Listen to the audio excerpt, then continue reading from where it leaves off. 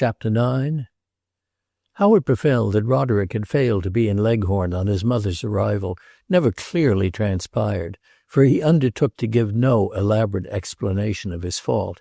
He never indulged in professions touching personal conduct as to the future, or in remorse as to the past, and as he would have asked no praise if he had travelled night and day to embrace his mother as she set foot on shore, he made, in Rowland's presence at least, no apology for having left her to come in search of him.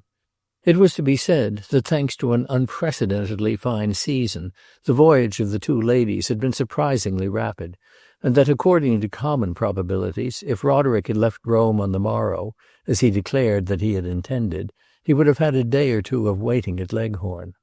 Rowland's silent inference was that Christina Light had beguiled him into letting the time slip, and it was accompanied with a silent inquiry whether she had done so unconsciously or maliciously.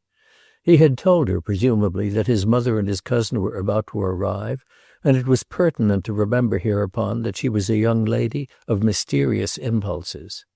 Rowland heard in due time the story of the adventures of the two ladies from Northampton. Miss Garland's wish at Leghorn, on finding they were left at the mercy of circumstances, had been to telegraph to Roderick and await an answer, for she knew that their arrival was a trifle premature. But Mrs. Hudson's maternal heart had taken the alarm. Roderick's sending for them was, to her imagination, a confession of illness, and his not being at Leghorn a proof of it. An hour's delay was therefore cruel both to herself and to him. She insisted on immediate departure, and unskilled as they were in the mysteries of foreign, or even of domestic, travel, they had hurried in trembling eagerness to Rome. They had arrived late in the evening, and, knowing nothing of inns, had got into a cab and proceeded to Roderick's lodgings. At the door, poor Mrs. Hudson's frightened anxiety had overcome her, and she had sat quaking and crying in the vehicle, too weak to move. Miss Garland had bravely gone in, groped her way up the dusky staircase, reached Roderick's door, and with the assistance of such acquaintance with the Italian tongue as she had culled from a phrase-book during the calmer hours of the voyage, had learned from the old woman who had her cousin's household economy in charge that he was in the best of health and spirits, and had gone forth a few hours before with his hat on his ear per divertirsi. These things Rowland learned during a visit he paid the two ladies in the evening after their arrival. Mrs. Hudson spoke of them at great length, and with an air of clinging confidence in Rowland, which told him how faithfully time had served him in her imagination. But her fright was over, though she was still catching her breath a little, like a person dragged ashore out of waters uncomfortably deep. She was excessively bewildered and confused, and seemed more than ever to demand a tender handling from her friends. Before Miss Garland, Rowland was distinctly conscious that he trembled. He wondered extremely what was going on in her mind, what was her silent commentary on the incidents of the night before. He wondered all the more because he immediately perceived that she was greatly changed since their parting, and that the change was by no means for the worse. She was older, easier, more free, more like a young woman who went sometimes into company. She had more beauty as well, inasmuch as her beauty before had been the depth of her expression, and the sources from which this beauty was fed had in these 2 years evidently not wasted themselves. Rowland felt almost instantly, he could hardly have said why, it was in her voice, in her tone, in the air, that a total change had passed over her attitude to himself. She trusted him now absolutely. Whether or no she liked him, she believed that he was solid. He felt that during the coming weeks he would need to be solid. Mrs. Hudson was at one of the smaller hotels, and her sitting-room was frugally lighted by a couple of candles. Rowland made the most of this dim illumination to try to detect the afterglow of that frightened flash from Miss Garland's eyes the night before. It had been but a flash, for what provoked it had instantly vanished. Rowland had murmured a rapturous blessing on Roderick's head as he perceived him instantly apprehend the situation. If he had been drinking, its gravity sobered him on the spot. In a single moment he collected his wits. The next moment, with a ringing, jovial cry, he was folding the young girl in his arms, and the next he was beside his mother's carriage, half smothered in her sobs and caresses. Rowland had recommended a hotel close at hand and had then discreetly withdrawn. Roderick was at this time doing his part superbly, and Miss Garland's brow was serene. It was serene now, 24 hours later, but nevertheless her alarm had lasted an appreciable moment. What had become of it? It had dropped down deep into her memory, and it was lying there for the present in the shade. But with another week, Rowland said to himself, it would leap erect again. The lightest friction would strike a spark from it. Rowland thought he had schooled himself to face the issue of Mary Garland's advent, casting it even in a tragical phase, but in her personal presence, in which he found a poignant mixture of the familiar and the strange, he seemed to face it and all that it might bring with it for the first time. In vulgar parlance, he stood uneasy in his shoes. He felt like walking on tiptoe, not to arouse the sleeping shadows. He felt, indeed, almost like saying that they might have their own way later, if they would only allow to these first few days the clear light of ardent contemplation. For Rowland at last was ardent, and all the bells within his soul were ringing bravely in jubilee. Roderick, he learned, had been the whole day with his mother, and had evidently responded to her purest trust. He appeared, to her appealing eyes, still unspotted by the world. That is what it is, thought Rowland, to be gifted, to escape not only the superficial, but the intrinsic penalties of misconduct. The two ladies had spent the day within doors, resting from the fatigues of travel. Miss Garland, Rowland suspected, was not so fatigued as she suffered it to be assumed. She had remained with Mrs. Hudson to attend to her personal wants, which the latter seemed to think, now that she was in a foreign land with a southern climate and a Catholic religion, would forthwith become very complex and formidable, though as yet they had simply resolved themselves into a desire for a great deal of tea and for a certain extremely familiar old black and white shawl across her feet as she lay on the sofa. But the sense of novelty was evidently strong upon Miss Garland, and the light of expectation was in her eye. She was restless and excited. She moved about the room and went often to the window. She was observing keenly. She watched the Italian servants intently as they came and went. She had already had a long colloquy with the French chambermaid, who had expounded her views on the Roman question. She noted the small differences in the furniture, in the food, in the sounds that came from the street. Rowland felt in all this that her intelligence, here, would have a great unfolding. He wished immensely he might have a share in it. He wished he might show her Rome. That, of course, would be Roderick's office, but he promised himself at least to take advantage of off hours. "It behooves you to appreciate your good fortune," he said to her, "to be young and elastic, and yet old enough and wise enough to discriminate and reflect. And to come to Italy for the first time, that is one of the greatest pleasures that life offers us. It is but right to remind you of it, so that you make the most of opportunity, and do not accuse yourself later of having wasted the precious season." Miss Garland looked at him, smiling intently, and went to the window again. "I expect to enjoy it," she said. "Don't be afraid. I am not wasteful." "I am afraid we are not qualified, you know," said Mrs. Hudson. "We are told that you must know so much, that you must have read so many books. Our taste has not been cultivated. When I was a young lady at school, I remember I had a medal with a pink ribbon for proficiency in ancient history, the 7 Kings, or is it the 7 Hills, and Quintus Curtius and Julius Caesar, and that period, you know. I believe I have my medal somewhere in a drawer now, but I have forgotten all about the kings. But after Roderick came to Italy, we tried to learn something about it. Last winter Mary used to read Corinne to me in the evenings, and in the morning she used to read another book to herself. What was it, Mary, that book that was so long, you know, in 15 volumes? It was Sismondi's Italian Republics, said Mary simply. Rowland could not help laughing, whereupon Mary blushed. "Did you finish it?" he asked. "Yes, and began another, a shorter one, Roscoe's Leo X. "Did you find them interesting?" "Oh, yes." "Do you like history?" "Some of it." "That's the woman's answer. And do you like art?" She paused a moment. "I have never seen it." "You have great advantages now, my dear, with Roderick and Mr. Mallet," said Mrs. Hudson. "I am sure no young lady ever had such advantages. You come straight to the highest authorities. Roderick, I suppose, will show you the practice of art, and Mr. Mallet, perhaps, if he will be so good, will show you the theory. As an artist's wife, you ought to know something about it."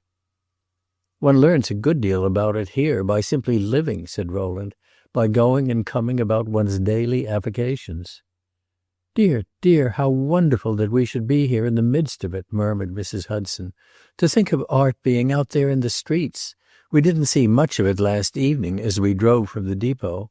But the streets were so dark, and we were so frightened. But we are very easy now, aren't we, Mary?" "I am very happy," said Mary gravely, and wandered back to the window again.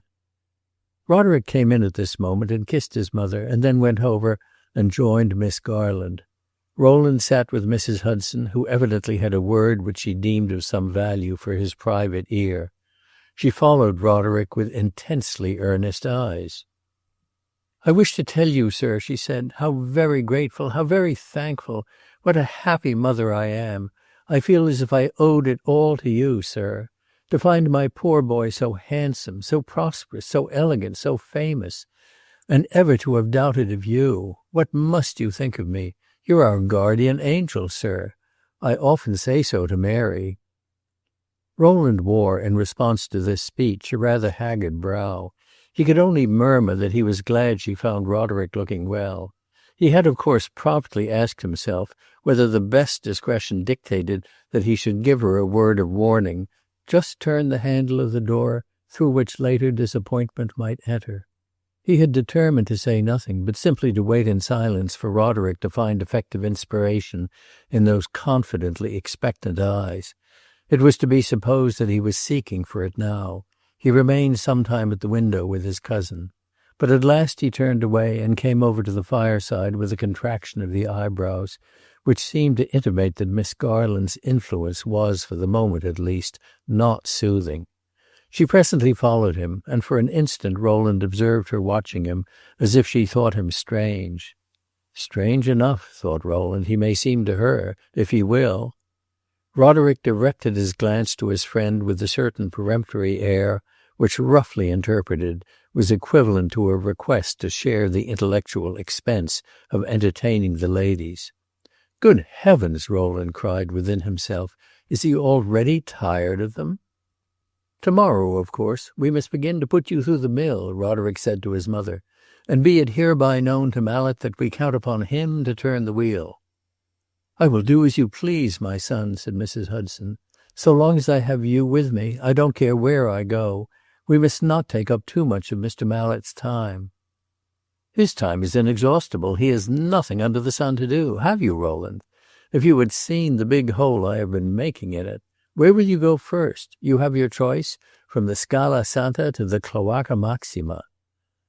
"Let us take things in order," said Rowland. "We will go first to St. Peter's. Miss Garland, I hope you are impatient to see St. Peter's?" "I would like to go first to Roderick's studio," said Miss Garland. "It's a very nasty place," said Roderick. "At your pleasure." "Yes, we must see your beautiful things before we can look contentedly at anything else," said Mrs. Hudson. "I have no beautiful things," said Roderick. "You may see what there is. What makes you look so odd?" This inquiry was abruptly addressed to his mother, who in response glanced appealingly at Mary and raised a startled hand to her smooth hair. "No, it's your face," said Roderick. "What has happened to it in these 2 years? It has changed its expression."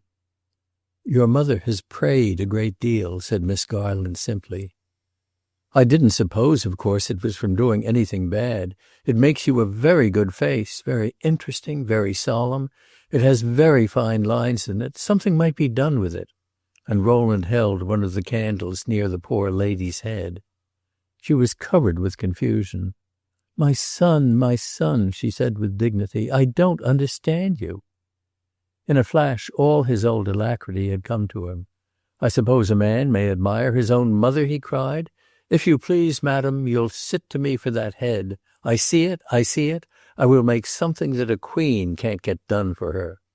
Rowland respectfully urged her to assent. He saw Roderick was in the vein and would probably do something eminently original.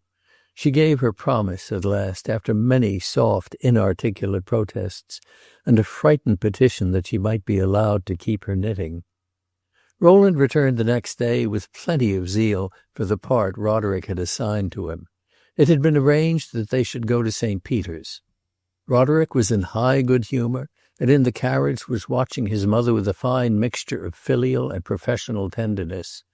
Mrs. Hudson looked up mistrustfully at the tall, shabby houses, and grasped the side of the barouche in her hand as if she were in a sailboat in dangerous waters. Rowland sat opposite to Miss Garland. She was totally oblivious of her companions. From the moment the carriage left the hotel, she sat gazing, wide-eyed and absorbed, at the objects about them.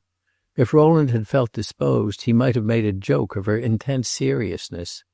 From time to time he told her the name of a place or a building, and she nodded without looking at him. When they emerged into the great square between Bernini's colonnades, she laid her hand on Mrs. Hudson's arm and sank back in the carriage, staring up at the vast yellow facade of the church. Inside the church, Roderick gave his arm to his mother, and Rowland constituted himself the especial guide of Miss Garland. He walked with her slowly everywhere, and made the entire circuit, telling her all he knew of the history of the building. This was a great deal, but she listened attentively, keeping her eyes fixed on the dome. To Rowland himself it had never seemed so radiantly sublime as at these moments. He felt almost as if he had contrived it himself, and had a right to be proud of it. He left Miss Garland a while on the steps of the choir, where she had seated herself to rest, and went to join their companions. Mrs. Hudson was watching a great circle of tattered contadini who were kneeling before the image of St. Peter. The fashion of their tatters fascinated her. She stood gazing at them in a sort of terrified pity, and could not be induced to look at anything else. Rowland went back to Miss Garland and sat down beside her. "Well, what do you think of Europe?" he asked, smiling. "I think it's horrible," she said abruptly. "Horrible?" "I feel so strangely. I could almost cry." "How is it that you feel?" "So sorry for the poor past that seems to have died here in my heart in an hour." "But surely you're pleased, you're interested." "I am overwhelmed. Here, in a single hour, everything has changed. It is as if a wall in my mind had been knocked down at a stroke. Before me lies an immense new world, and it makes the old one, the poor, little, narrow, familiar one I have always known, seem pitiful." "But you didn't come to Rome to keep your eyes fastened on that narrow little world. Forget it, turn your back on it, and enjoy all this." "I want to enjoy it, but as I sat here just now, looking up at that golden mist in the dome, I seemed to see in it the vague shapes of certain people and things at home. To enjoy, as you say, as these things demand of one to enjoy them, is to break with one's past, and breaking is a pain." "Don't mind the pain, and it will cease to trouble you. Enjoy, enjoy, it is your duty, yours especially." "Why mine especially?" "Because I am very sure that you have a mind capable of doing the most liberal justice to everything interesting and beautiful. You are extremely intelligent." "You don't know," said Miss Garland simply. "In that matter one feels. I really think that I know better than you. I don't want to seem patronizing, but I suspect that your mind is susceptible of a great development. Give it the best company, trust it, let it go." She looked away from him for some moments, down the gorgeous vista of the great church. "But what you say," she said at last, "means change." "Change for the better!" cried Rowland. "How can one tell? As one stands, one knows the worst. It seems to me very frightful to develop," she added with her complete smile. "One is in for it in one way or another, and one might as well do it with a good grace as with a bad. Since one can't escape life, it is better to take it by the hand." "Is this what you call life?" she asked. "What do you mean by this?" "St. Peter's, all this splendor, all Rome, pictures, ruins, statues, beggars, monks." "It is not all of it, but it is a large part of it. All these things are impregnated with life. They are the fruits of an old and complex civilization." An old and complex civilization. I am afraid I don't like that. Don't conclude on that point just yet. Wait till you have tested it. While you wait, you will see an immense number of very beautiful things, things you are made to understand. They won't leave you as they found you. Then you can judge. Don't tell me I know nothing about your understanding. I have a right to assume it. Miss Garland gazed a while aloft in the dome. I am not sure I understand that, she said. I hope at least that at a cursory glance it pleases you, said Rowland. You needn't be afraid to tell the truth. What strikes some people is that it is so remarkably small. Oh, it's large enough. It's very wonderful.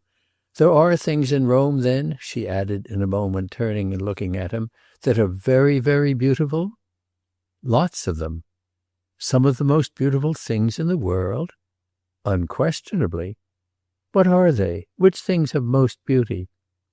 That is according to taste. I should say the statues. How long will it take to see them all, to know at least something about them? You can see them all, as far as mere seeing goes, in a fortnight. But to know them is a thing for one's leisure. The more time you spend among them, the more you care for them. After a moment's hesitation, he went on. Why should you grudge time? It's all in your way, since you are to be an artist's wife. I have thought of that, she said. It may be that I shall always live here, among the most beautiful things in the world. Very possibly. I should like to see you 10 years hence. I dare say I shall seem greatly altered, but I am sure of one thing. Of what? That for the most part I shall be quite the same. I ask nothing better than to believe the fine things you say about my understanding. But even if they are true, it won't matter. I shall be what I was made, what I am now, a young woman from the country, the fruit of a civilization not old and complex, but new and simple. I am delighted to hear it. That's an excellent foundation. Perhaps if you show me anything more, you will not always think so kindly of it. Therefore, I warn you. I am not frightened. I should like vastly to say something to you. Be what you are, be what you choose, but do sometimes as I tell you. If Rowland was not frightened, neither perhaps was Miss Garland, but she seemed at least slightly disturbed. She proposed that they should join their companions. Mrs. Hudson spoke under her breath. She could not be accused of the want of reverence sometimes attributed to Protestants in the great Catholic temples. Mary, dear, she whispered, suppose we had to kiss that dreadful brass toe. If I could only have kept our door-knocker at Northampton as bright as that. I think it's so heathenish, but Roderick says he thinks it sublime. Roderick had evidently grown a trifle perverse. It's sublimer than anything that your religion asks you to do, he exclaimed. Surely our religion sometimes gives us very difficult duties, said Miss Garland. The duty of sitting in a whitewashed meeting-house and listening to a nasal Puritan. I admit that's difficult, but it's not sublime. I am speaking of ceremonies, of forms. It is in my line, you know, to make much of forms. I think it is a very beautiful one. Couldn't you do it? He demanded, looking at his cousin. She looked back at him intently and then shook her head. I think not. Why not? I don't know. I couldn't. During this little discussion, our four friends were standing near the venerable image of St. Peter, and a squalid, savage-looking peasant, a tattered ruffian of the most orthodox Italian aspect, had been performing his devotions before it. He turned away, crossing himself, and Mrs. Hudson gave a little shudder of horror. After that, she murmured, I suppose he thinks he is as good as anyone. And here is another. Oh, what a beautiful person. A young lady had approached the sacred effigy after having wandered away from a group of companions. She kissed the brazen toe, touched it with her forehead, and turned round, facing our friends. Rowland then recognized Christina Light. He was stupefied. Had she suddenly embraced the Catholic faith? It was but a few weeks before that she had treated him to a passionate profession of indifference. Had she entered the church to put herself en règle with what was expected of a Princess Casamassima? While Rowland was mentally asking these questions, she was approaching him and his friends on her way to the great altar. At first she did not perceive them. Mary Garland had been gazing at her. "You told me," she said gently to Rowland, "that Rome contains some of the most beautiful things in the world. This surely is one of them." At this moment Christina's eye met Rowland's, and before giving him any sign of recognition, she glanced rapidly at his companions. She saw Roderick, but she gave him no bow. She looked at Mrs. Hudson, she looked at Mary Garland. At Mary Garland she looked fixedly, piercingly, from head to foot, as the slow pace at which she was advancing made possible. Then suddenly, as if she had perceived Roderick for the first time, she gave him a charming nod, a radiant smile. In a moment he was at her side. She stopped, and he stood talking to her. She continued to look at Miss Garland. "Why, Roderick knows her!" cried Mrs. Hudson, in an awestruck whisper. "I supposed she was some great princess." "She is almost," said Rowland. "She is the most beautiful girl in Europe, and Roderick has made her bust." "Her bust? Dear, dear," murmured Mrs. Hudson, vaguely shocked. "What a strange bonnet!"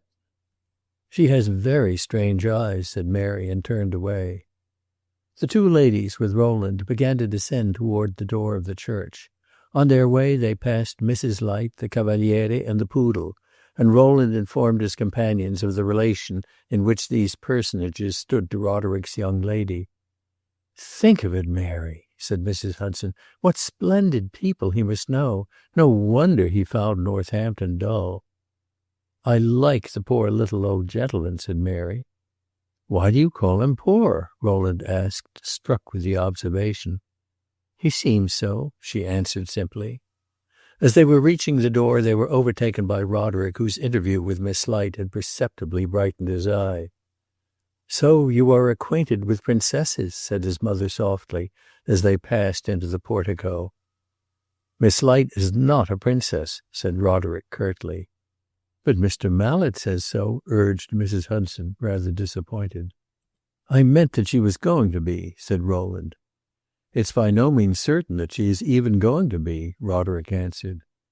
"Ah," said Rowland, "I give it up."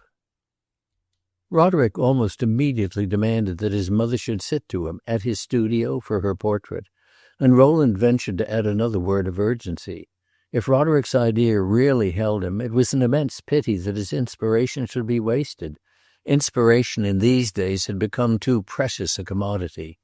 It was arranged, therefore, that for the present, during the mornings, Mrs. Hudson should place herself at her son's service. This involved but little sacrifice, for the good lady's appetite for antiquities was diminutive and bird-like, and the usual round of galleries and churches fatigued her, and she was glad to purchase immunity from sightseeing by a regular afternoon drive. It became natural in this way that, Miss Garland having her mornings free, Rowland should propose to be the younger lady's guide in whatever explorations she might be disposed to make.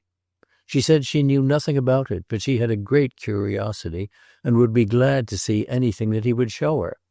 Rowland could not find it in his heart to accuse Roderick of neglect of the young girl, for it was natural that the inspirations of a capricious man of genius, when they came, should be imperious.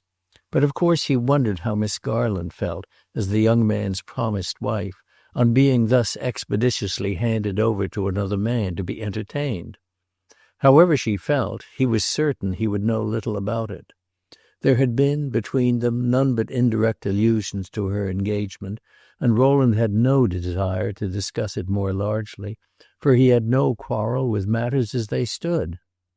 They wore the same delightful aspect through the lovely month of May, and the ineffable charm of Rome at that period seemed but the radiant sympathy of nature with his happy opportunity.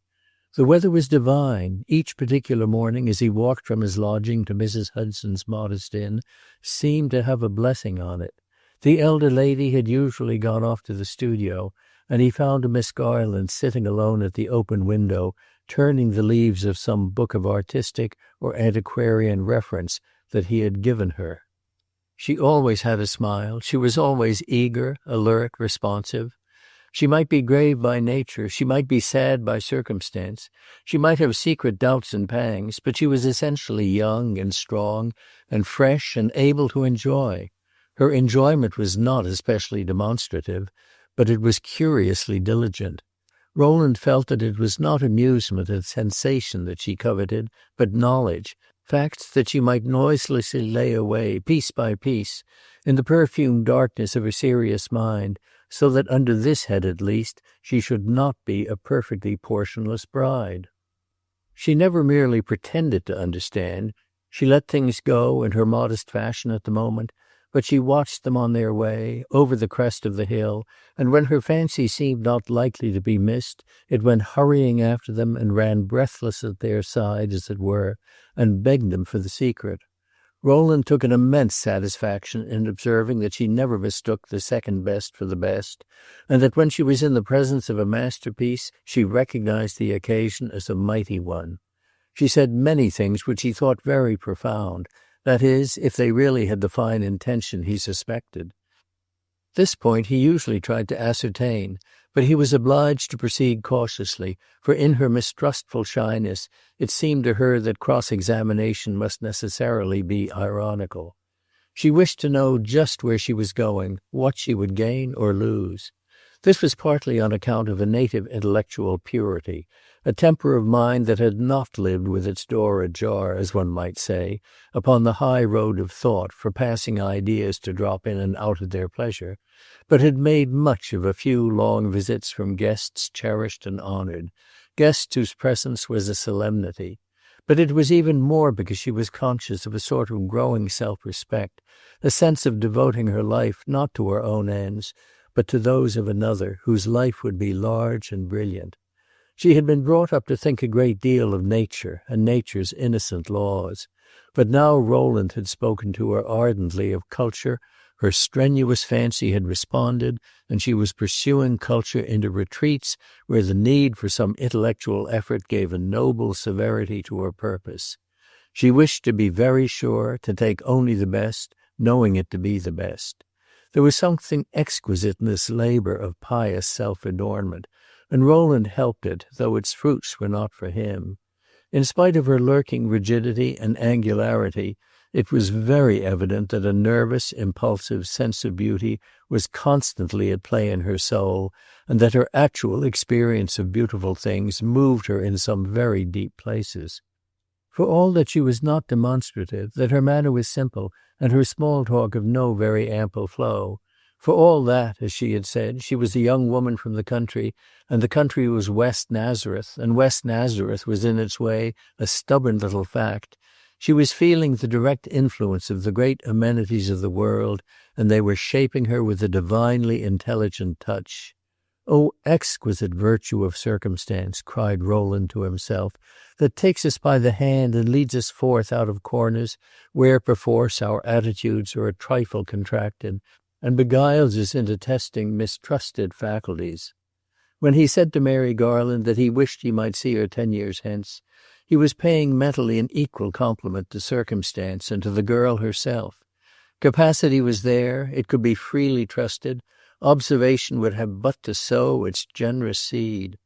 A superior woman, the idea had harsh associations, but he watched it imaging itself in the vagueness of the future with a kind of hopeless confidence. They went a great deal to St. Peter's, for which Rowland had an exceeding affection, a large measure of which he succeeded in infusing into his companion. She confessed very speedily that to climb the long, low, yellow steps beneath the huge florid facade, and then to push the ponderous leathern apron of the door, to find oneself confronted with that builded, luminous sublimity, was a sensation of which the keenness renewed itself with surprising generosity. In those days the hospitality of the Vatican had not been curtailed, and it was an easy and delightful matter to pass from the gorgeous church to the solemn company of the antique marbles. Here Rowland had with his companion a great deal of talk, and found himself expounding aesthetics à perte de vue. He discovered that she made notes of her likes and dislikes in a new-looking little memorandum book, and he wondered to what extent she reported his own discourse. These were charming hours. The galleries had been so cold all winter that Rowland had been in exile from them, but now that the sun was already scorching in the great square between the colonnades, where the twin fountains flashed almost fiercely, The marble coolness of the long, image-bordered vistas made them a delightful refuge. The great herd of tourists had almost departed, and our two friends often found themselves, for half an hour at a time, in sole and tranquil possession of the beautiful Braccio Nuovo. Here and there was an open window where they lingered and leaned, looked out into the warm dead air, over the towers of the city, at the soft-hued historic hills, at the stately shabby gardens of the palace, or at some sunny, empty, grass-grown court lost in the heart of the labyrinthine pile. They went sometimes into the chambers painted by Raphael, and of course paid their respects to the Sistine Chapel, but Mary's evident preference was to linger among the statues. Once, when they were standing before that noblest of sculptured portraits, the so-called Demosthenes in the Braccio Nuovo, she made the only spontaneous allusion to her projected marriage, direct or indirect, that had yet fallen from her lips. "I am so glad," she said, "that Roderick is a sculptor and not a painter." The illusion resided chiefly in the extreme earnestness with which the words were uttered. Rowland immediately asked her the reason of her gladness. "It's not that painting is not fine," she said, "but that sculpture is finer. It is more manly." Rowland tried at times to make her talk about herself, but in this she had little skill. She seemed to him so much older, so much more pliant to social uses than when he had seen her at home, that he had a desire to draw from her some categorical account of her occupation and thoughts. He told her his desire and what suggested it. "It appears, then," she said, "that after all one can grow at home." "Unquestionably, if one has a motive. Your growth, then, was unconscious? You did not watch yourself and water your roots?" She paid no heed to his question. "I am willing to grant," she said, "that Europe is more delightful than I supposed, and I don't think that mentally I had been stingy, but you must admit that America is better than you have supposed." "I have not a fault to find with the country which produced you." Rowland thought he might risk this, smiling. "And yet you want me to change, to assimilate Europe, I suppose you would call it." "I have felt that desire only on general principles. Shall I tell you what I feel now? America has made you thus far. Let America finish you. I should like to ship you back without delay and see what becomes of you. That sounds unkind, and I admit there is a cold intellectual curiosity in it." She shook her head. "The charm is broken, the thread is snapped. I prefer to remain here." Invariably, when he was inclined to make of something they were talking of a direct application to herself, she wholly failed to assist him. She made no response. Whereupon, once with a spark of ardent irritation, he told her she was very secretive. At this she colored a little, and he said that in default of any larger confidence it would at least be a satisfaction to make her confess to that charge. But even this satisfaction she denied him, and his only revenge was in making, 2 or 3 times afterward, a softly ironical allusion to her slyness. He told her that she was what is called in French a sournoise. "Very good," she answered, almost indifferently. "And now please tell me again, I have forgotten it, what you said an architrave was?"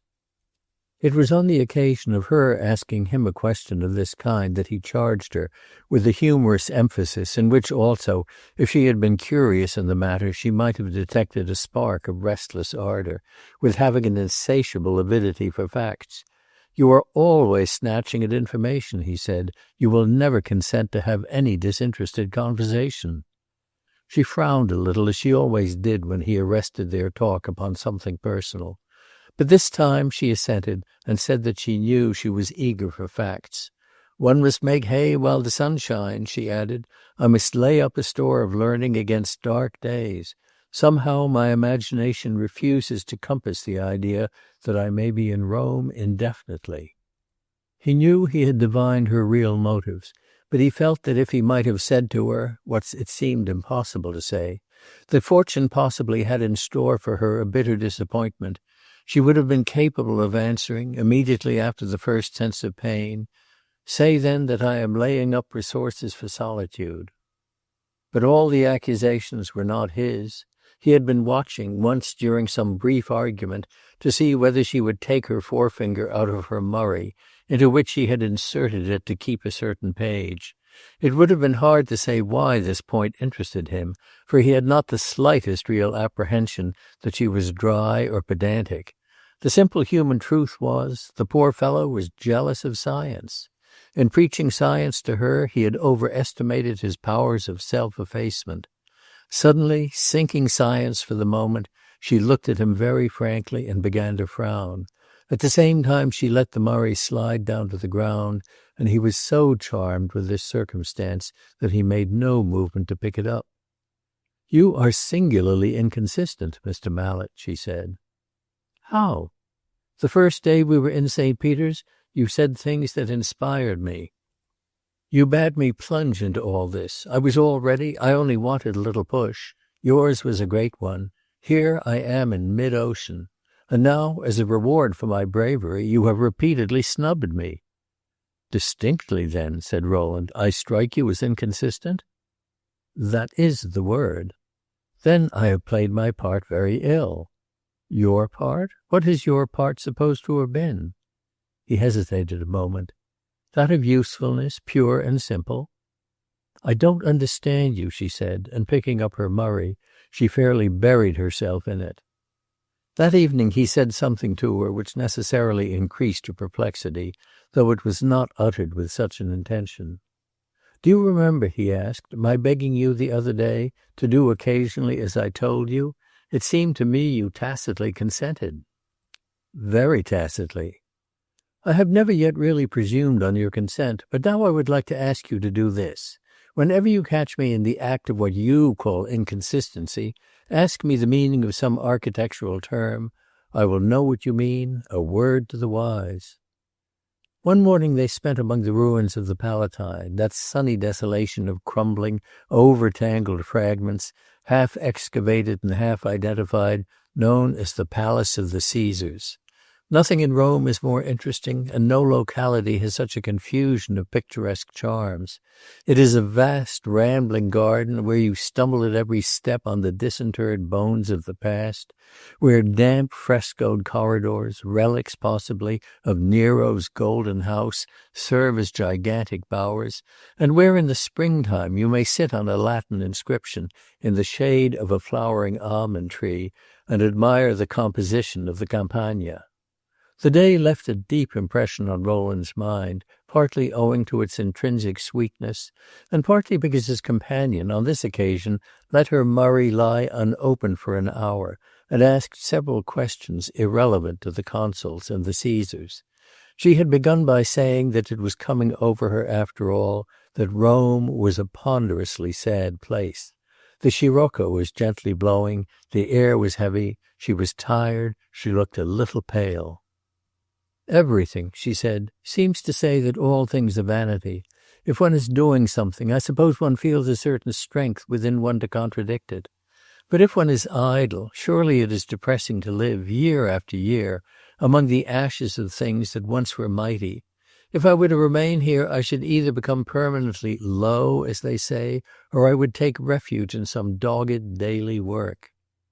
"What work?" "I would open a school for those beautiful little beggars, though I am sadly afraid I should never bring myself to scold them." "I am idle," said Rowland, "and yet I have kept up a certain spirit." "I don't call you idle," she answered with emphasis. "It is very good of you. Do you remember our talking about that in Northampton?" "During the picnic? Perfectly. Has your coming abroad succeeded for yourself as well as you hoped?" "I think I may say that it has turned out as well as I expected." "Are you happy?" "Don't I look so?" "So it seems to me. But," and she hesitated a moment, "I imagine you look happy whether you are so or not." "I'm like that ancient comic mask that we saw just now in yonder excavated fresco. I am made to grin." "Shall you come back here next winter?" "Very probably." "Are you settled here for ever?" "For ever is a long time. I live only from year to year." "Shall you never marry?" Rowland gave a laugh. "For ever? Never? You handle large ideas. I have not taken a vow of celibacy." Wouldn't you like to marry?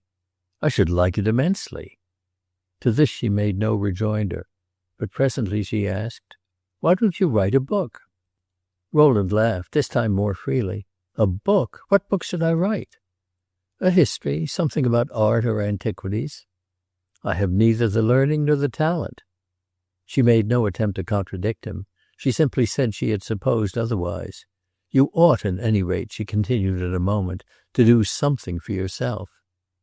For myself, I should have supposed that if ever a man seemed to live for himself— I don't know how it seems, she interrupted, to careless observers, but we know that you have lived a great deal for us. Her voice trembled slightly, and she brought out the last words with a little jerk. She has had that speech on her conscience, thought Rowland. She has been thinking she owed it to me, and it seemed to her that now was her time to make it and have done with it. She went on in a way which confirmed these reflections, speaking with due solemnity. You ought to be made to know very well what we all feel. Mrs. Hudson tells me she has told you what she feels. Of course Roderick has expressed himself. I have been wanting to thank you too. I do, from my heart. Rowland made no answer.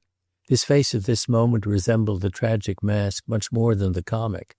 But Miss Garland was not looking at him. She had taken up her Murray again. In the afternoon she usually drove with Mrs. Hudson, but Rowland frequently saw her again in the evening. He was apt to spend half an hour in the little sitting-room at the Hotel Pension on the slope of the Pincian, and Roderick, who dined regularly with his mother, was present on these occasions.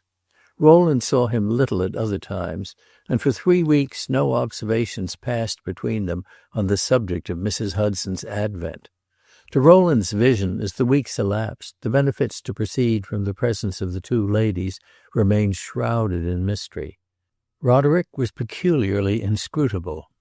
He was preoccupied with his work on his mother's portrait, which was taking a very happy turn, and often, when he sat silent with his hands in his pockets, his legs outstretched, his head thrown back, and his eyes on vacancy, it was to be supposed that his fancy was hovering about the half-shaped image in his studio, exquisite even in its immaturity. He said little, but his silence did not of necessity imply disaffection, for he evidently found it a deep personal luxury to lounge away the hours in an atmosphere so charged with feminine tenderness. He was not alert, he suggested nothing in the way of excursions— Rowland was the prime mover in such as were attempted— but he conformed, passively at least, to the tranquil temper of the two women, and made no harsh comments nor sombre allusions. Rowland wondered whether he had, after all, done his friend injustice in denying him the sentiment of duty. He refused invitations, to Rowland's knowledge, in order to dine at the jejune little table d'hôte. Wherever his spirit might be, he was present in the flesh with religious constancy. Mrs. Hudson's felicity betrayed itself in a remarkable tendency to finish her sentences and wear her best black silk gown. Her tremors had trembled away. She was like a child who discovers that the shaggy monster it had so long been afraid to touch is an inanimate terror, compounded of straw and sawdust, and that it is even a safe audacity to tickle its nose. As to whether the love-knot of which Mary Garland had the keeping still held firm, who should pronounce? The young girl, as we know, did not wear it on her sleeve. She always sat at the table, near the candles, with a piece of needlework. This was the attitude in which Rowland had first seen her, and he thought, now that he had seen her in several others, it was not the least becoming. Chapter 10. The Cavaliere. There befell at last a couple of days during which Rowland was unable to go to the hotel. Late in the evening of the second one, Roderick came into his room. In a few moments he announced that he had finished the bust of his mother. "And it's magnificent," he declared. "It's one of the best things I've done." "I believe it," said Rowland. "Never again talk to me about your inspiration being dead." "Why not? This may be its last kick. I feel very tired. But it's a masterpiece, though I do say it. They tell us we owe so much to our parents. Well, I've paid the filial debt handsomely." He walked up and down the room a few moments, with the purpose of his visit evidently still undischarged. "There's one thing more I want to say," he presently resumed. "I feel as if I ought to tell you." He stopped before Rowland with his head high and his brilliant glance unclouded. "Your invention is a failure." "My invention?" Rowland repeated. "Bringing out my mother and Mary." "A failure?" "It's no use. They don't help me." Rowland had fancied that Roderick had no more surprises for him, but he was now staring at him wide-eyed. "They bore me," Roderick went on. "Oh, oh!" cried Rowland. "Listen, listen," said Roderick with perfect gentleness. "I am not complaining of them. I am simply stating a fact. I am very sorry for them. I am greatly disappointed." "Have you given them a fair trial?" "Shouldn't you say so? It seems to me I have behaved beautifully." "You have done very well. I have been building great hopes on it." "I have done too well, then. After the first 48 hours my own hopes collapsed. But I determined to fight it out, to stand within the temple, to let the Spirit of the Lord descend. Do you want to know the result? Another week of it, and I shall begin to hate them. I shall want to poison them." "Miserable boy!" cried Rowland. "They are the loveliest of women." "Very likely, but they mean no more to me than a Bible text to an atheist." "I utterly fail," said Rowland in a moment, "to understand your relation to Miss Garland." Roderick shrugged his shoulders and let his hands drop at his sides. "She adores me. That's my relation." And he smiled strangely. "Have you broken your engagement?" "Broken it? You can't break a ray of moonshine."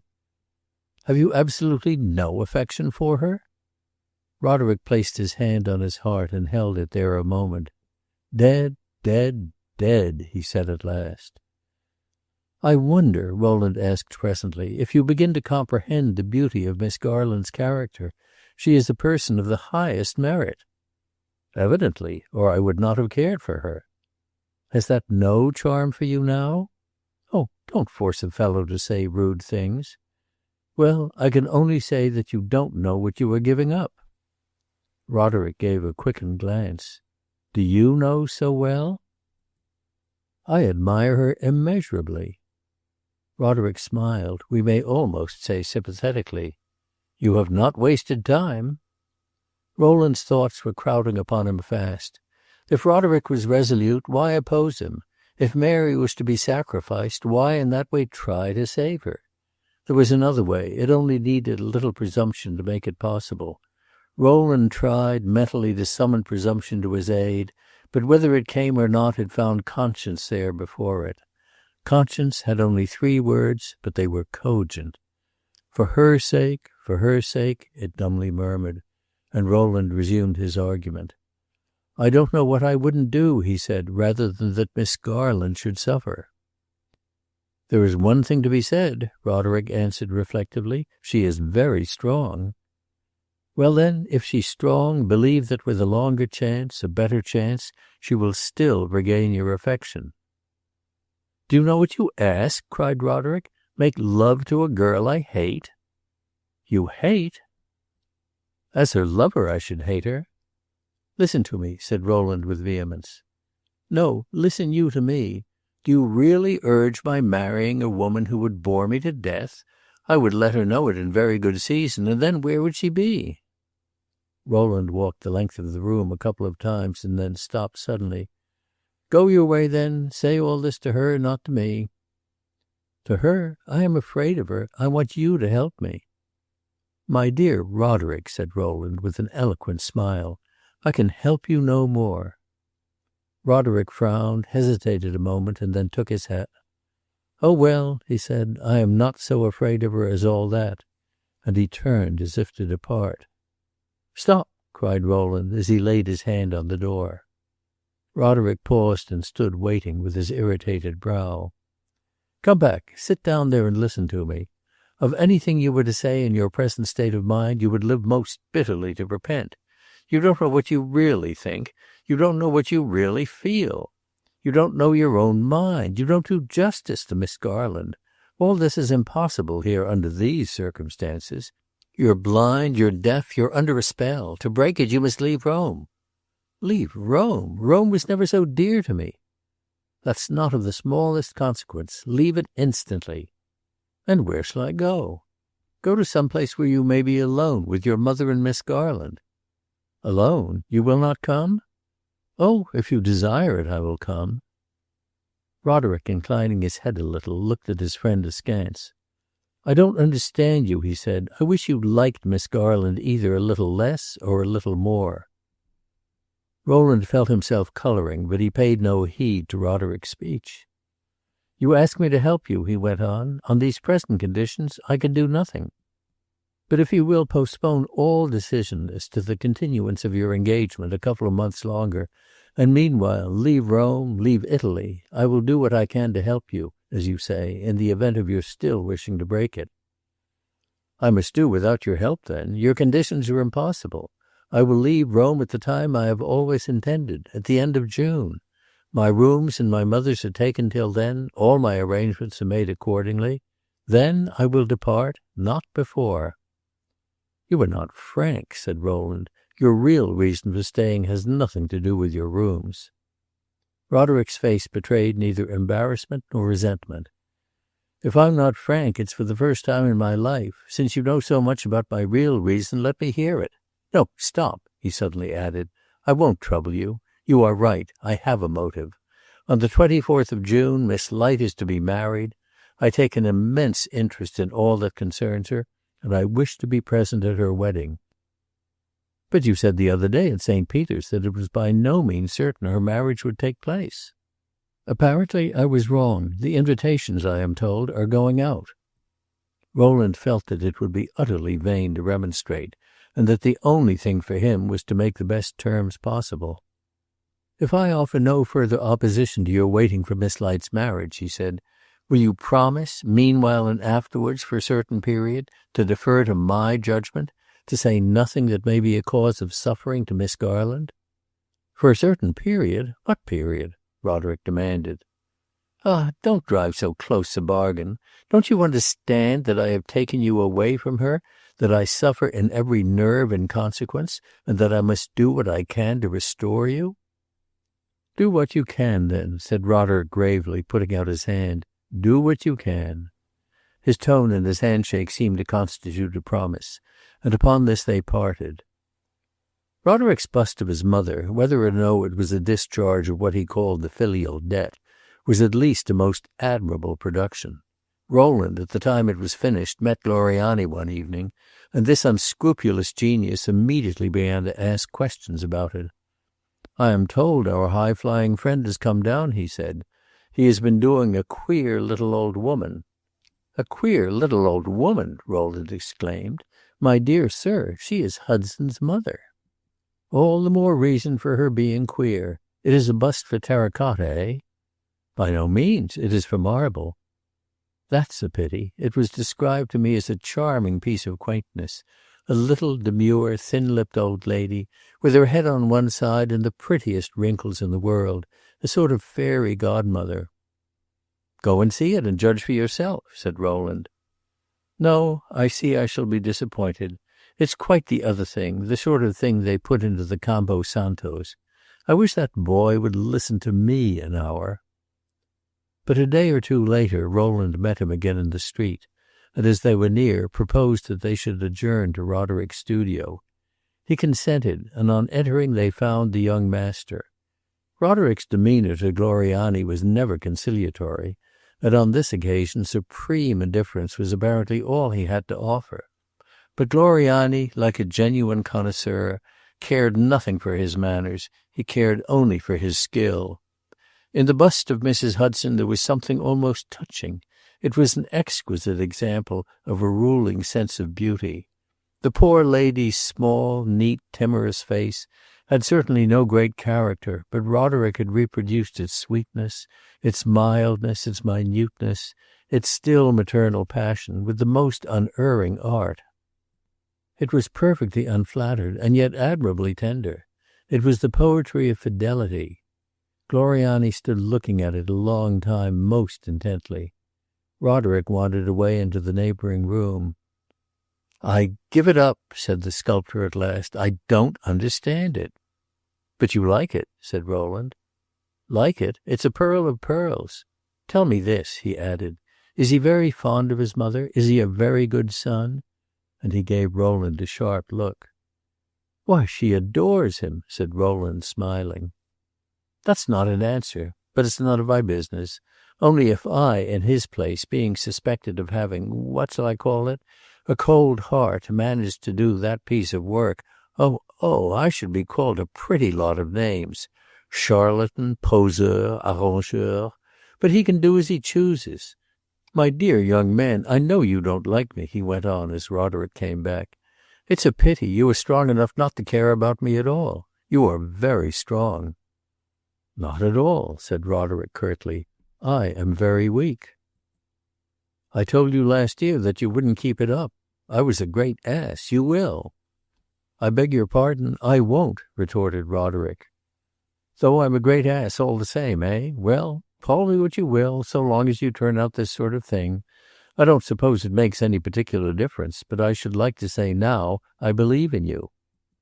Roderick stood looking at him for a moment with a strange hardness in his face. It flushed slowly, and two glittering angry tears filled his eyes.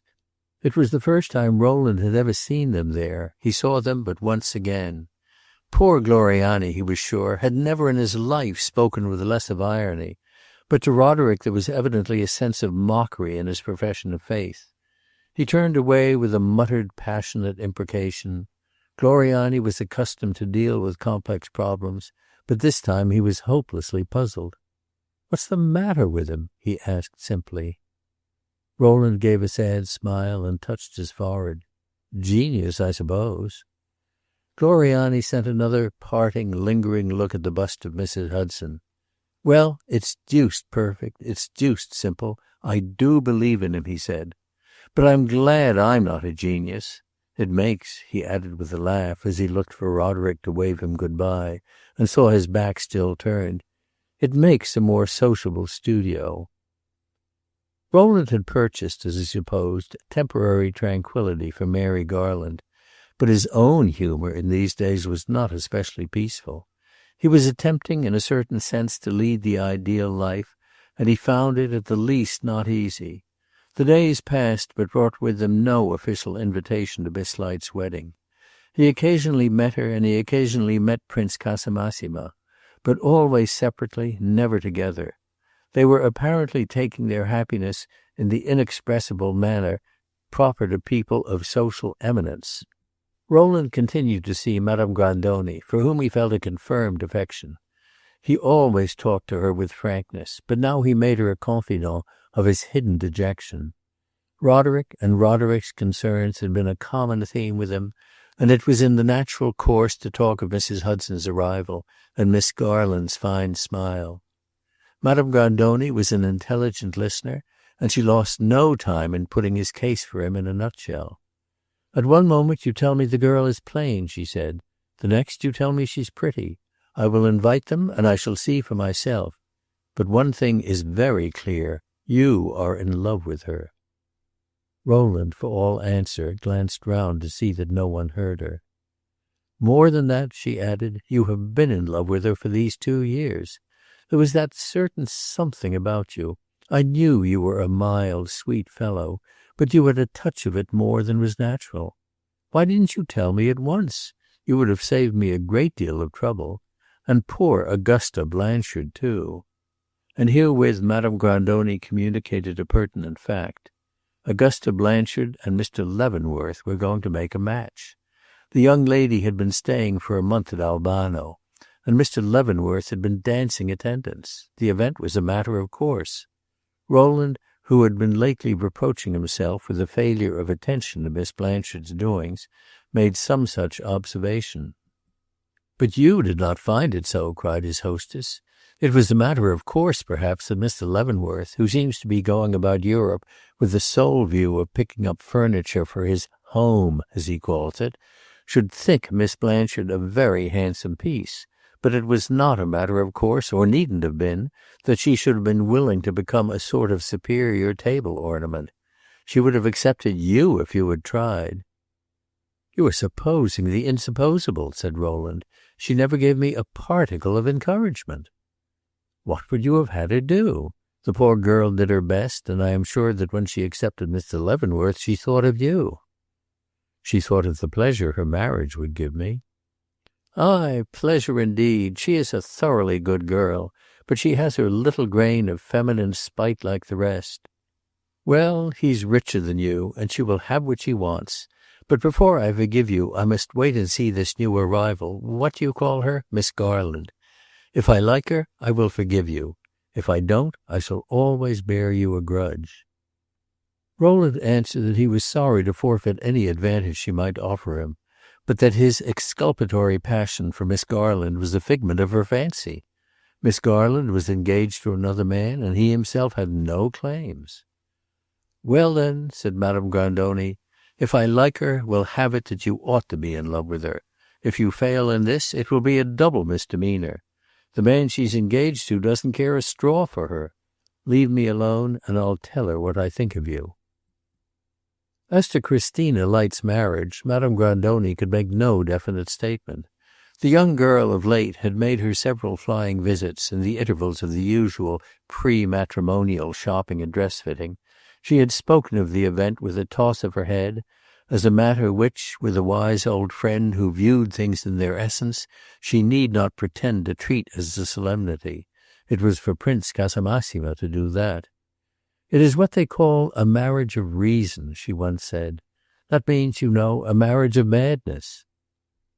"What have you said in the way of advice?" Rowland asked. "Very little, but that little has favored the prince. I know nothing of the mysteries of the young lady's heart. It may be a gold mine, but at any rate it's a mine, and it's a long journey down into it. But the marriage itself is an excellent marriage. It's not only brilliant, but it's safe.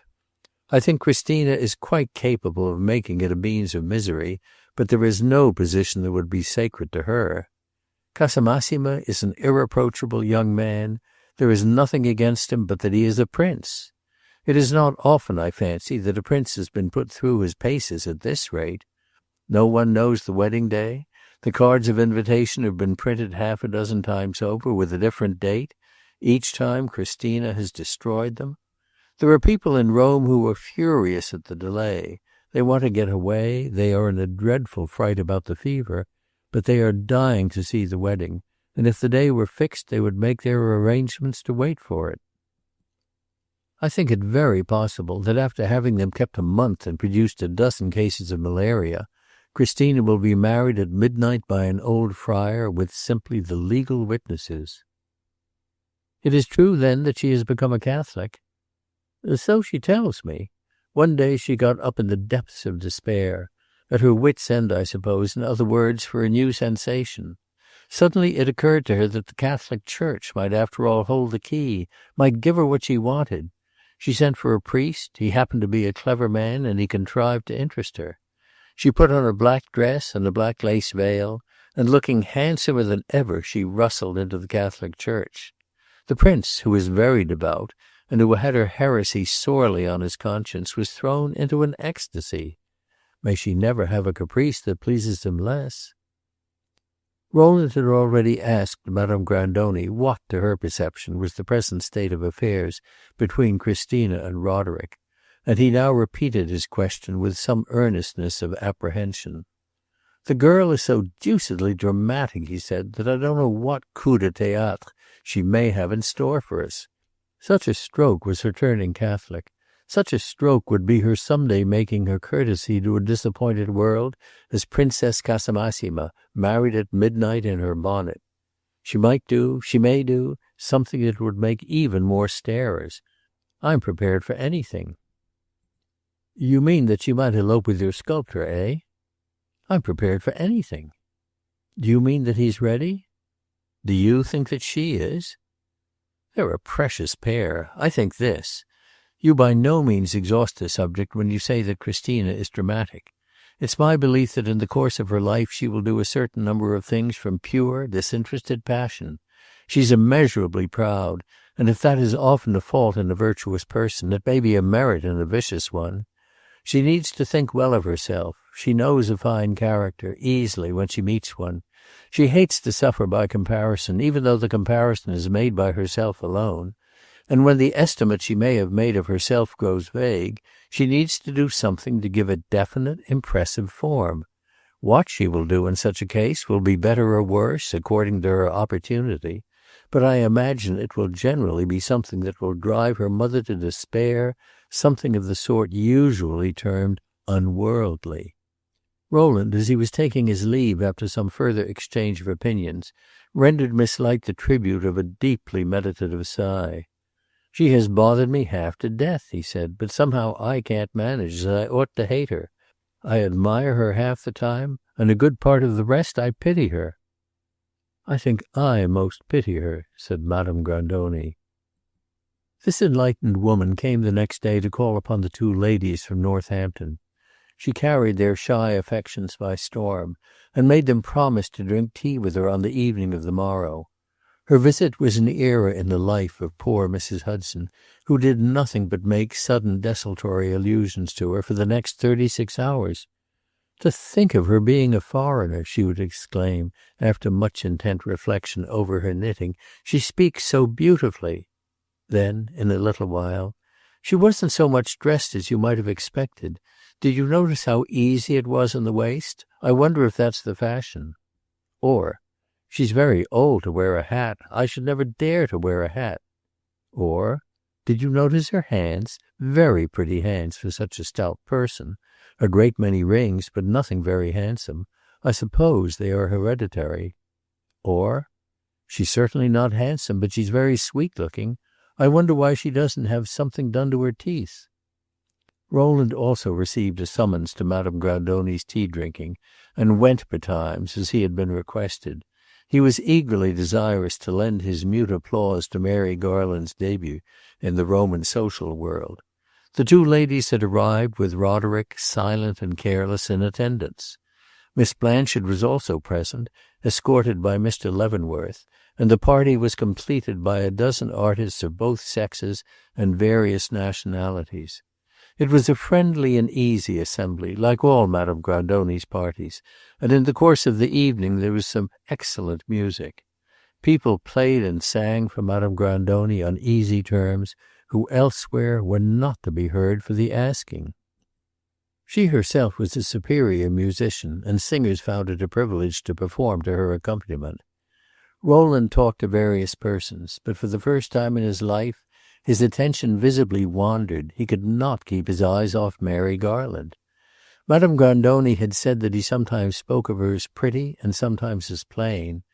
Tonight, if he had had occasion to describe her appearance, he would have called her beautiful. She was dressed more than he had ever seen her, it was becoming, and gave her a deeper color and an ampler presence. 2 or 3 persons were introduced to her who were apparently witty people, for she sat listening to them with her brilliant natural smile. Rowland, from an opposite corner, reflected that he had never varied in his appreciation of Miss Blanchard's classic contour, but that somehow tonight it impressed him hardly more than an effigy stamped upon a coin of low value. Roderick could not be accused of rancor, for he had approached Mr. Leavenworth with unstudied familiarity, and lounging against the wall with hands in pockets, was discoursing to him with candid serenity. Now that he had done him an impertinence, he evidently found him less intolerable. Mr. Leavenworth stood stirring his tea and silently opening and shutting his mouth, without looking at the young sculptor, like a large drowsy dog snapping at flies. Rowland had found it disagreeable to be told Miss Blanchard would have married him for the asking, and he would have felt some embarrassment in going to speak to her if his modesty had not found incredulity so easy. The facile side of a union with Miss Blanchard had never been present to his mind. It had struck him as a thing, in all ways, to be compassed with a great effort. He had half an hour's talk with her, a farewell talk as it seemed to him, a farewell not to a real illusion, but to the idea that for him, in that matter, there could ever be an acceptable pis-aller. He congratulated Miss Blanchard upon her engagement, and she received his compliment with a touch of primness. But she was always a trifle prim, even when she was quoting Mrs. Browning and George Sand, and this harmless defect did not prevent her responding on this occasion that Mr. Leavenworth had a glorious heart. Rowland wished to manifest an extreme regard, but toward the end of the talk his zeal relaxed, and he fell a-thinking that a certain natural ease in a woman was the most delightful thing in the world. There was Christina Light, who had too much, and here was Miss Blanchard, who had too little, and there was Mary Garland, in whom the quality was wholly uncultivated, who had just the right amount. He went to Madame Grandoni in an adjoining room where she was pouring out tea. "I will make you an excellent cup," she said, "because I have forgiven you." He looked at her, answering nothing, but he swallowed his tea with great gusto and a slight deepening of his color, by all of which one would have known that he was gratified. In a moment he intimated that, in so far as he had sinned, he had forgiven himself. "She is a lovely girl," said Madame Grandoni. "There is a great deal there. I have taken a great fancy to her, and she must let me make a friend of her." "She is very plain," said Rowland slowly, "very simple, very ignorant." "Which, being interpreted, means, she is very handsome, very subtle, and has read hundreds of volumes on winter evenings in the country." "You are a veritable sorceress," cried Rowland. "You frighten me away." As he was turning to leave her, there arose above the hum of voices in the drawing-room the sharp, grotesque note of a barking dog. Their eyes met in a glance of intelligence. "There is the sorceress," said Madame Grandoni, "the sorceress and her necromantic poodle," and she hastened back to the post of hospitality. Rowland followed her and found Christina Light standing in the middle of the drawing-room and looking about in perplexity. Her poodle, sitting on his haunches and gazing at the company, had apparently been expressing a sympathetic displeasure at the absence of a welcome. But in a moment Madame Grandoni had come to the young girl's relief, and Christina had tenderly kissed her. "I had no idea," said Christina, surveying the assembly, "that you had such a lot of grand people, or I would not have come in. The servant said nothing. He took me for an invitee. I came to spend a neighborly half-hour. You know I haven't many left. It was too dismally dreary at home. I hoped I should find you alone, and I bought Stentarello to play with the cat. I don't know that if I had known about all this I would have dared to come in, but since I've stumbled into the midst of it, I beg you let me stay. I am not dressed, but am I very hideous? I will sit in a corner, and no one will notice me. My dear, sweet lady, do let me stay. Pray, why didn't you ask me? I have never been to a little party like this. They must be very charming. No dancing? Tea and conversation? No tea, thank you, but if you could spare a biscuit for Stentarello, a sweet biscuit, please. Really, why didn't you ask me? Do you have these things often? Madame Grandoni, it's very unkind." And the young girl, who had delivered herself of the foregoing succession of sentences in her usual low, cool, and penetrating voice, uttered these last words with a certain tremor of feeling. "I see," she went on, "I do very well for balls and great banquets, but when people wish to have a cosy, friendly, comfortable evening, they leave me out with the big flower-pots and the gilt candlesticks." "I'm sure you're welcome to stay, my dear," said Madame Grandoni, "and at the risk of displeasing you, I must confess that if I didn't invite you, it was because you're too grand. Your dress will do very well, with its 50 flounces, and there is no need of your going into a corner. Indeed, since you're here, I propose to have the glory of it. You must remain where our people can see you." "They are evidently determined to do that by the way they stare. Do they think I intend to dance the tarantella? Who are they all? Do I know them?"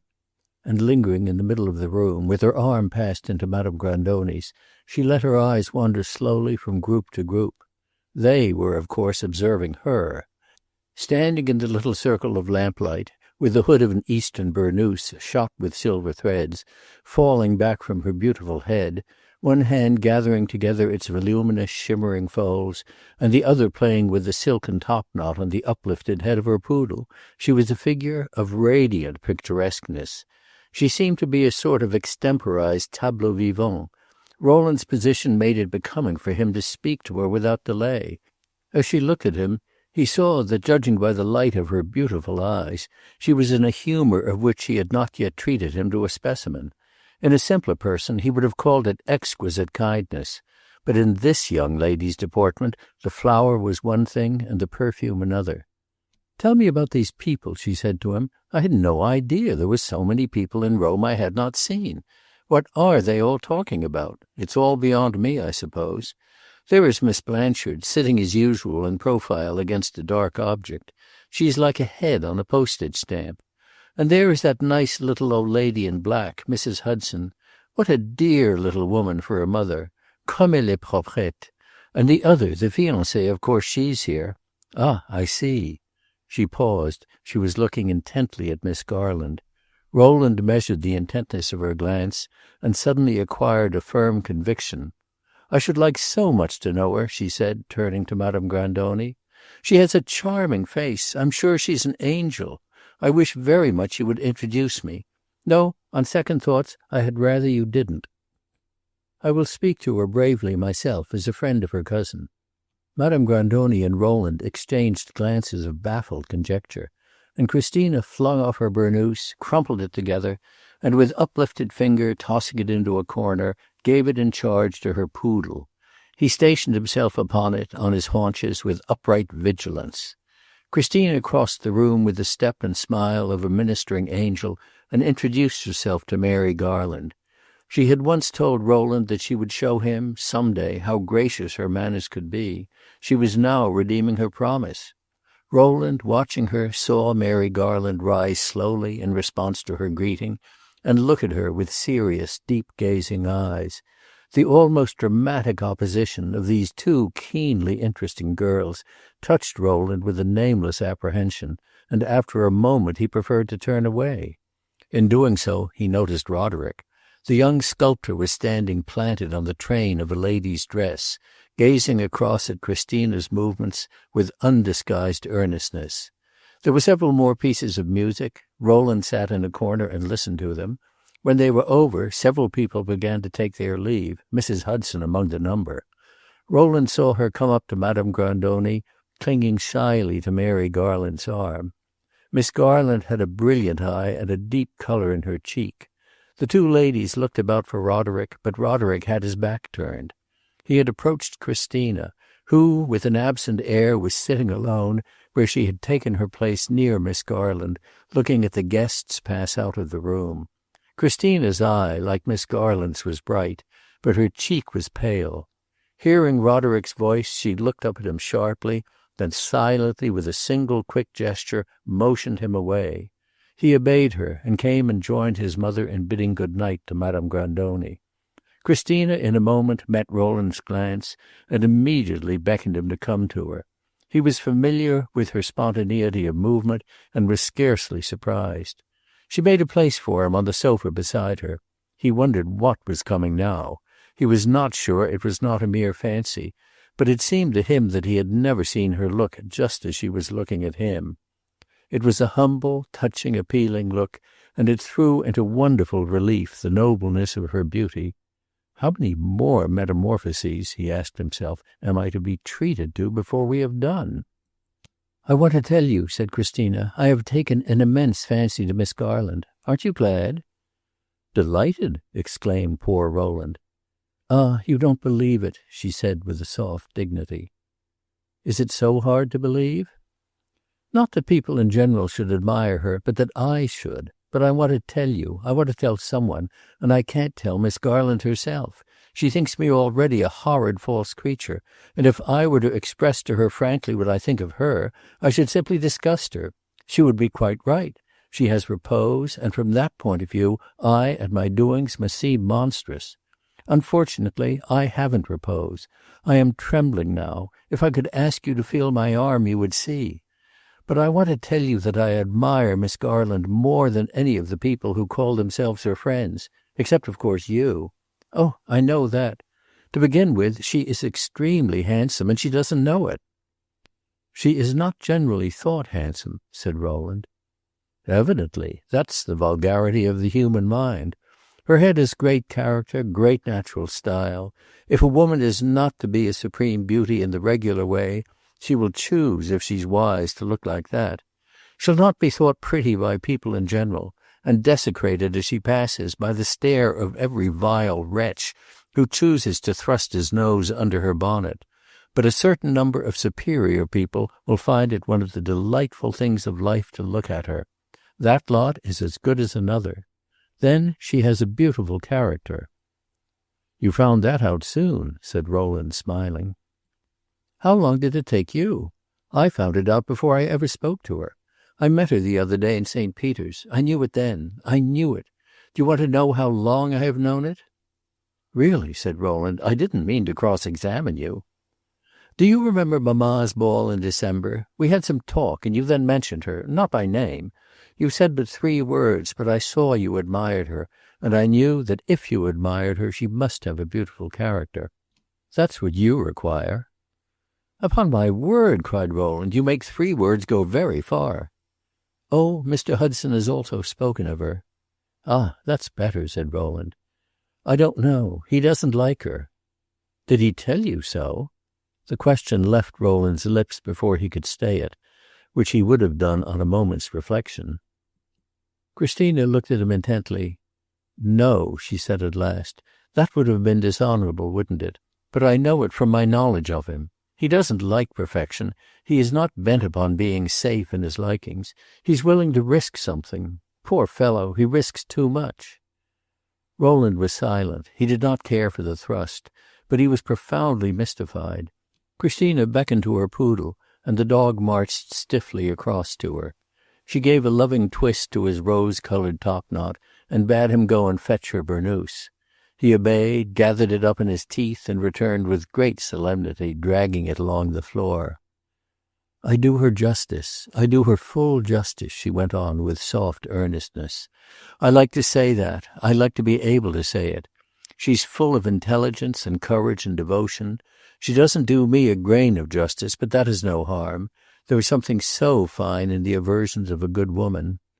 "If you would give Miss Garland a chance," said Rowland, "I am sure she would be glad to be your friend." "What do you mean by a chance? She has only to take it.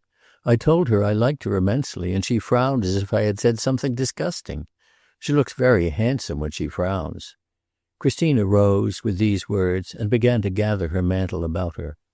"I don't often like women," she went on. "In fact, I generally detest them. But I should like to know Miss Garland well. I should like to have a friendship with her. I have never had one. They must be very delightful. But I shan't have one now either, not if she can help it. Ask her what she thinks of me. See what she will say. I don't want to know. Keep it to yourself. It's too sad. So we go through life. It's fatality. That's what they call it, isn't it? We please the people we don't care for. We displease those we do. But I appreciate her. I do her justice. That's the more important thing. It's because I have imagination. She has none. Never mind, it's her only fault. I do her justice. I understand very well." She kept softly murmuring and looking about for Madame Grandoni. She saw the good lady near the door, and put out her hand to Rowland for good night. She held his hand an instant, fixing him with her eyes, the living splendor of which at this moment was something transcendent. "Yes, I do her justice," she repeated. "And you do her more. You would lay down your life for her." With this she turned away, and before he could answer, she left him. She went to Madame Grandoni, grasped her 2 hands, and held out her forehead to be kissed. The next moment she was gone.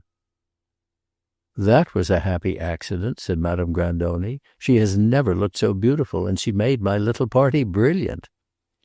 "Beautiful, verily," Rowland answered, "but it was no accident." "What was it, then?" "It was a plan. She wished to see Miss Garland. She knew she was to be here." "How so?" "By Roderick, evidently." "And why did she wish to see Miss Garland?" "Heaven knows. I give it up." "Ah, the wicked girl," murmured Madame Grandoni. "No," said Rowland, "don't say that now. She's too beautiful." "Oh, you men, the best of you!" "Well, then," cried Rowland, "she's too good." The opportunity presenting itself the next day, he failed not, as you may imagine, to ask Mary Garland what she thought of Miss Light. It was a Saturday afternoon, the time at which the beautiful marbles of the Villa Borghese are thrown open to the public. Mary had told him that Roderick had promised to take her to see them with his mother, and he joined the party in the splendid casino.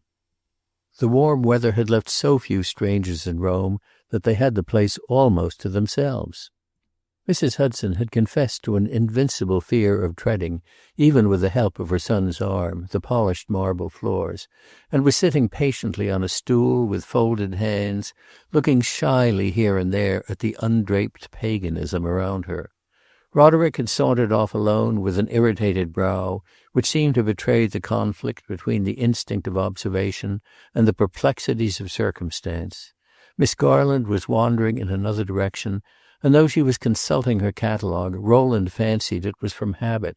She, too, was preoccupied. He joined her, and she presently sat down on a divan, rather wearily, and closed her Murray. Then he asked her abruptly how Christina had pleased her. She started the least bit at the question, and he felt that she had been thinking of Christina. "I don't like her," she said with decision. "What do you think of her?" "I think she's false." This was said without petulance or bitterness, but with a very positive air.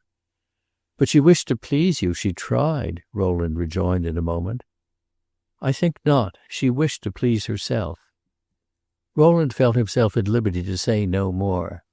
No allusion to Christina had passed between them since that day they met her at St. Peter's, but he knew that she knew, by that infallible sixth sense of a woman who loves, that this strange, beautiful girl had the power to injure her. To what extent she had the will, Mary was uncertain, but last night's interview apparently had not reassured her. It was, under these circumstances, equally unbecoming for Rowland either to depreciate or to defend Christina, and he had to content himself with simply having verified the girl's own assurance that she had made a bad impression. He tried to talk of indifferent matters, about the statues and the frescoes, but today, plainly, aesthetic curiosity with Miss Garland had folded its wings. Curiosity of another sort had taken its place. Mary was longing, he was sure, to question him about Christina, but she found a dozen reasons for hesitating. Her questions would imply that Roderick had not treated her with confidence, for information on this point should properly have come from him. They would imply that she was jealous, and to betray her jealousy was intolerable to her pride. For some minutes, as she sat scratching the brilliant pavement with the point of her umbrella, it was to be supposed that her pride and her anxiety held an earnest debate. At last anxiety won. "Apropos of Miss Light," she asked, "do you know her well?" "I can hardly say that, but I have seen her repeatedly." "Do you like her?" "Yes and no. I think I am sorry for her." Mary had spoken with her eyes on the pavement. At this she looked up. "Sorry for her? Why?" "Well, she is unhappy." "What are her misfortunes?" "Well, she has a horrible mother, and she has had a most injurious education." For a moment Miss Garland was silent. Then, "Isn't she very beautiful?" she asked. "Don't you think so?" "That's measured by what men think. She is extremely clever, too." "Oh, incontestably." "She has beautiful dresses." "Yes, any number of them." "And beautiful manners." "Yes, sometimes." "And plenty of money." "Money enough, apparently." "And she receives great admiration." "Very true." "And she is to marry a prince." "So they say." Miss Garland rose and turned to rejoin her companions, commenting these admissions with a pregnant silence. "Poor Miss Light," she said at last, simply, and in this it seemed to Rowland that there was a touch of bitterness. Very late on the following evening his servant brought him the card of a visitor. He was surprised at the visit at such an hour, but it may be said that when he read the inscription, Cavaliere Giuseppe Giacosa, his surprise declined. He had had an unformulated conviction that there was to be a sequel to the apparition at Madame Grandoni's. The Cavaliere had come to usher it in. He had come, evidently, on a portentous errand. He was as pale as ashes and prodigiously serious. His little cold black eye had grown ardent, and he had left his caressing smile at home. He saluted Rowland, however, with his usual obsequious bow. "You have more than once done me the honour to invite me to call upon you," he said. "I am ashamed of my long delay, and I can only say to you frankly that my time this winter has not been my own." Rowland assented ungrudgingly, fumbled for the Italian correlative of the adage, "better late than never," begged him to be seated, and offered him a cigar.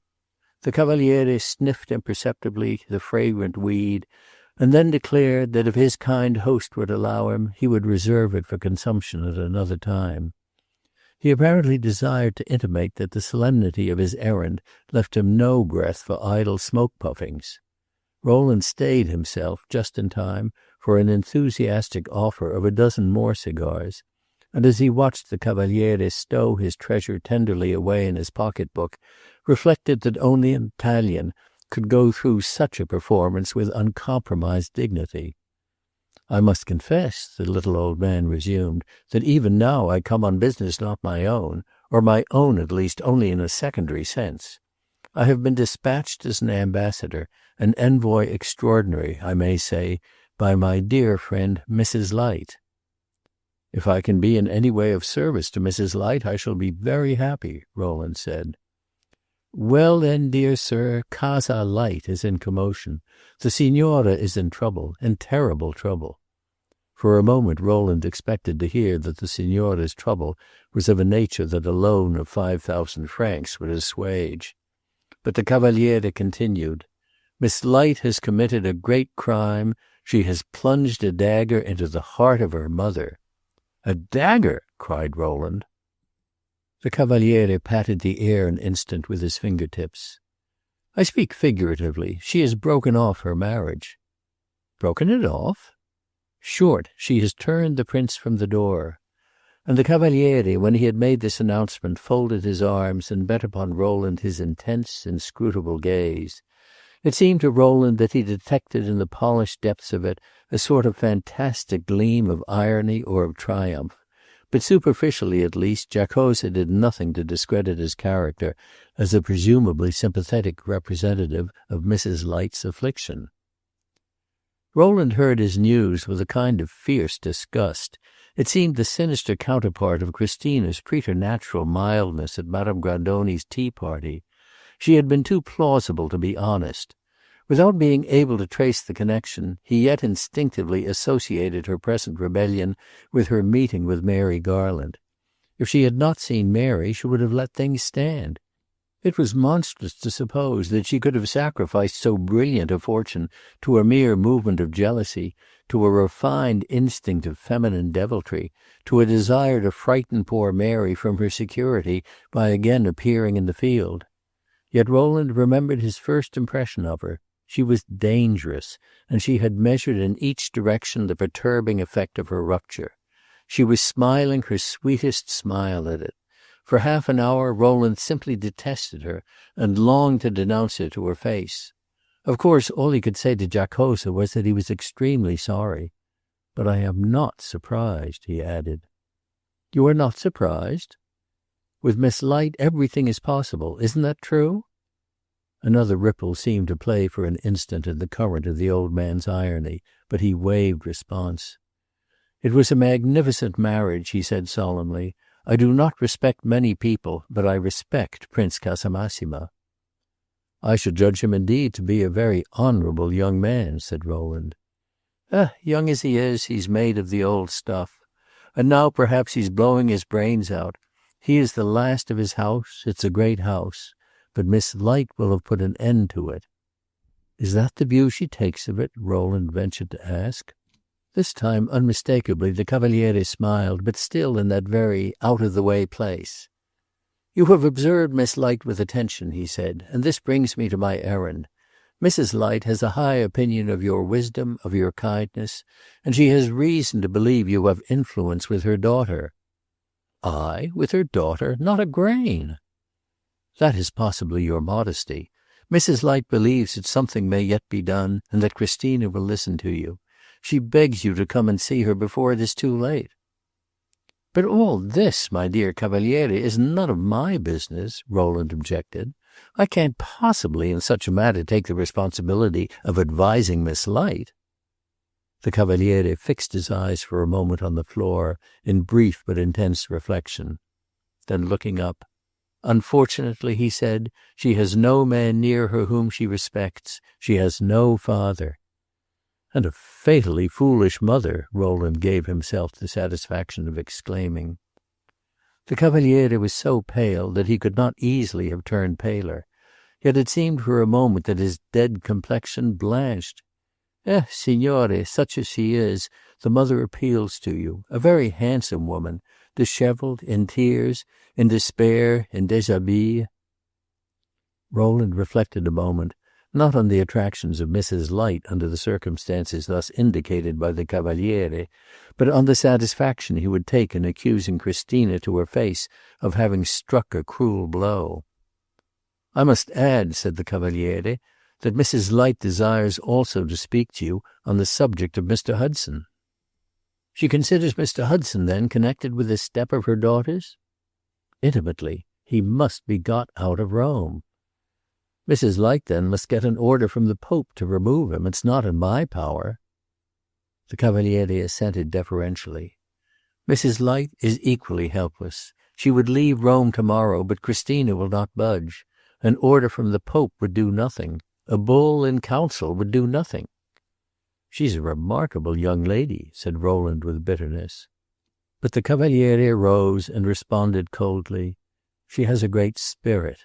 And it seemed to Rowland that her great spirit, for mysterious reasons, gave him more pleasure than the distressing use she made of it gave him pain. He was on the point of charging him with his inconsistency when Giacosa resumed. "But if the marriage can be saved, it must be saved. It's a beautiful marriage. It will be saved." "Notwithstanding Miss Light's great spirit to the contrary?" "Miss Light, notwithstanding her great spirit, will call Prince Casamassima back." "Heaven grant it," said Rowland. "I don't know," said the Cavaliere solemnly, "that heaven will have much to do with it." Rowland gave him a questioning look, but he laid his finger on his lips. And with Rowland's promise to present himself on the morrow at Casa Light, he shortly afterwards departed. He left Rowland revolving many things: Christina's magnanimity, Christina's perversity, Roderick's contingent fortune, Mary Garland's certain trouble, and the Cavaliere's own fine ambiguities. Rowland's promise to the Cavaliere obliged him to withdraw from an excursion which he had arranged with the two ladies from Northampton. Before going to Casa Light, he repaired in person to Mrs. Hudson's hotel to make his excuses. He found Roderick's mother sitting with tearful eyes, staring at an open note that lay in her lap. At the window sat Miss Garland, who turned her intense regard upon him as he came in. Mrs. Hudson quickly rose and came to him, holding out the note. "In pity's name," she cried, "what is the matter with my boy? If he is ill, I entreat you to take me to him." "He is not ill to my knowledge," said Rowland. "What have you there?" "A note, a dreadful note. He tells us we are not to see him for a week. If I could only go to his room, but I am afraid, I am afraid." "I imagine there is no need of going to his room. What is the occasion, may I ask, of his note?" "He was to have gone with us on this drive to what is the place? Cervara. You know it was arranged yesterday morning. In the evening he was to have dined with us, but he never came, and this morning arrives this awful thing. Oh dear, I'm so excited. Would you mind reading it?" Rowland took the note and glanced at its half-dozen lines. "I cannot go to Cervara," they ran. "I have something else to do. This will occupy me perhaps for a week, and you'll not see me. Don't miss me. Learn not to miss me. R.H." "Why, it means," Rowland commented, "that he has taken up a piece of work, and that it is all absorbing. That's very good news." This explanation was not sincere, but he had not the courage not to offer it as a stopgap. But he found he needed all his courage to maintain it, for Miss Garland had left her place and approached him, formidably unsatisfied. "He does not work in the evening," said Mrs. Hudson. "Can't he come for 5 minutes? Why does he write such a cruel, cold note to his poor mother, to poor Mary? What have we done that he acts so strangely? It's this wicked, infectious, heathenish place." And the poor lady's suppressed mistrust of the Eternal City broke out passionately. "Oh, dear Mr. Mallet," she went on, "I am sure he has the fever, and he's already delirious." "I am very sure it's not that," said Miss Garland with a certain dryness. She was still looking at Rowland. His eyes met hers, and his own glance fell. This made him angry, and to carry off his confusion he pretended to be looking at the floor in meditation. After all, what had he to be ashamed of? For a moment he was on the point of making a clean breast of it, of crying out, "Dearest friends, I abdicate. I can't help you." But he checked himself. He felt so impatient to have his 3 words with Christina. He grasped his hat. "I will see what it is," he cried, and then he was glad he had not abdicated, for as he turned away he glanced again at Mary, and saw that though her eyes were full of trouble, they were not hard and accusing, but charged with appealing friendship. He went straight to Roderick's apartment, deeming this, at an early hour, the safest place to seek him. He found him in his sitting room, which had been closely darkened to keep out the heat. The carpets and rugs had been removed, the floor of speckled concrete was bare and lightly sprinkled with water. Here and there, over it, certain strongly perfumed flowers had been scattered. Rowland was lying on his divan in a white dressing-gown, staring up at the frescoed ceiling. The room was deliciously cool and filled with the moist, sweet odor of the circumjacent roses and violets. All this seemed highly fantastic, and yet Rowland hardly felt surprised. "Your mother was greatly alarmed at your note," he said, "and I came to satisfy myself that, as I believed, you were not ill." Roderick lay motionless, except that he slightly turned his head toward his friend. He was smelling a large white rose, and he continued to present it to his nose. In the darkness of the room he looked exceedingly pale, but his handsome eyes had an extraordinary brilliancy. He let them rest for some time on Rowland, lying there like a Buddhist in an intellectual swoon whose perception should be slowly ebbing back to temporal matters.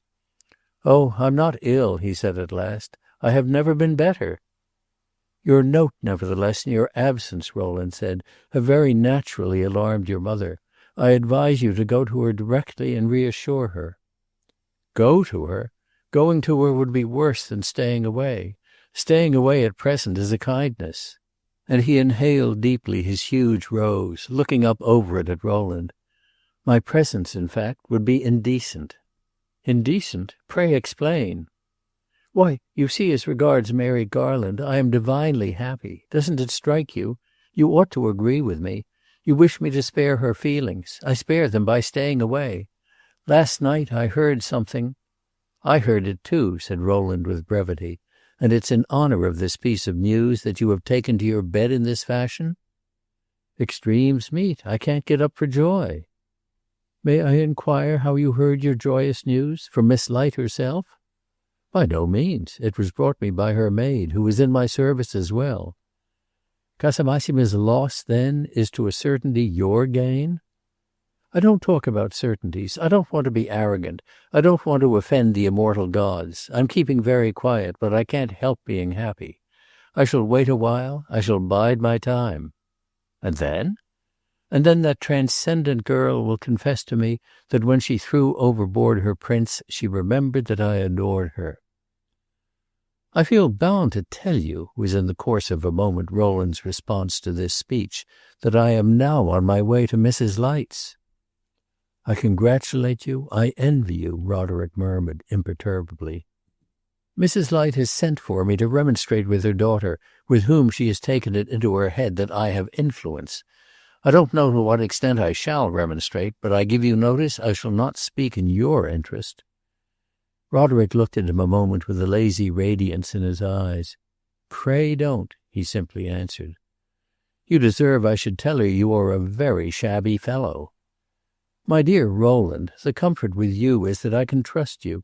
You're incapable of doing anything disloyal." "You mean to lie here, then, smelling your roses and nursing your visions, and leaving your mother and Miss Garland to fall ill with anxiety?" "Can I go and flaunt my felicity in their faces? Wait till I get used to it a trifle. I have done them a palpable wrong, but I can at least forbear to add insult to injury. I may be an arrant fool, but for the moment I have taken it into my head to be prodigiously pleased. I shouldn't be able to conceal it. My pleasure would offend them. So I lock myself up as a dangerous character. Well, I can only say, may your pleasure never grow less or your danger greater. Roderick closed his eyes again and sniffed at his rose. God's will be done. On this Rowland left him and repaired directly to Mrs. Light's. The afflicted lady hurried forward to meet him. Since the Cavaliere's report of her condition, she had somewhat smoothed and trimmed the exuberance of her distress, but she was evidently in extreme tribulation, and she clutched Rowland by his two hands, as if in the shipwreck of his hopes he were her single floating spar. Rowland greatly pitied her, for there is something respectable in passionate grief, even in a very bad cause, and as pity is akin to love, he endured her rather better than he had done hitherto. "Speak to her, plead with her, command her," she cried, pressing and shaking his hands. "She'll not heed us no more than if we were a pair of clocks a-ticking. Perhaps she will listen to you. She always liked you." "She always disliked me," said Rowland, "but that doesn't matter now.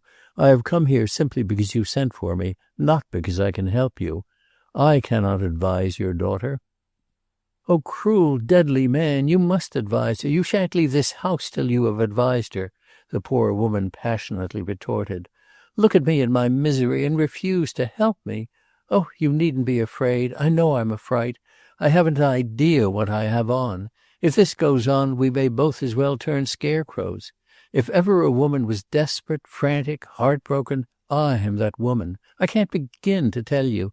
To have nourished a serpent, sir, all these years, to have lavished oneself upon a viper that turns and stings her own poor mother, to have toiled and prayed, to have pushed and struggled, to have eaten the bread of bitterness and all the rest of it, sir, and at the end of all things to find myself in this pass. It can't be. It's too cruel. Such things don't happen. The Lord don't allow it. I'm a religious woman, sir, and the Lord knows all about me. With his own hand he had given me his reward. I would have lain down in the dust and let her walk over me. I would have given her the eyes out of my head if she had taken a fancy to them. No, she's a cruel, wicked, heartless, unnatural girl. I speak to you, Mr. Mallet, in my dire distress as to my only friend. There isn't a creature here that I can look to, not one of them all that I have faith in. But I have always admired you. I said to Christina the first time I saw you that there at last was a real gentleman. Come, don't disappoint me now. I feel so terribly alone, you see. I feel what a nasty, hard, heartless world it is that has come and devoured my dinners and danced my fiddles, and yet that hasn't a word to throw to me in my agony. Oh, the money alone that I have put into this thing would melt the heart of a Turk." During this frenzied outbreak, Rowland had had time to look round the room, and to see the Cavaliere sitting in a corner, like a major domo on the divan of an antechamber, pale, rigid, and inscrutable. "I have it at heart to tell you," Rowland said, "that if you consider my friend Hudson—" Mrs. Light gave a toss of her head and hands. "Oh, it's not that. She told me last night to bother her no longer with Hudson. Hudson! She didn't care a button for Hudson. I almost wish she did. Then perhaps one might understand it. But she doesn't care for anything in the wide world except to do her own hard, wicked will and to crush me and shame me with her cruelty." "Ah, then," said Rowland, "I am as much at sea as you, and my presence here is an impertinence. I should like to say 3 words to Miss Light on my own account, but I must absolutely and inexorably decline to urge the cause of Prince Casamassima. This is simply impossible." Mrs. Light burst into angry tears. "Because the poor boy is a prince, eh? Because he's of a great family and has an income of millions, eh? That's why you grudge him and hate him? I knew there were vulgar people of that way of feeling, but I didn't expect it of you. Make an effort, Mr. Mallet. Rise to the occasion. Forgive the poor fellow his splendor. Be just. Be reasonable. It's not his fault, and it's not mine. He's the best, the kindest young man in the world, and the most correct and moral and virtuous. If he was standing here in rags, I would say it all the same. The man first, the money afterwards. That was always my motto, and always will be. What do you take me for? Do you suppose I would give Christina to a vicious person? Do you suppose I would sacrifice my precious child, little comfort as I have in her, to a man against whose character one word could be breathed? Casamassima is only too good. He's a saint of saints. He's stupidly good. There isn't such another in the length and breadth of Europe. What he has been through in this house, not a common peasant would endure. Christina has treated him as you wouldn't treat a dog. He has been insulted, outraged, persecuted. He has been driven hither and thither till he didn't know where he was. He has stood there where you stand, there, with his name and his millions and his devotion, as white as your handkerchief, with hot tears in his eyes, and me ready to go down on my knees to him and say, my own sweet prince, I could kiss the ground you tread on, but it isn't decent that I should allow you to enter my house and expose yourself to these horrors again. And he would come back, and he would come back, and go through it all again, and take all that was given him, and only want the girl the more. I was his confidant. I know everything. He used to beg my forgiveness for Christina. What do you say to that? I seized him once and kissed him. I did. To find that and to find all the rest with it, and to believe it was a gift straight from the pitying angels of heaven, and then to see it dashed away before your eyes and to stand here helpless. Oh, it's a fate I hope you may ever be spared. It would seem, then, that in the interest of Prince Casamassima himself, I ought to refuse to interfere, said Rowland. Mrs. Light looked at him hard, slowly drying her eyes. The intensity of her grief and anger gave her a kind of majesty, and Rowland for the moment felt ashamed of the ironical ring of his observation. "Very good, sir," she said. "I'm sorry your heart is not so tender as your conscience. My compliments to your conscience. It must give you great happiness. Heaven help me! Since you fail us, we are indeed driven to the wall. But I have fought my own battles before, and I have never lost courage, and I don't see why I should break down now. Cavaliere, come here." Giacosa rose at her summons and advanced with his usual deferential alacrity. He shook hands with Rowland in silence. "Mr. Mallet refuses to say a word," Mrs. Light went on. "Time presses. Every moment is precious. Heaven knows what that poor boy may be doing. If at this moment a clever woman should get hold of him, she might be as ugly as she pleased. It's horrible to think of it." The Cavaliere fixed his eyes on Rowland, and his look, which the night before had been singular, was now most extraordinary. There was a nameless force of anguish in it which seemed to grapple with the young man's reluctance, to plead, to entreat, and at the same time to be glazed over with the reflection of strange things. Suddenly, though most vaguely, Rowland felt the presence of a new element in the drama that was going on before him. He looked from the Cavaliere to Mrs. Light, whose eyes were now quite dry and were fixed in stony hardness on the floor. "If you could bring yourself," the Cavaliere said in a low, soft, caressing voice, "to address a few words of solemn remonstrance to Miss Light, you would perhaps do more for us than you know. You would save several persons a great pain. The dear Signora first, and then Christina herself. Christina in particular. Me, too, I might take the liberty to add." There was, to Rowland, something acutely touching in this humble petition. He had always felt a sort of imaginative tenderness for poor little unexplained Giacosa, and these words seemed a supreme contortion of the mysterious obliquity of his life. All of a sudden, as he watched the Cavaliere, something occurred to him. It was something very odd, and it stayed his glance suddenly from turning to Mrs. Light. His idea embarrassed him, and to carry off his embarrassment, he repeated that it was folly to suppose that his words would have any weight with Christina. The Cavaliere stepped forward and laid 2 fingers on Rowland's breast. "Do you wish to know the truth? You are the only man whose words she remembers." Rowland was going from surprise to surprise. "I will say what I can," he said. By this time he had ventured to glance at Mrs. Light. She was looking at him askance, as if upon this she was suddenly mistrusting his motives. "If you fail," she said sharply, "we have something else, but please to lose no time." She had hardly spoken when the sound of a short, sharp growl caused the company to turn. Christina's fleecy poodle stood in the middle of the vast saloon, with his muzzle lowered in pompous defiance of the three conspirators against the comfort of his mistress. This young lady's claims for him seemed justified. He was an animal of amazingly delicate instincts. He had preceded Christina as a sort of a vanguard of defence, and she now slowly advanced from a neighbouring room. "You will be so good as to listen to Mr. Mallet," her mother said in a terrible voice, "and to reflect carefully upon what he says. I suppose you will admit that he is disinterested. In half an hour you shall hear from me again." And passing her hand through the Cavaliere's arm, she swept rapidly out of the room. Christina looked hard at Rowland, but offered him no greeting. She was very pale, and strangely enough it at first seemed to Rowland that her beauty was in eclipse.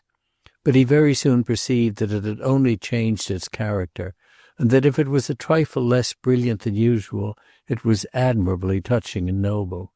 The clouded light of her eyes, the magnificent gravity of her features, the conscious erectness of her head might have belonged to a deposed sovereign or a condemned martyr. "Why have you come here at this time?" she asked. "Your mother sent for me in pressing terms, and I was very glad to have an opportunity to speak to you." "Have you come to help me or to persecute me?" "I have as little power to do one as I have desire to do the other. I came in great part to ask you a question. First, your decision is irrevocable?"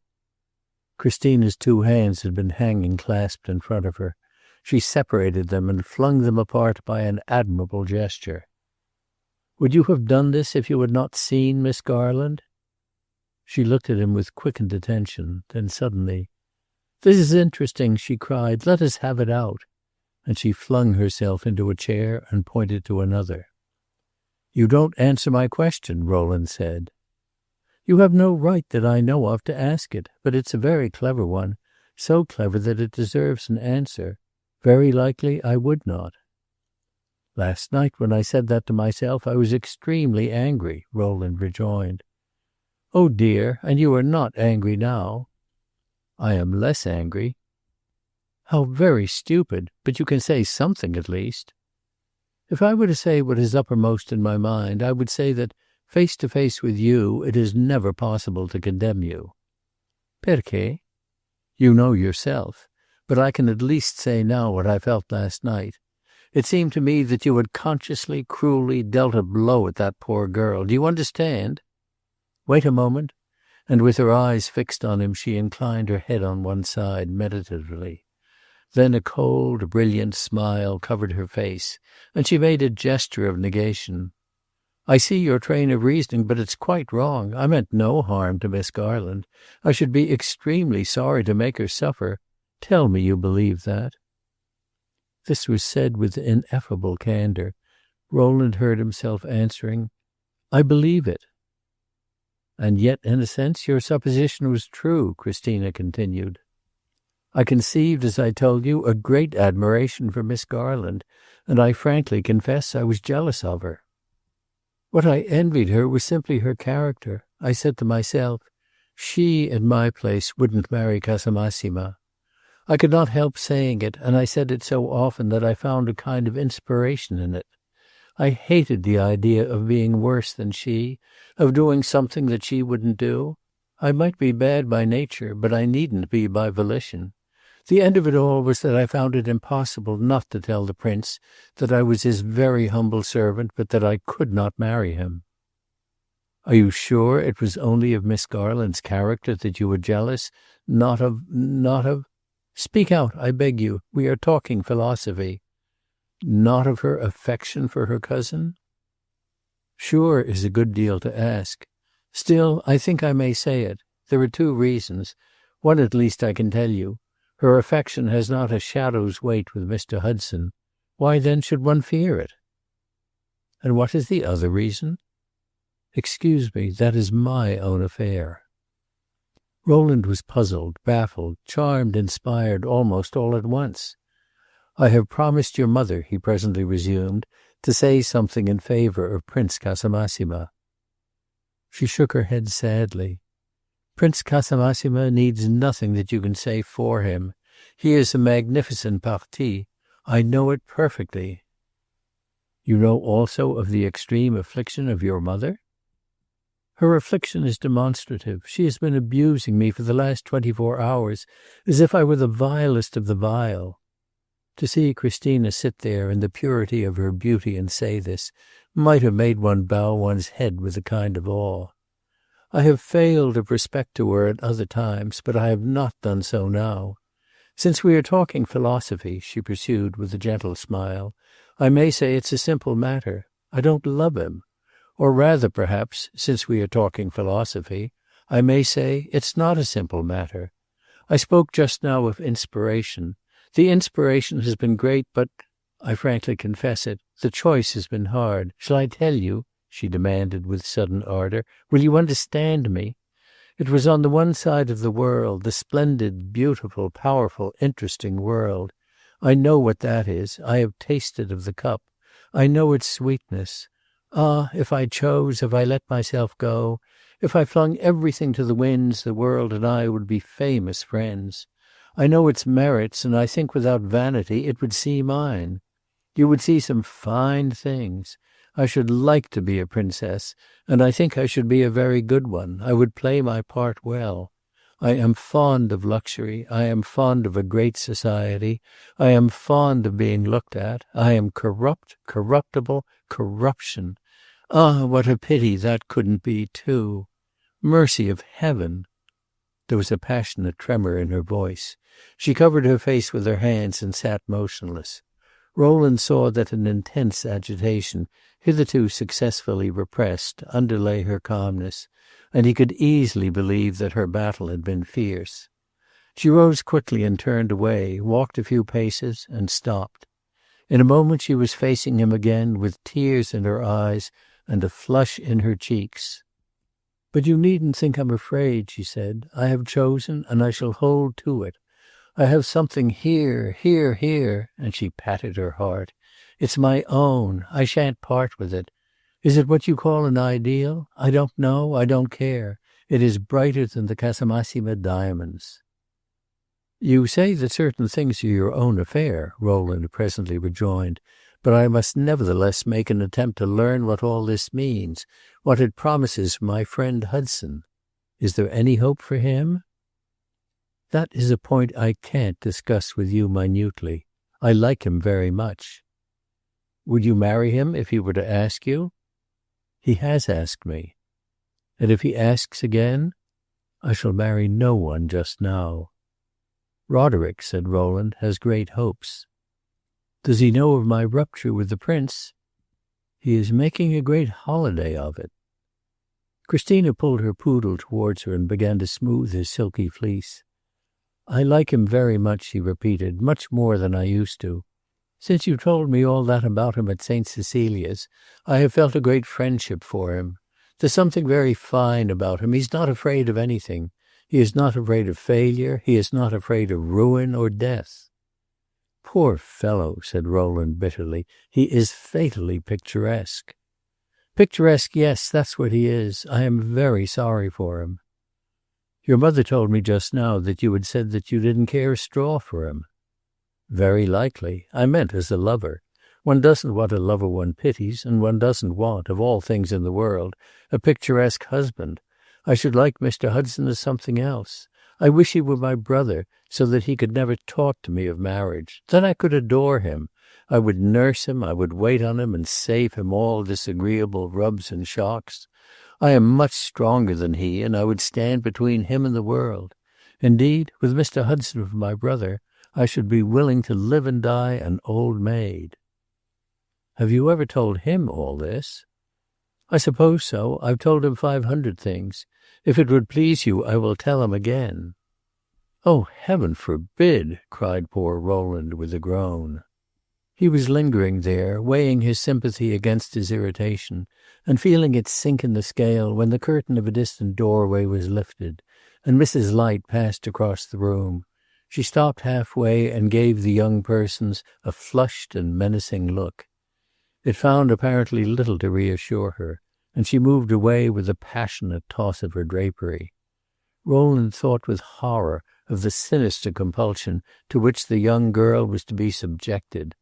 In this ethereal flight of hers there was a certain painful effort and tension of wing, but it was none the less piteous to imagine her being rudely jerked down to the base earth she was doing her adventurous utmost to spurn.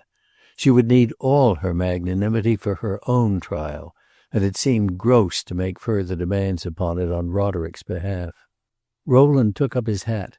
"You asked a while ago if I had come to help you," he said. "If I knew how I might help you, I should be particularly glad." She stood silent a moment, reflecting. Then at last, looking up, "You remember," she said, "your promising me 6 months ago to tell me what you finally thought of me? I should like you to tell me now." He could hardly help smiling. Madame Grandoni had insisted on the fact that Christina was an actress, though a sincere one, and this little speech seemed a glimpse of the cloven foot. She had played her great scene, she had made her point, and now she had her eye at the hole in the curtain, and she was watching the house. But she blushed as she perceived his smile, and her blush, which was beautiful, made her fault venial. "You are an excellent girl," he said in a particular tone, and gave her his hand in farewell. There was a great chain of rooms in Mrs. Light's apartment, the pride and joy of the hostess on festal evenings, through which the departing visitor passed before reaching the door. In one of the first of these Rowland found himself waylaid and arrested by the distracted lady herself. "Well, well," she cried, seizing his arm. "Has she listened to you? Have you moved her?" "In heaven's name, dear madam," Rowland begged, "leave the poor girl alone. She is behaving very well." "Behaving well? Is that all you have to tell me? I don't believe you said a proper word to her. You were conspiring together to kill me." Rowland tried to soothe her, to remonstrate, to persuade her that it was equally cruel and unwise to try to force matters. But she answered him only with harsh lamentations and imprecations, and ended by telling him that her daughter was her property, not his, and that his interference was most insolent and most scandalous. Her disappointment seemed really to have crazed her, and his only possible rejoinder was to take a summary departure. A moment later he came upon the Cavaliere, who was sitting with his elbows on his knees and his head in his hands, so buried in thought that Rowland had to call him before he roused himself. Giacosa looked at him a moment keenly, and then gave a shake of the head interrogatively. Rowland gave a shake negative, to which the Cavaliere responded by a long, melancholy sigh. "But her mother is determined to force matters," said Rowland. "It seems that it must be." "Do you consider that it must?" "I don't differ with Mrs. Light." "It will be a great cruelty." The Cavaliere gave a tragic shrug. It isn't an easy world." "You should do nothing to make it harder, then." "What will you have? It's a magnificent marriage." "You disappoint me, Cavaliere," said Rowland solemnly. "I imagined you appreciated the great elevation of Miss Light's attitude. She doesn't love the prince. She has let the matter stand or fall by that." The old man grasped him by the hand and stood a moment with averted eyes. At length, looking at him, he held up 2 fingers. "I have 2 hearts," he said, "one for myself, one for the world. This one opposes Miss Light, the other adores her. One suffers horribly at what the other does." "I don't understand double people, Cavaliere," Rowland said, "and I don't pretend to understand you.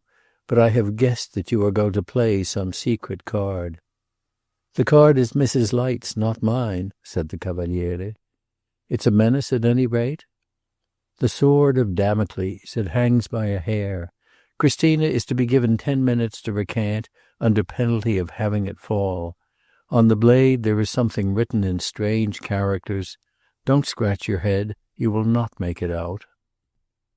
"I think I have guessed it," Rowland said after a pregnant silence.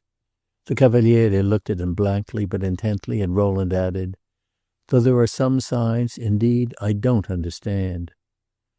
"Puzzle them out at your leisure," said the Cavaliere, shaking his hand. "I hear Mrs. Light. I must go to my post. I wish you were a Catholic. I would beg you to step into the first church you come to and pray for us for the next half hour." "For us? For whom?" "For all of us. At any rate remember this. I worship the Christina." Rowland heard the rustle of Mrs. Light's dress. He turned away and the Cavaliere went, as he said, to his post. Rowland, for the next couple of days, pondered his riddle. Chapter 11. Mrs. Hudson. Of Roderick, meanwhile, Rowland saw nothing, but he immediately went to Mrs. Hudson and assured her that her son was in even exceptionally good health and spirits. After this he called again on the two ladies from Northampton, but as Roderick's absence continued he was able neither to furnish nor to obtain much comfort. Miss Garland's apprehensive face seemed to him an image of his own state of mind. He was profoundly depressed. He felt that there was a storm in the air, and he wished it would come without more delay and perform its ravages. On the afternoon of the third day he went into St. Peter's, his frequent resort whenever the outer world was disagreeable. From a heartache to a Roman reign, there were few importunate pains the great church did not help him to forget. He had wandered there for half an hour when he came upon a short figure lurking in the shadow of one of the great piers.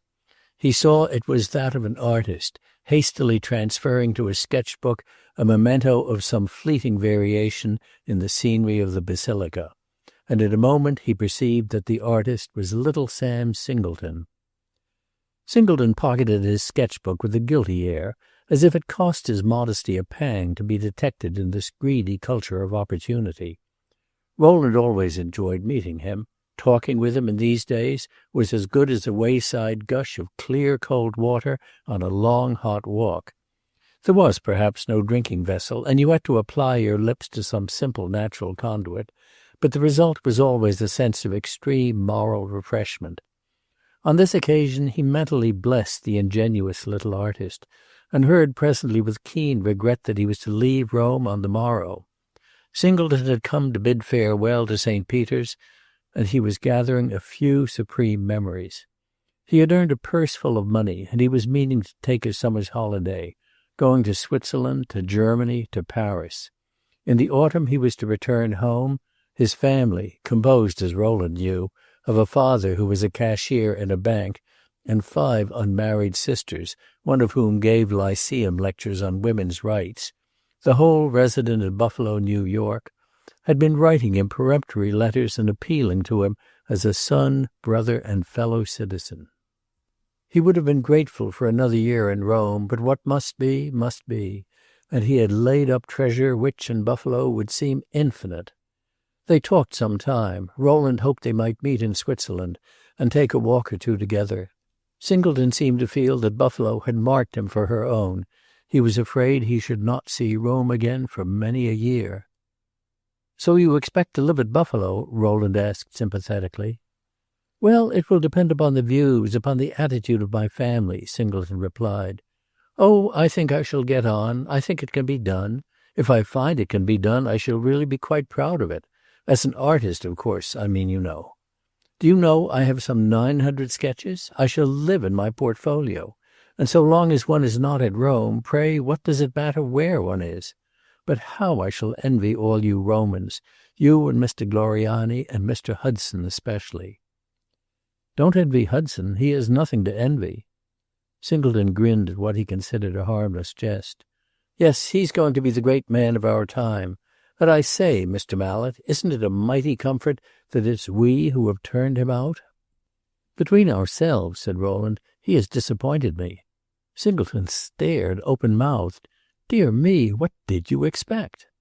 "Truly," said Rowland to himself, "what did I expect?" "I confess," cried Singleton, "I can't judge him rationally. He fascinates me. He's the sort of man one makes a hero of."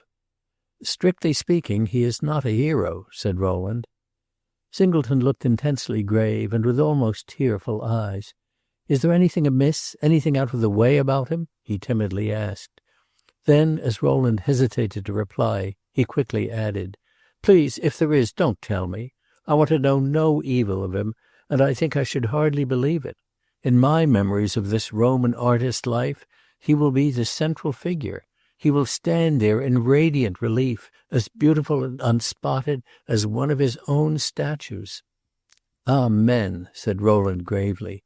He remembered afresh that the sea is inhabited by big fishes and little, and that the latter often find their way down the throats of the former. Singleton was going to spend the afternoon in taking last looks at certain other places, and Rowland offered to join him on his sentimental circuit. But as they were preparing to leave the church, he heard himself suddenly addressed from behind. Turning, he beheld a young woman whom he immediately recognized as Madame Grandoni's maid. Her mistress was present, she said, and begged to confer with him before he departed. This summons obliged Rowland to separate from Singleton, to whom he bade farewell. He followed the messenger, and presently found Madame Grandoni occupying a liberal area on the steps of the tribune, behind the great altar, where, spreading a shawl on the polished red marble, she had comfortably seated herself. He expected that she had something especial to impart, and she lost no time in bringing forth her treasure. "Don't shout very loud," she said. "Remember that we are in church. There's a limit to the noise one may make even in St. Peter's. Christina Light was married this morning to Prince Casamassima." Rowland did not shout at all. He gave a deep, short murmur. "Married this morning?" "Married this morning at 7 o'clock, le plus tranquillement du monde, before 3 or 4 persons. The young couple left Rome an hour afterwards." For some moments this seemed to him really terrible. The dark little drama of which he had caught a glimpse had played itself out. He had believed that Christina would resist. That she had succumbed was a proof that the pressure had been cruel. Rowland's imagination followed her forth with an irresistible tremor into the world toward which she was rolling away with her detested husband and her stifled ideal. But it must be confessed that if the first impulse of his compassion was for Christina, the second was for Prince Casamassima. Madame Grandoni acknowledged an extreme curiosity as to the secret springs of these strange doings. Casamassima's sudden dismissal, his still more sudden recall, the hurried private marriage. "Listen," said Rowland hereupon, "and I will tell you something." And he related in detail his last visit to Mrs. Light, and his talk with this lady, with Christina, and with the Cavaliere. "Good," she said. "It's all very curious, but it's a riddle, and I only half guessed it." "Well," said Rowland, "I desire to harm no one, but certain suppositions have taken shape in my mind which serve as a solvent to several ambiguities." "It is very true," Madame Grandoni answered, "that the Cavaliere, as he stands, has always needed to be explained.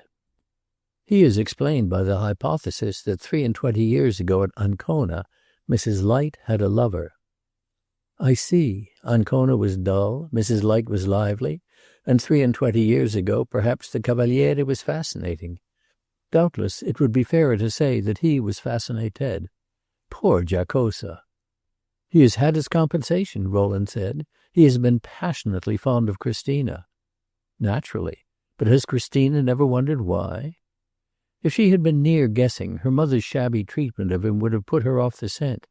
Mrs. Light's conscience has apparently told her that she could expiate an hour's too great kindness by 20 years' contempt, so she kept her secret. But what is the profit of having a secret unless you can make some use of it? The day at last came when she could turn hers to account. She could let the skeleton out of the closet and create a panic. "I don't understand." "Neither do I, morally," said Rowland. "I only conceive that there was a horrible, fabulous scene. The poor Cavaliere stood outside at the door, white as a corpse and as dumb. The mother and daughter had it out together. Mrs. Light burned her ships. When she came out, she had 3 lines of writing in her daughter's hand, which the Cavaliere was dispatched with to the prince. They overtook the young man in time, and when he reappeared he was delighted to dispense with further waiting. I don't know what he thought of the look in his bride's face, but that is how I roughly reconstruct history." "Christina was forced to decide, then, that she could not afford not to be a princess?" "She was reduced by humiliation. She was assured that it was not for her to make conditions, but to thank her stars that there were none made for her. If she persisted, she might find it coming to pass that there would be conditions, and the formal rupture, The rupture that the world would hear of and pry into would then proceed from the prince and not from her. "That's all nonsense," said Madame Grandoni energetically. "To us, yes, but not to the proudest girl in the world, deeply wounded in her pride, and not stopping to calculate probabilities, but muffling her shame with an almost sensuous relief in a splendour that stood within her grasp and asked no questions. Is it not possible that the late Mr. Light had made an outbreak before witnesses who were still living? Certainly her marriage now," said Madame Grandoni less analytically, "has the advantage that it takes her away from her parents." This lady's farther comments upon the event are not immediately pertinent to our history. There were some other comments of which Rowland had a deeply oppressive foreboding. He called on the evening of the morrow upon Mrs. Hudson, and found Roderick with the two ladies. Their companion had apparently but lately entered, and Rowland afterwards learned that it was his first appearance since the writing of the note which had so distressed his mother. He had flung himself upon a sofa, where he sat with his chin upon his breast, staring before him with a sinister spark in his eye. He fixed his gaze on Rowland, but gave him no greeting. He had evidently been saying something to startle the women. Mrs. Hudson had gone and seated herself, timidly and imploringly, on the edge of the sofa, trying to take his hand. Miss Garland was applying herself to some needlework with conscious intentness. Mrs. Hudson gave Rowland, on his entrance, a touching look of gratitude. "Oh, we have such blessed news," she said. "Roderick is ready to leave Rome." "It's not blessed news, it's most damnable news," cried Roderick. "Oh, but we are very glad, my son, and I am sure you will be when you get away. You're looking most dreadfully thin, isn't he, Mr. Mallet? It's plain enough you need a change. I'm sure we will go wherever you like. Where would you like to go?"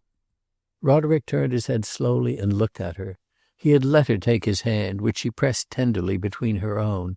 He gazed at her for some time in silence. "Poor mother," he said at last, in a portentous tone. "My own dear son," murmured Mrs. Hudson in all the innocence of her trust. "I don't care a straw where you go. I don't care a straw for anything." "Oh, my dear boy, you must not say that before all of us here, before Mary, before Mr. Mallet." "Mary? Mr. Mallet?" Roderick repeated almost savagely.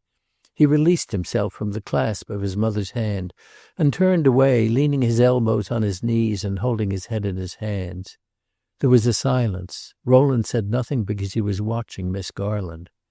"Why should I stand on ceremony with Mary and Mr. Mallet?" Roderick presently added.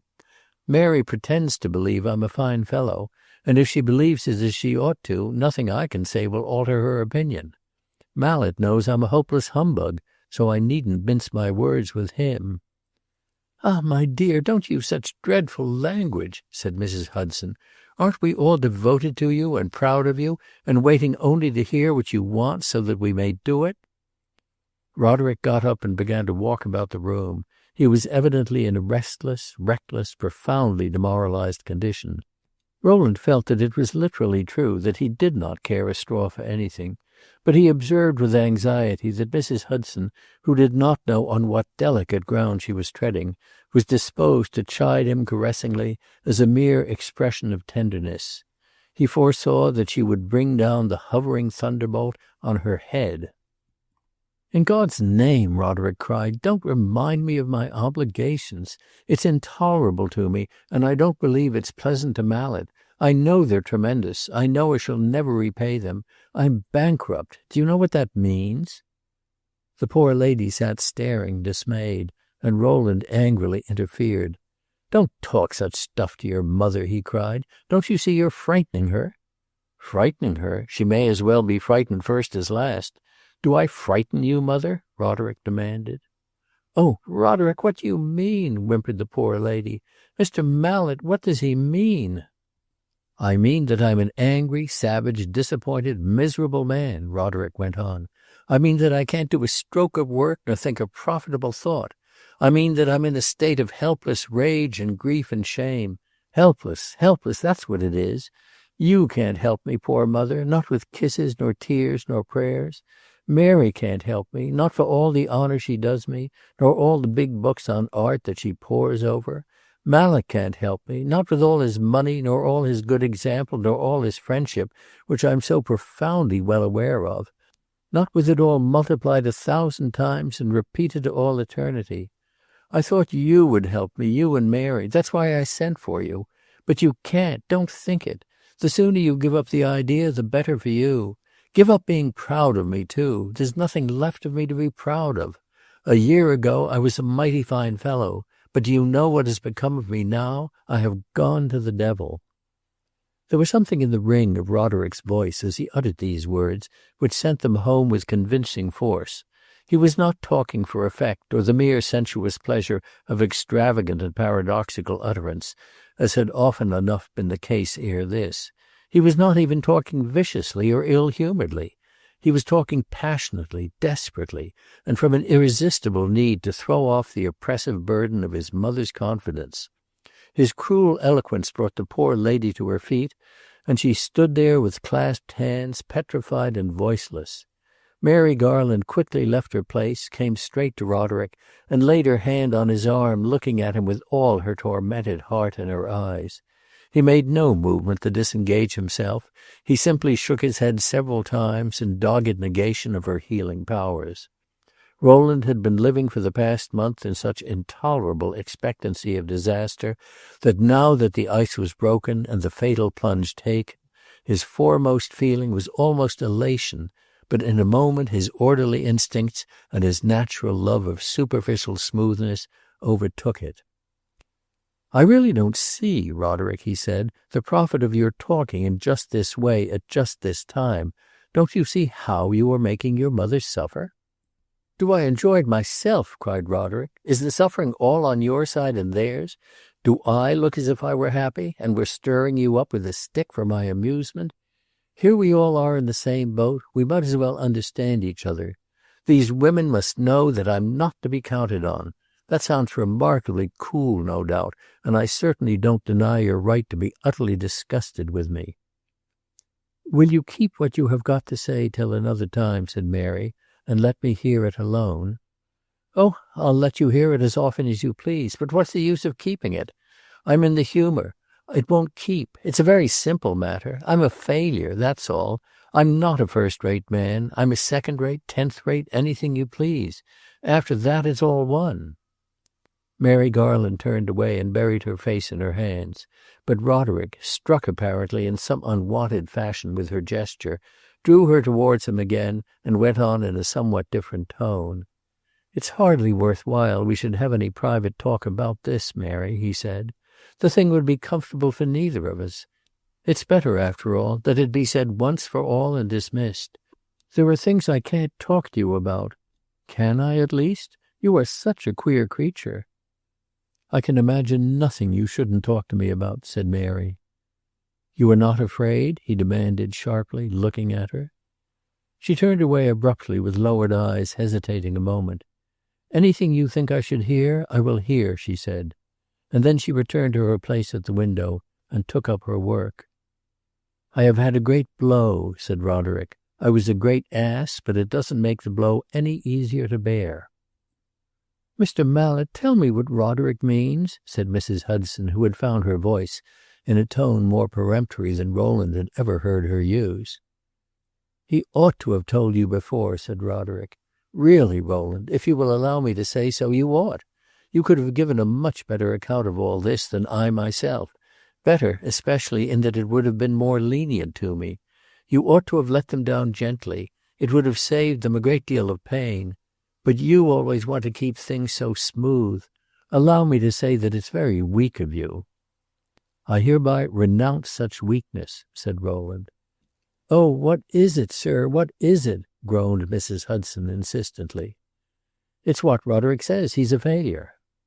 Mary Garland, on hearing this declaration, gave Rowland a single glance and then rose, laid down her work, and walked rapidly out of the room.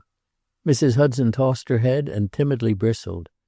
"This from you, Mr. Mallet," she said, with an injured air which Rowland found harrowing. But Roderick, most characteristically, did not in the least resent his friend's assertion.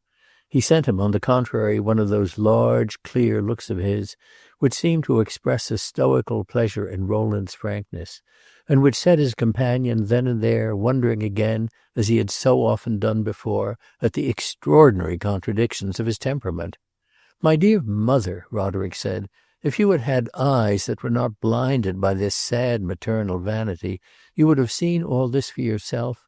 You would have seen that I'm anything but prosperous." "Is it anything about money?" cried Mrs. Hudson. "Oh, do write to Mr. Stryker." "Money," said Roderick. "I haven't a cent of money. I'm bankrupt." "Oh, Mr. Mallet, how could you let him?" asked Mrs. Hudson terribly. "Everything I have is at his service," said Rowland, feeling ill. "Of course Mr. Mallet will help you, my son," cried the poor lady eagerly. "Oh, leave Mr. Mallet alone," said Roderick. "I have squeezed him dry. It's not my fault, at least, if I haven't." "Roderick, what have you done with all your money?" his mother demanded. "Thrown it away. It was no such great amount. I have done nothing this winter." "You have done nothing?" "I have done no work. Why in the world didn't you guess it and spare me all this? Couldn't you see I was idle, distracted, dissipated?" "Dissipated, my dear son?" Mrs. Hudson repeated. "That's over for the present. But couldn't you see, couldn't Mary see, that I was in a damnably bad way?" "I have no doubt Miss Garland saw," said Rowland. "Mary has said nothing," cried Mrs. Hudson. "Oh, she's a fine girl," Rowland said. "Have you done anything that will hurt poor Mary?" Mrs. Hudson asked. "I have only been thinking night and day of another woman." Mrs. Hudson dropped helplessly into her seat again. "Oh, dear, dear! Hadn't we better go home?" "Not to get out of her way," Roderick said. "She has started a career of her own, and she doesn't care a straw for me. My head was filled with her. I could think of nothing else. I would have sacrificed everything to her. You, Mary, Mallet, my work, my fortune, my future, my honor. I was in a fine state, eh? I don't pretend to be giving you good news, but I'm telling the simple, literal truth so that you may know why I have gone to the dogs. She pretended to care greatly for all this, and to be willing to make any sacrifice in return. She had a magnificent chance, for she was being forced into a mercenary marriage with a man she detested. She led me to believe that she would give this up and break short off and keep herself free and sacred and pure for me. This was a great honor, and you may believe that I valued it. It turned my head, and I lived only to see my happiness come to pass. She did everything to encourage me to hope it would, everything that her infernal coquetry and falsity could suggest." "Oh, I say, this is too much!" Rowland broke out. "Do you defend her?" Roderick cried, with a renewal of his passion. "Do you pretend to say that she gave me no hopes?" He had been speaking with growing bitterness, quite losing sight of his mother's pain and bewilderment, in the passionate joy of publishing his wrongs. Since he was hurt, he must cry out. Since he was in pain, he must scatter his pain abroad. Of his never thinking of others, save as they spoke and moved from his cue, as it were, this extraordinary insensibility to the injurious effects of his eloquence was a capital example, the more so as the motive of his eloquence was never an appeal for sympathy or compassion, things to which he seemed perfectly indifferent, and of which he could make no use. The great and characteristic point with him was the perfect absoluteness of his own emotions and experience. He never saw himself as part of a whole, only as the clear-cut, sharp-edged, isolated individual, rejoicing or raging as the case might be, but needing in any case absolutely to affirm himself. All this to Rowland was ancient history, but his perception of it stirred within him afresh at the sight of Roderick's sense of having been betrayed. That he, under the circumstances, should not in fairness be the first to lodge a complaint of betrayal was a point to which, at his leisure, Rowland was of course capable of rendering impartial justice. But Roderick's present desperation was so peremptory that it imposed itself on one's sympathies. "Do you pretend to say," he went on, "that she didn't lead me along to the very edge of fulfillment and stupefy me with all that she suffered me to believe, all that she sacredly promised? It amused her to do it, and she knew perfectly well what she really meant. She never meant to be sincere. She never dreamed she could be. She's a ravenous flirt, and why a flirt is more than I can tell you. I can't understand playing with those matters. For me, they're serious, whether I take them up or lay them down. I don't see what's in your head, Rowland, to attempt to defend Miss Light. You were the first to cry out against her. You told me she was dangerous, and I pooh-poohed you. You were right. You're always right. She's as cold and false and heartless as she's beautiful, and she has sold her heartless beauty to the highest bidder. I hope he knows what he gets." "Oh, my son," cried Mrs. Hudson plaintively, "how could you ever care for such a dreadful creature?" "It would take long to tell you, dear mother." Rowland's lately deepened sympathy and compassion for Christina were still throbbing in his mind, and he felt that in loyalty to it he must say a word for her. "You believed in her too much at first," he declared, "and you believe in her too little now." Roderick looked at him with eyes almost lurid beneath lowering brows. "She is an angel, then, after all? That's what you want to prove?" he cried. "That's consoling for me, who have lost her. You're always right, I say, but, dear friend, in mercy, be wrong for once." "Oh, yes, Mr. Mallet, be merciful," said Mrs. Hudson, in a tone which, for all its gentleness, made Rowland stare. The poor fellow's stare covered a great deal of concentrated wonder and apprehension, a presentiment of what a small, sweet, feeble, elderly lady might be capable of in the way of suddenly generated animosity. There was no space in Mrs. Hudson's tiny maternal mind for complications of feeling, and one emotion existed only by turning another over flat and perching on top of it. She was evidently not following Roderick at all in his dusky aberrations. Sitting without, in dismay, she only saw that all was darkness and trouble, and as Roderick's glory had now quite outstripped her powers of imagination and urged him beyond her jurisdiction, so that he had become a thing too precious and sacred for blame, she found it infinitely comfortable to lay the burden of their common affliction upon Rowland's broad shoulders. Had he not promised to make them all rich and happy? And was this the end of it? Rowland felt as if his trials were, in a sense, only beginning. "Hadn't you better forget all this, my dear?" Mrs. Hudson said. "Hadn't you better just quietly attend to your work?" "Work, madam!" cried Roderick. "My work's over. I can't work. I haven't worked all winter. If I were fit for anything, this sentimental collapse would have been just the thing to cure me of my apathy and break the spell of my idleness. But there's a perfect vacuum here," and he tapped his forehead. "It's bigger than ever. It grows bigger every hour." "I am sure you have made a beautiful likeness of your poor little mother," said Mrs. Hudson coaxingly. "I had done nothing before, and I have done nothing since. I quarreled with an excellent man the other day for mere exasperation of my nerves, and threw away $5,000. "Threw away $5,000!" Roderick had been wandering among formidable abstractions and illusions too dark to penetrate, but here was a concrete fact, lucidly stated, and poor Mrs. Hudson for a moment looked it in the face. She repeated her son's words a third time with a gasping murmur, and then suddenly she burst into tears. Roderick went to her, sat down beside her, put his arm round her, fixed his eyes coldly on the floor, and waited for her to weep herself out. She leaned her head on his shoulder and sobbed broken-heartedly.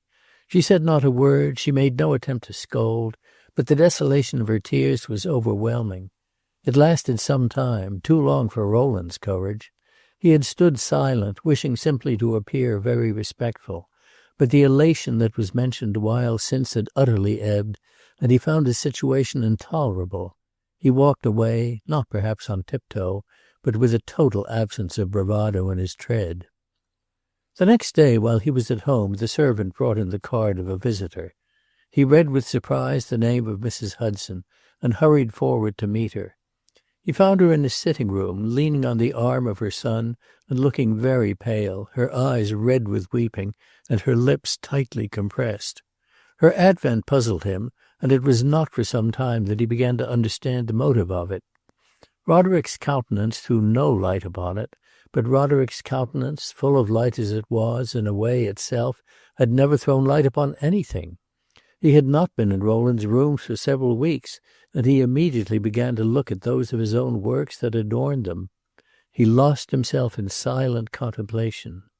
Mrs. Hudson had evidently armed herself with dignity, and so far as she might, she meant to be impressive.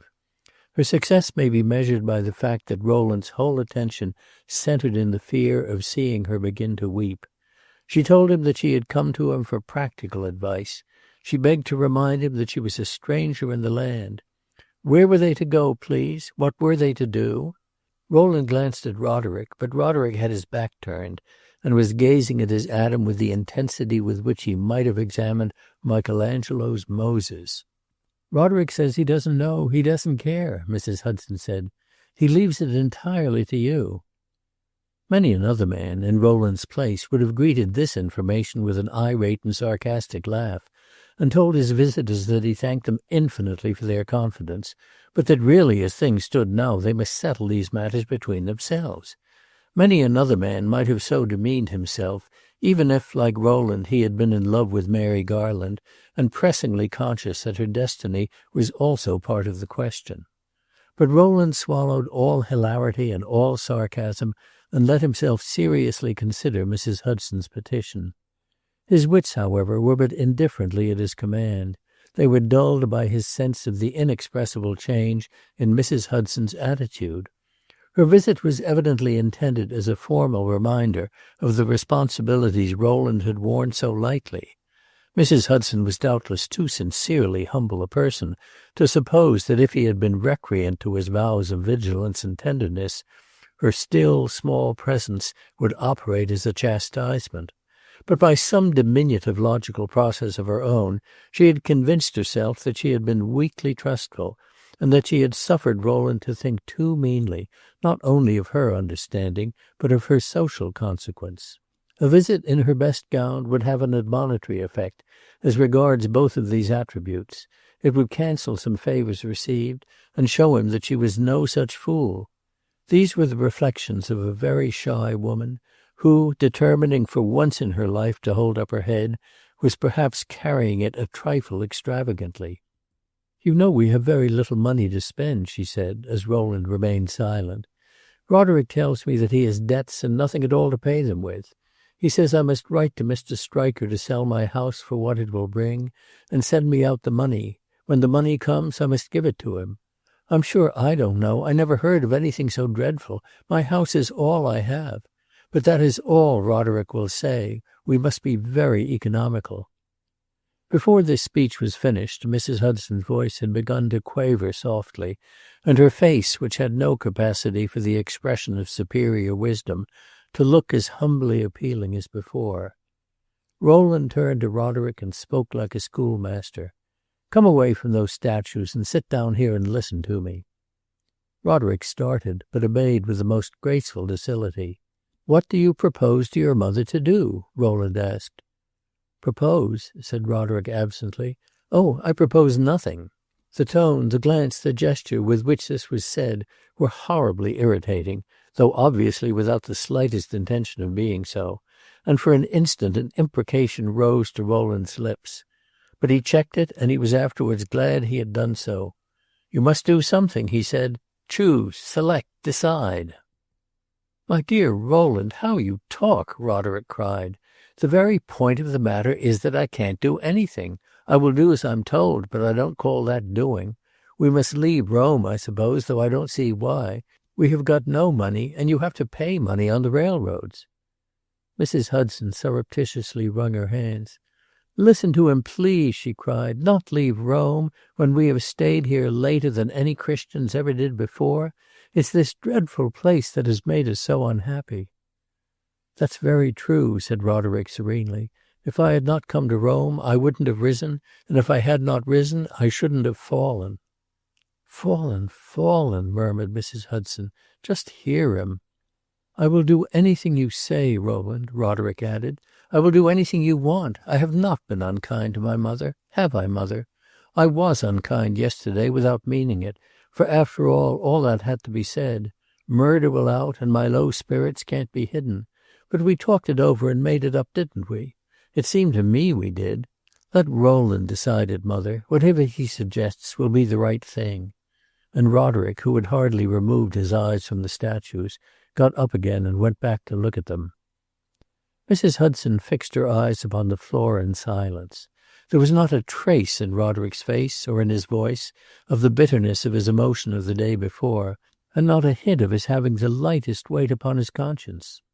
He looked at Rowland with his frank, luminous eye, as if there had never been a difference of opinion between them, as if each had ever been for both unalterably, and both for each.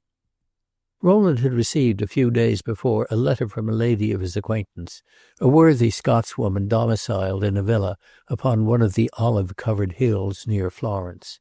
She held her apartment in the villa upon a long lease, and she enjoyed for a sum not worth mentioning the possession of an extraordinary number of noble, stone-floored rooms, with ceilings vaulted and frescoed, and barred windows commanding the loveliest view in the world. She was a needy and thrifty spinster, who never hesitated to declare that the lovely view was all very well, but that for her own part she lived in the villa for cheapness, and that if she had a clear £300 a year, she would go and really enjoy life near her sister, a baronet's lady at Glasgow. She was now proposing to make a visit to that exhilarating city, and she desired to turn an honest penny by subletting for a few weeks her historic Italian chambers. The terms on which she occupied them enabled her to ask a rent almost jocosely small, and she begged Rowland to do what she called a little genteel advertising for her. Would he say a good word for her rooms to his numerous friends as they left Rome? He said a good word for them now to Mrs. Hudson, and told her in dollars and cents how cheap a summer's lodging she might secure. He dwelt upon the fact that she would strike a truce with the table d'hôte, and have a cook of her own, amenable possibly to instruction in the Northampton mysteries. He had touched a tender chord. Mrs. Hudson became almost cheerful.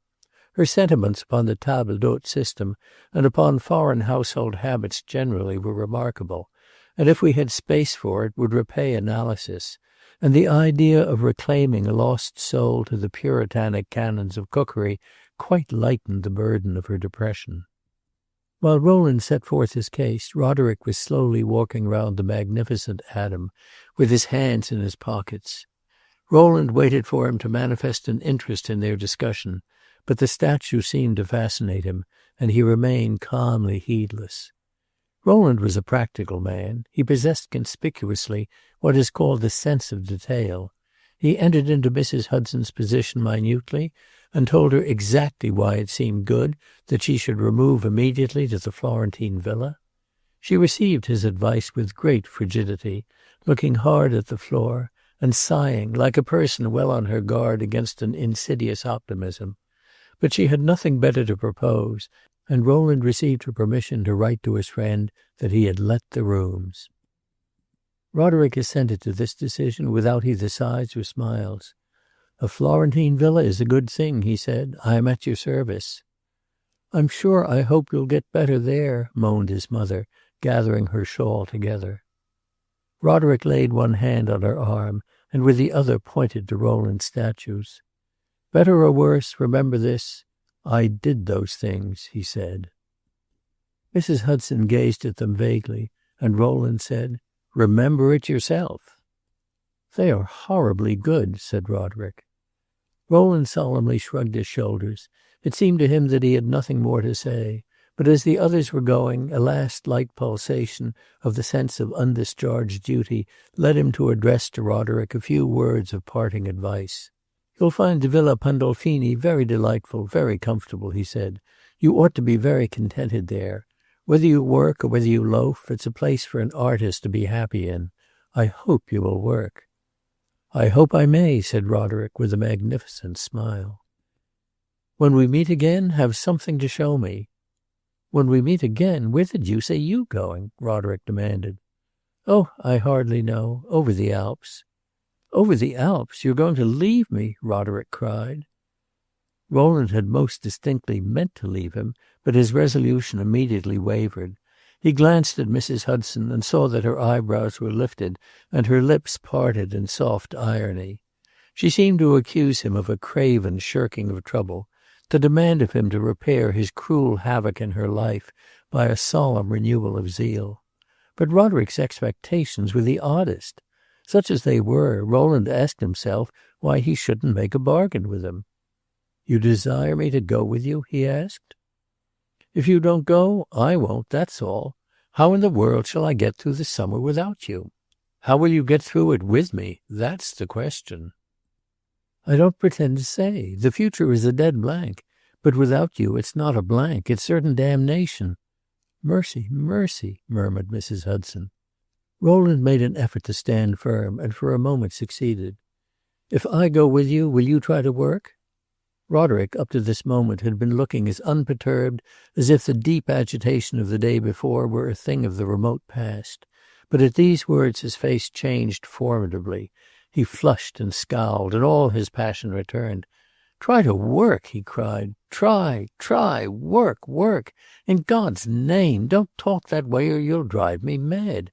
Do you suppose I'm trying not to work? Do you suppose I stand rotting here for the fun of it? Don't you suppose I would try to work for myself before I tried for you?" "Mr. Mallet," cried Mrs. Hudson piteously, "will you leave me alone with this?" Rowland turned to her and informed her gently that he would go with her to Florence. After he had so pledged himself, he thought not at all of the pain of his position as mediator between the mother's resentful grief and the son's incurable weakness. He drank deep only of the satisfaction of not separating from Mary Garland. If the future was a blank to Roderick, it was hardly less so to himself. He had at moments a lively foreboding of impending calamity. He paid it no especial deference, but it made him feel indisposed to take the future into his account. When, on his going to take leave of Madame Grandoni, this lady asked at what time he would come back to Rome, he answered that he was coming back either never or forever. When she asked him what he meant, he said he really couldn't tell her, and parted from her with much genuine emotion, the more so, doubtless, that she blessed him in a quite loving maternal fashion, and told him she honestly believed him to be the best fellow in the world. The Villa Pandolfini stood directly upon a small grass-grown piazza, on the top of a hill which sloped straight from one of the gates of Florence.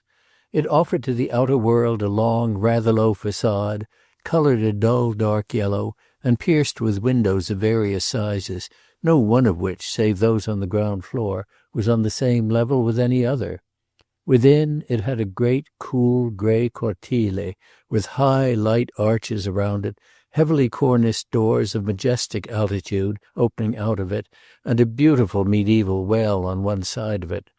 Mrs. Hudson's rooms opened into a small garden supported on immense substructions, which were planted on the farther side of the hill as it sloped steeply away. The garden was a charming place. Its south wall was curtained with a dense orange vine, a dozen fig trees offered you their large-leaved shade, and over the low parapet the soft, grave Tuscan landscape kept you company. The rooms themselves were as high as chapels and as cool as royal sepulchres. Silence, peace, and security seemed to abide in the ancient house and make it an ideal refuge for aching hearts. Mrs. Hudson had a stunted, brown-faced Maddalena, who wore a crimson handkerchief passed over her coarse black locks and tied under her sharp, pertinacious chin, and a smile which was as brilliant as a prolonged flash of lightning. She smiled at everything in life, especially the things she didn't like, and which kept her talent for mendacity in healthy exercise. A glance, a word, a motion was sufficient to make her show her teeth at you like a cheerful she-wolf. This inexpugnable smile constituted her whole vocabulary in her dealings with her melancholy mistress, to whom she had been bequeathed by the late occupant of the apartment, and who, to Rowland's satisfaction, promised to be diverted from her maternal sorrows by the still deeper perplexities of Maddalena's theory of roasting, sweeping, and bed-making. Rowland took rooms at a villa a trifle nearer Florence, whence in the summer mornings he had 5 minutes' walk in the sharp, black shadow strip projected by winding, flower-topped walls to join his friends. The life at the Villa Pandolfini, when it had fairly defined itself, was tranquil and monotonous, but it might have borrowed from exquisite circumstance an absorbing charm. If a sensible shadow rested upon it, this was because it had an inherent vice. It was feigning a repose which it very scantily felt. Roderick had lost no time in giving the full measure of his uncompromising chagrin, and as he was the central figure of the little group, as he held its heartstrings all in his own hand, it reflected faithfully the eclipse of his own genius. No one had ventured upon the cheerful commonplace of saying that the change of air and of scene would restore his spirits. This would have had, under the circumstances, altogether too silly a sound. The change in question had done nothing of the sort, and his companions had at least the comfort of their perspicacity. An essential spring had dried up within him, and there was no visible spiritual law for making it flow again. He was rarely violent. He expressed little of the irritation and ennui that he must have constantly felt. It was as if he believed that a spiritual miracle for his redemption was just barely possible, and was therefore worth waiting for. The most that one could do, however, was to wait grimly and doggedly, suppressing an imprecation as from time to time one looked at one's watch. An attitude of positive urbanity toward life was not to be expected. It was doing one's duty to hold one's tongue and to keep one's hands off one's own windpipe and other people's. Roderick had long silences, fits of profound lethargy, almost of stupefaction. He used to sit in the garden by the hour, with his head thrown back, his legs outstretched, his hands in his pockets and his eyes fastened upon the blinding summer sky. He would gather a dozen books about him, tumble them out on the ground, take one into his lap, and leave it with the pages unturned. These moods would alternate with hours of extreme restlessness, during which he mysteriously absented himself. He bore the heat of the Italian summer like a salamander, and used to start off at high noon for long walks over the hills. He often went down into Florence, rambled through her close, dim streets, and lounged away mornings in the churches and galleries. On many of these occasions Rowland bore him company, for they were the times which he was most like his former self. Before Michelangelo's statues and the pictures of the early Tuscans, he quite forgot his own infelicities, and picked up the thread of his old aesthetic loquacity. He had a particular fondness for Andrea del Sarto, and affirmed that if he had been a painter he would have taken the author of the Madonna del Sacco for his model. He found in Florence some of his Roman friends, and went down on certain evenings to meet them. More than once he asked Mary Garland to go with him into town, and showed her the things he most cared for. He had some modeling clay brought up to the villa, and deposited in a room suitable for his work, but when this had been done he turned the key in the door, and the clay never was touched. His eye was heavy and his hand cold, and his mother put up a secret prayer that he might be induced to see a doctor. But on a certain occasion, when her prayer became articulate, he had a great outburst of anger, and begged her to know, once for all, that his health was better than it had ever been. On the whole, and most of the time, he was a sad spectacle. He looked so hopelessly idle. If he was not querulous and bitter, it was because he had taken an extraordinary vow not to be, a vow heroic for him, a vow which those who knew him well had the tenderness to appreciate. Talking with him was like skating on thin ice, and his companions had a constant mental vision of spots designated dangerous. This was a difficult time for Rowland. He said to himself that he would endure to the end, but that it must be his last adventure of the kind.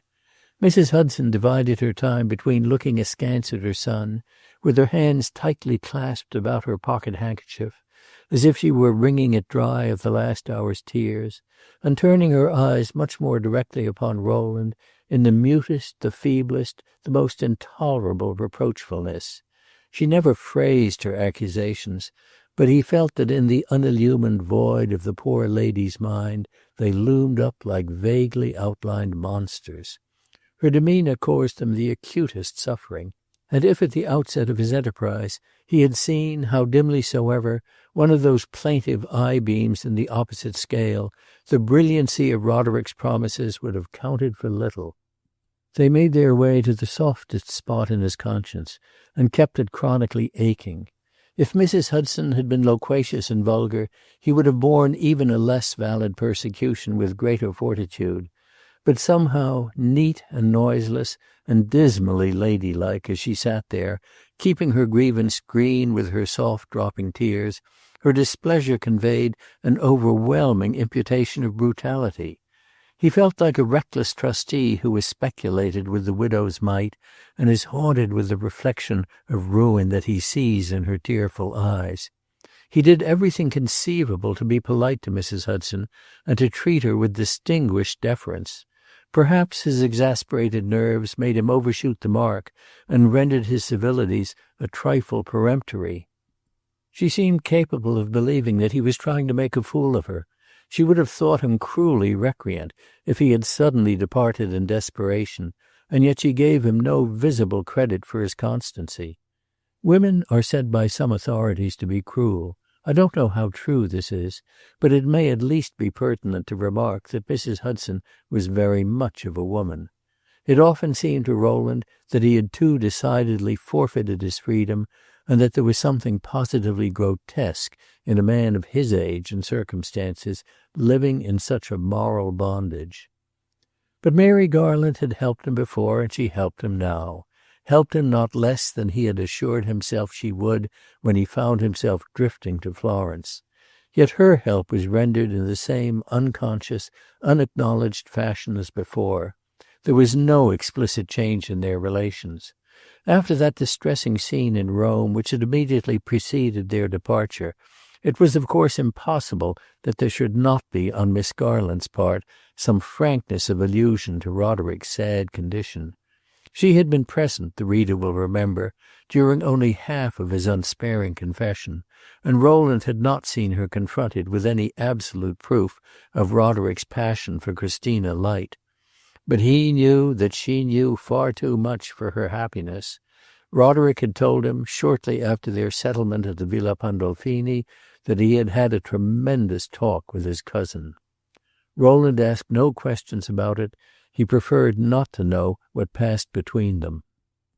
If their interview had been purely painful, he wished to ignore it for Miss Garland's sake, and if it had sown the seeds of reconciliation, he wished to close his eyes to it for his own, for the sake of that unshaped idea, forever dismissed and yet forever present, which hovered in the background of his consciousness with a hanging head, as it were, and yet an unshamed glance, and whose lightest motions were an effectual bribe to patience.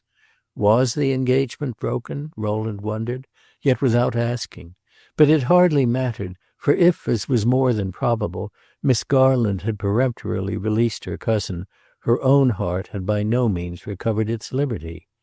It was very certain to Rowland's mind that if she had given him up, she had by no means ceased to care for him passionately, and that, to exhaust her charity for his weaknesses, Roderick would have, as the phrase is, a long row to hoe.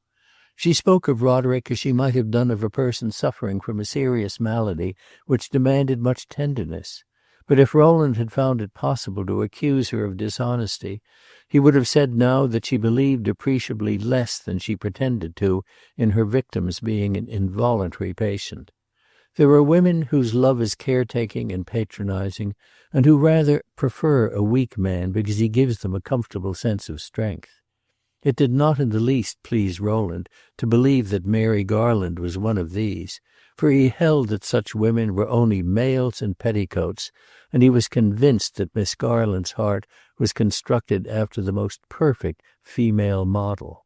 That she was a very different woman from Christina Light did not at all prove that she was less a woman, and if the Princess Casamassima had gone up into a high place to publish her disrelish of a man who lacked the virile will, it was very certain that Mary Garland was not a person to put up, at any point, with what might be called the princess's leavings. It was Christina's constant practice to remind you of the complexity of her character, of the subtlety of her mind, of her troublous faculty of seeing everything in a dozen different lights. Mary Garland had never pretended not to be simple, but Rowland had a theory that she had really a more multitudinous sense of human things, a more delicate imagination, and a finer instinct of character. She did you the honors of her mind with a grace far less regal, but was not that faculty of quite as remarkable an adjustment? If in poor Christina's strangely commingled nature there was circle within circle and depth beneath depth, it was to be believed that Mary Garland, though she did not amuse herself with dropping stones into her soul and waiting to hear them fall, laid quite as many sources of spiritual life under contribution. She had believed Roderick was a fine fellow when she bade him farewell beneath the Northampton elms, and this belief, to her young, strenuous, concentrated imagination, had meant many things. If it was to grow cold, it would be because disenchantment had become total and won the battle at each successive point. Miss Garland had even in her face and carriage something of the preoccupied and wearied look of a person who is watching at a sick-bed. Roderick's broken fortunes, his dead ambitions, were a cruel burden to the heart of a girl who had believed that he possessed genius, and supposed that genius was to one's spiritual economy what full pockets were to one's domestic. And yet with her Rowland never felt, as with Mrs. Hudson, that undercurrent of reproach and bitterness toward himself, that impertinent implication that he had defrauded her of happiness. Was this justice in Miss Garland, or was it mercy? The answer would have been difficult, for she had almost let Rowland feel before leaving Rome that she liked him well enough to forgive him an injury. It was partly, Rowland fancied, that there were occasional lapses, deep and sweet, in her sense of injury. When, on arriving at Florence, she saw the place Rowland had brought them to in their trouble, she had given him a look and said a few words to him that had seemed not only a remission of guilt, but a positive reward. This happened in the court of the villa, the large grey quadrangle overstretched from edge to edge of the red-tiled roof by the soft Italian sky. Mary had felt on the spot the sovereign charm of the place. It was reflected in her deeply intelligent glance, and Rowland immediately accused himself of not having done the villa justice. Miss Garland took a mighty fancy to Florence, and used to look down wistfully at the towered city from the windows and garden. Roderick having now no pretext for not being her cicerone, Rowland was no longer at liberty, as he had been in Rome, to propose frequent excursions to her. Roderick's own invitations, however, were not frequent, and Rowland more than once ventured to introduce her to a gallery or a church. These expeditions were not so blissful to his sense as the rambles they had taken together in Rome, for his companion only half surrendered herself to enjoyment, and seemed to have but a divided attention at her command.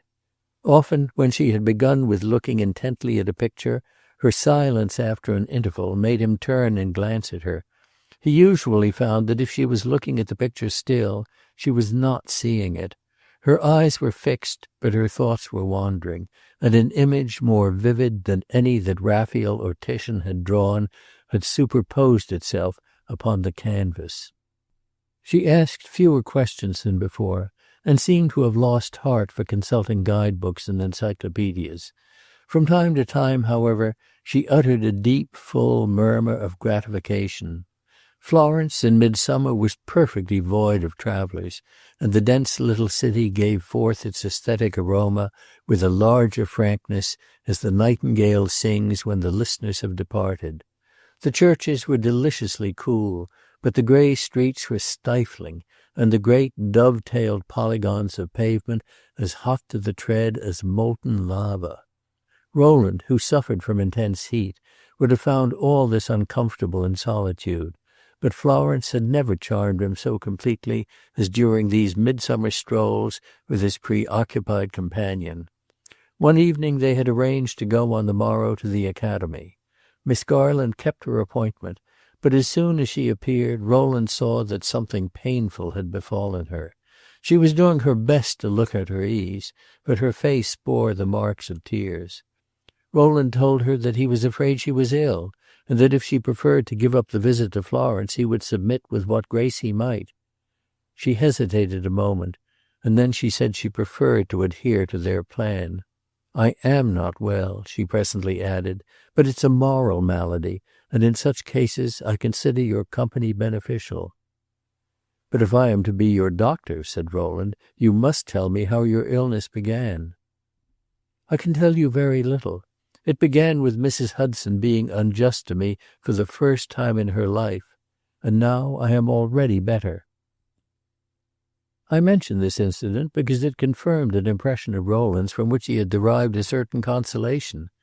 He knew that Mrs. Hudson considered her son's ill-regulated passion for Christina Light a very regrettable affair, but he suspected that her manifest compassion had been all for Roderick, and not in the least for Mary Garland. She was fond of the young girl, but she had valued her primarily, during the last 2 years, as a kind of assistant priestess at Roderick's shrine. Roderick had honored her by asking her to become his wife, but that poor Mary had any rights in consequence, Mrs. Hudson was quite incapable of perceiving. Her sentiment on the subject was of course not very vigorously formulated, but she was unprepared to admit that Miss Garland had any ground for complaint. Roderick was very unhappy, that was enough, and Mary's duty was to join her patience and her prayers to those of his doting mother. Roderick might fall in love with whom he pleased. No doubt that women trained in the mysterious Roman arts were only too proud and too happy to make it easy for him, and it was very presuming in poor plain Mary to feel any personal resentment. Mrs. Hudson's philosophy was of too narrow a scope to suggest that a mother may forgive where a mistress cannot, and she thought herself greatly aggrieved that Miss Garland was not so disinterested as herself. She was ready to drop dead in Roderick's service, and she was quite capable of seeing her companion falter and grow faint without a tremor of compassion. Mary, apparently, had given some intimation of her belief that if constancy is the flower of devotion, reciprocity is the guarantee of constancy, and Mrs. Hudson had rebuked her failing faith and called it cruelty. That Miss Garland had found it hard to reason with Mrs. Hudson, that she suffered deeply from the elder lady's softly bitter imputations, and that, in short, he had companionship in misfortune, all this made Rowland find a certain luxury in his discomfort. The party at Villa Pandolfini used to sit in the garden in the evenings, which Rowland almost always spent with them. Their entertainment was in the heavily perfumed air, in the dim, far starlight, in the crenellated tower of a neighboring villa which loomed vaguely above them in the warm darkness, and in such conversation as depressing reflections allowed. Roderick, clad always in white, roamed about like a restless ghost, silent for the most part, but making from time to time a brief observation characterized by the most fantastic cynicism. Roderick's contributions to the conversation were indeed always so fantastic that though half the time they wearied him unspeakably, Rowland made an effort to treat them humorously. With Rowland alone, Roderick talked a great deal more, often about things related to his own work, or about artistic and aesthetic matters in general. He talked as well as ever, or even better, but his talk always ended in a torrent of groans and curses. When this current set in, Rowland straightway turned his back or stopped his ears, and Roderick now witnessed these movements with perfect indifference. When the latter was absent from the starlit circle in the garden, as often happened, Rowland knew nothing of his whereabouts. He supposed him to be in Florence, but he never learned what he did there. All this was not enlivening, but with an evened, muffled tread the days followed each other, and brought the month of August to a close. One particular evening at this time was most enchanting. There was a perfect moon, looking so extraordinarily large that it made everything its light fell upon seem small. The heat was tempered by a soft west wind, and the wind was laden with the odors of the early harvest. The hills, the vale of the Arno, the shrunken river, the domes of Florence, were vaguely effaced by the dense moonshine. They looked as if they were melting out of sight like an exorcised vision. Rowland had found the two ladies alone at the villa, and he had sat with them for an hour. He felt absolutely hushed by the solemn splendor of the scene, but he had risked the remark that whatever life might yet have in store for either of them, this was a night they would never forget. "It's a night to remember on one's deathbed," Miss Garland exclaimed.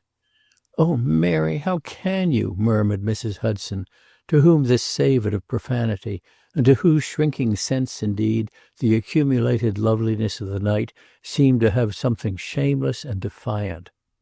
They were silent after this for some time, but at last Rowland addressed certain idle words to Miss Garland. She made no reply, and he turned to look at her. She was sitting motionless, with her head pressed to Mrs. Hudson's shoulder, and the latter lady was gazing at him through the silvered dusk with a look which gave a sort of spectral solemnity to the sad, weak meaning of her eyes. She had the air for the moment of a little old malevolent fairy. Miss Garland, Rowland perceived in an instant, was not absolutely motionless. A tremor passed through her figure. She was weeping, or on the point of weeping, and she could not trust herself to speak. Rowland left his place and wandered to another part of the garden, wondering at the motive of her sudden tears.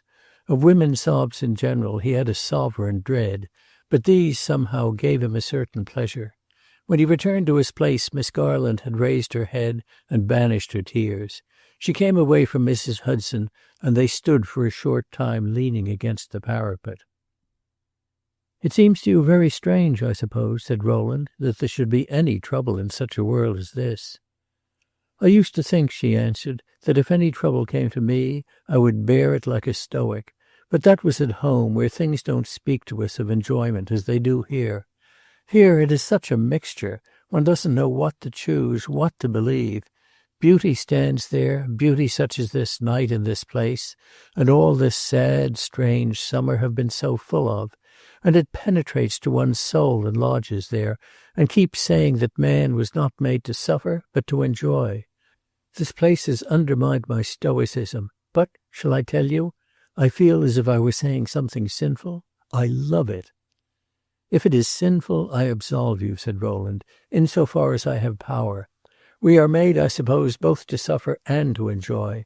As you say, it's a mixture. Just now and here it seems a particularly strange one, but we must take things in turn." His words had a singular aptness, for he had hardly uttered them when Roderick came out from the house, evidently in his darkest mood. He stood for a moment gazing hard at the view.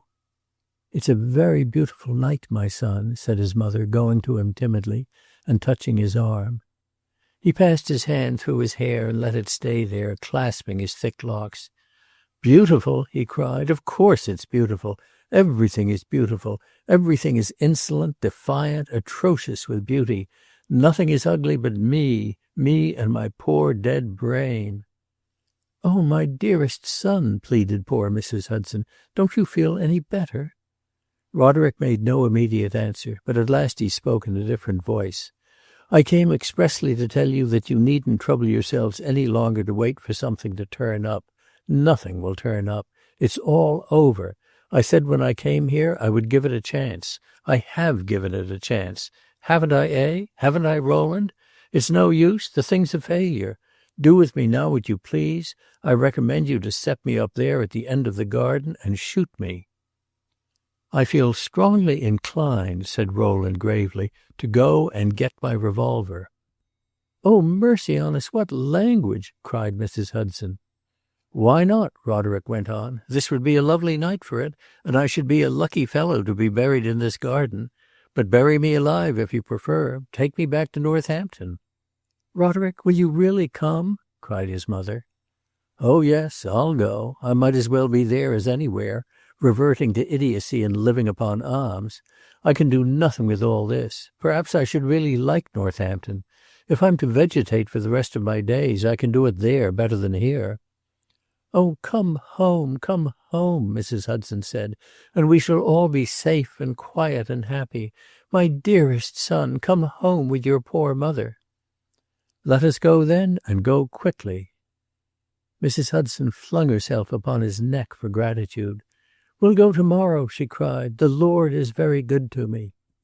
Mary Garland said nothing to this, but she looked at Rowland, and her eyes seemed to contain a kind of alarmed appeal. Rowland noted it with exultation, but even without it he would have broken into an eager protest. "Are you serious, Roderick?" he demanded. "Serious? Of course not. How can a man with a crack in his brain be serious? How can a muddlehead reason? But I'm not jesting either.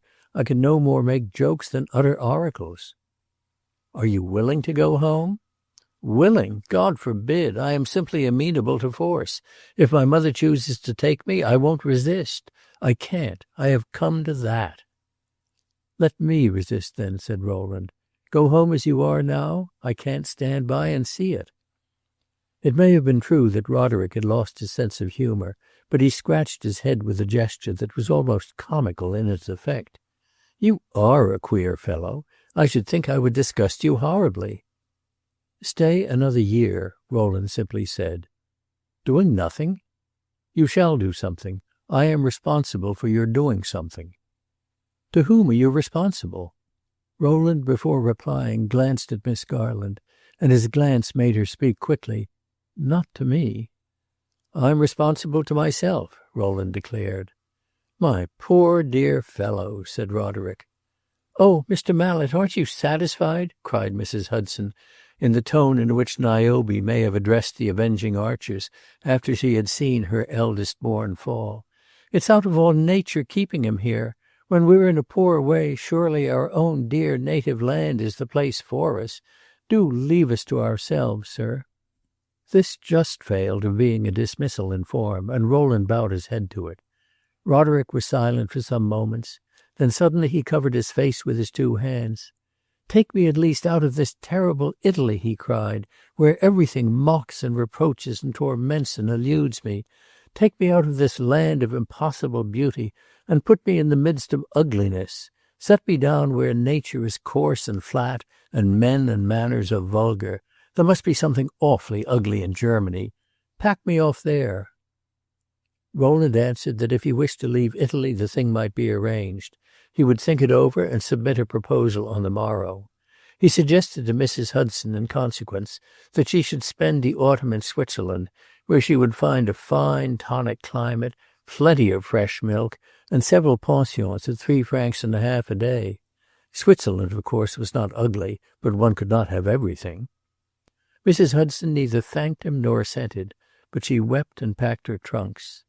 Rowland had a theory, after the scene which led to these preparations, that Mary Garland was weary of waiting for Roderick to come to his senses, that the faith which had bravely borne his manhood company hitherto, on the tortuous march he was leading it, had begun to believe it had gone far enough. This theory was not vitiated by something she said to him on the day before that on which Mrs. Hudson had arranged to leave Florence. "Cousin Sarah, the other evening," she said, "asked you to please leave us. I think she hardly knew what she was saying, and I hope you have not taken offense." "By no means, but I honestly believe that my leaving you would contribute greatly to Mrs. Hudson's comfort. I can be your hidden providence, you know. I can watch you at a distance, and come upon the scene at critical moments." Miss Garland looked for a moment at the ground. Then, with sudden earnestness, "I beg you to come with us," she said. It need hardly be added that after this Rowland went with them. Chapter 12. The Princess Casamassima.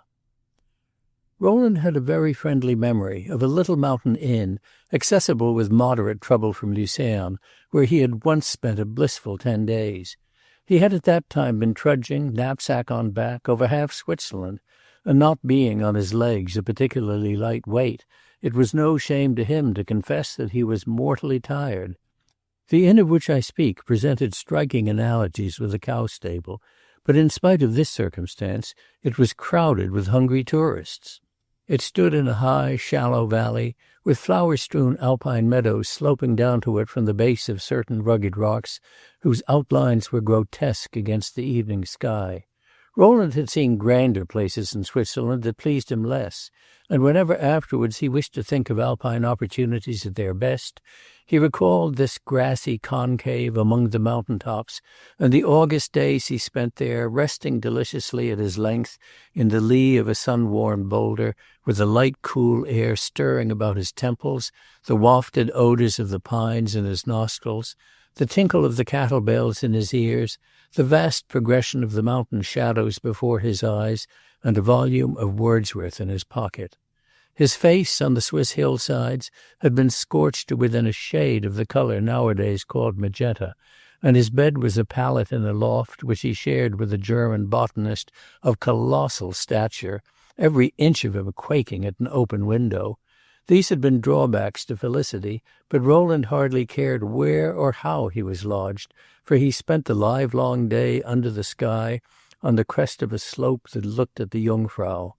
He remembered all this on leaving Florence with his friends, and he reflected that as the mid-season was over, accommodations would be more ample and charges more modest.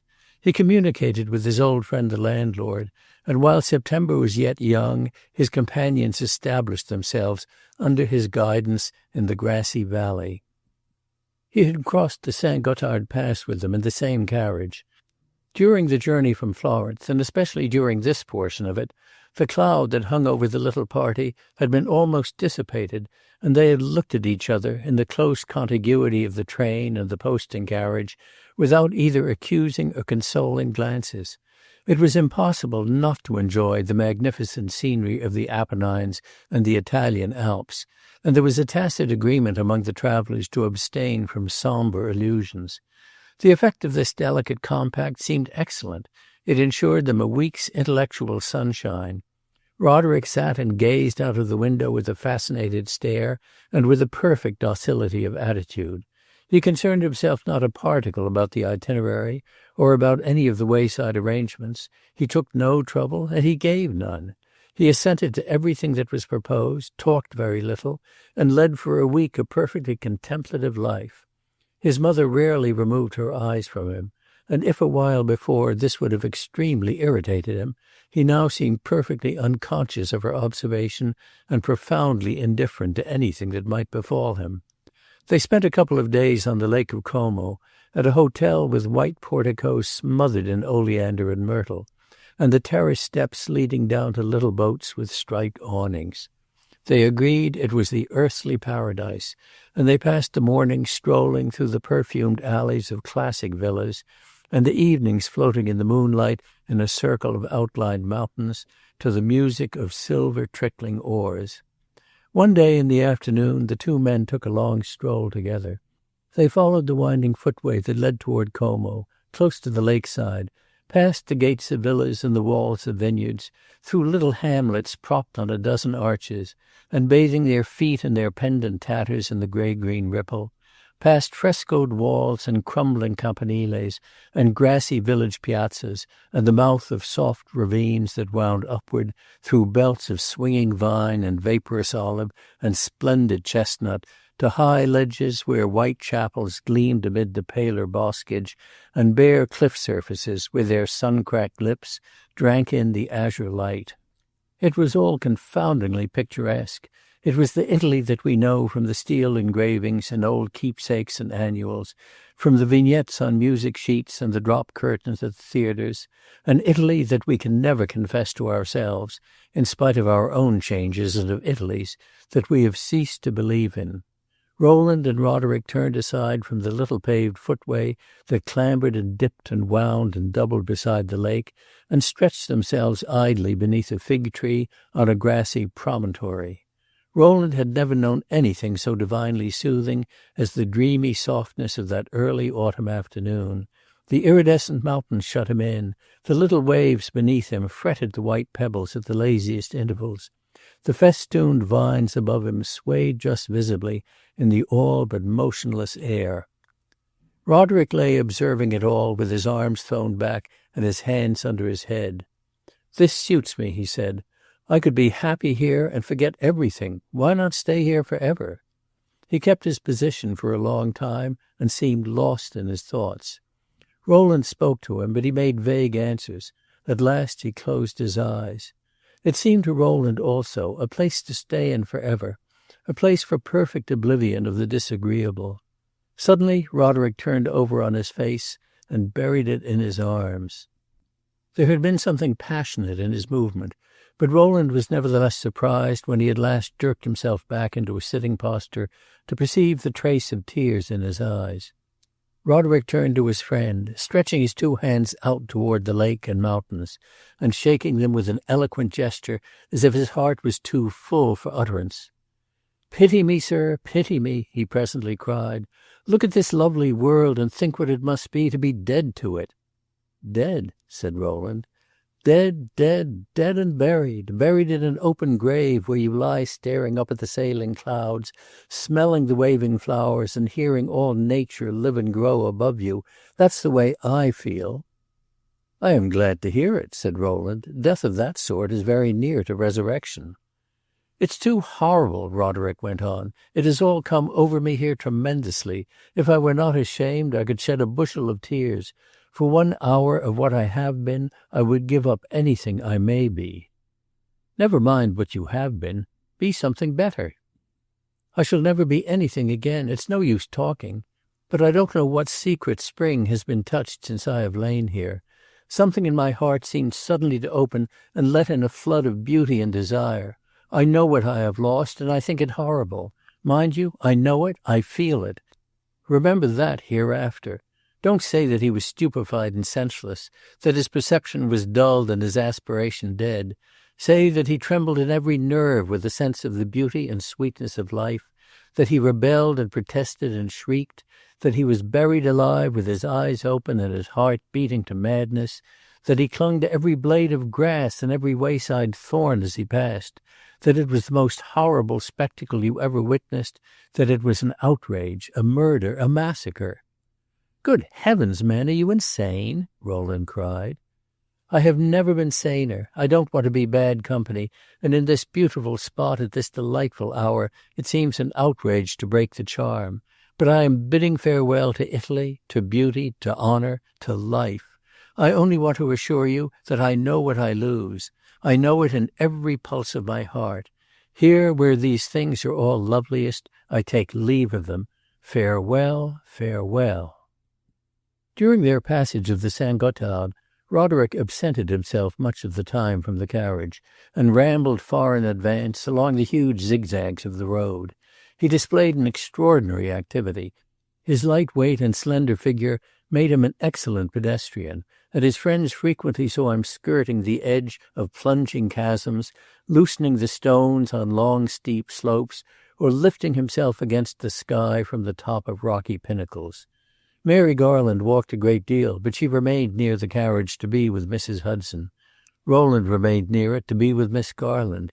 He trudged by her side up that magnificent ascent from Italy, and found himself regretting that the Alps were so low, that their trudging was not to last a week. She was exhilarated. She liked to walk.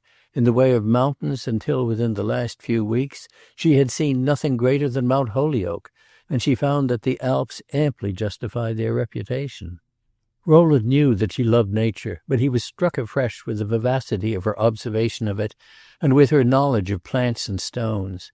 At that season the wild flowers had mostly departed, but a few of them lingered, and Miss Garland never failed to espy them in their outlying corners. They interested her greatly. She was charmed when they were old friends, and charmed even more when they were new. She displayed a very light foot in going in quest of them, and had soon covered the front seat of the carriage with a tangle of strange vegetation. Rowland, of course, was alert in her service, and he gathered for her several botanical specimens which at first seemed inaccessible. One of these, indeed, had at first appeared easier of capture than his attempt to test it, and he had paused a moment at the base of the little peak on which it grew, measuring the risk of farther pursuit. Suddenly, as he stood there, he remembered Roderick's defiance of danger and of Miss Light at the Colosseum, and he was seized with a strong desire to test the courage of his companion. She had just scrambled up a grassy slope near him, and had seen that the flower was out of reach. As he prepared to approach it, she called to him eagerly to stop. The thing was impossible.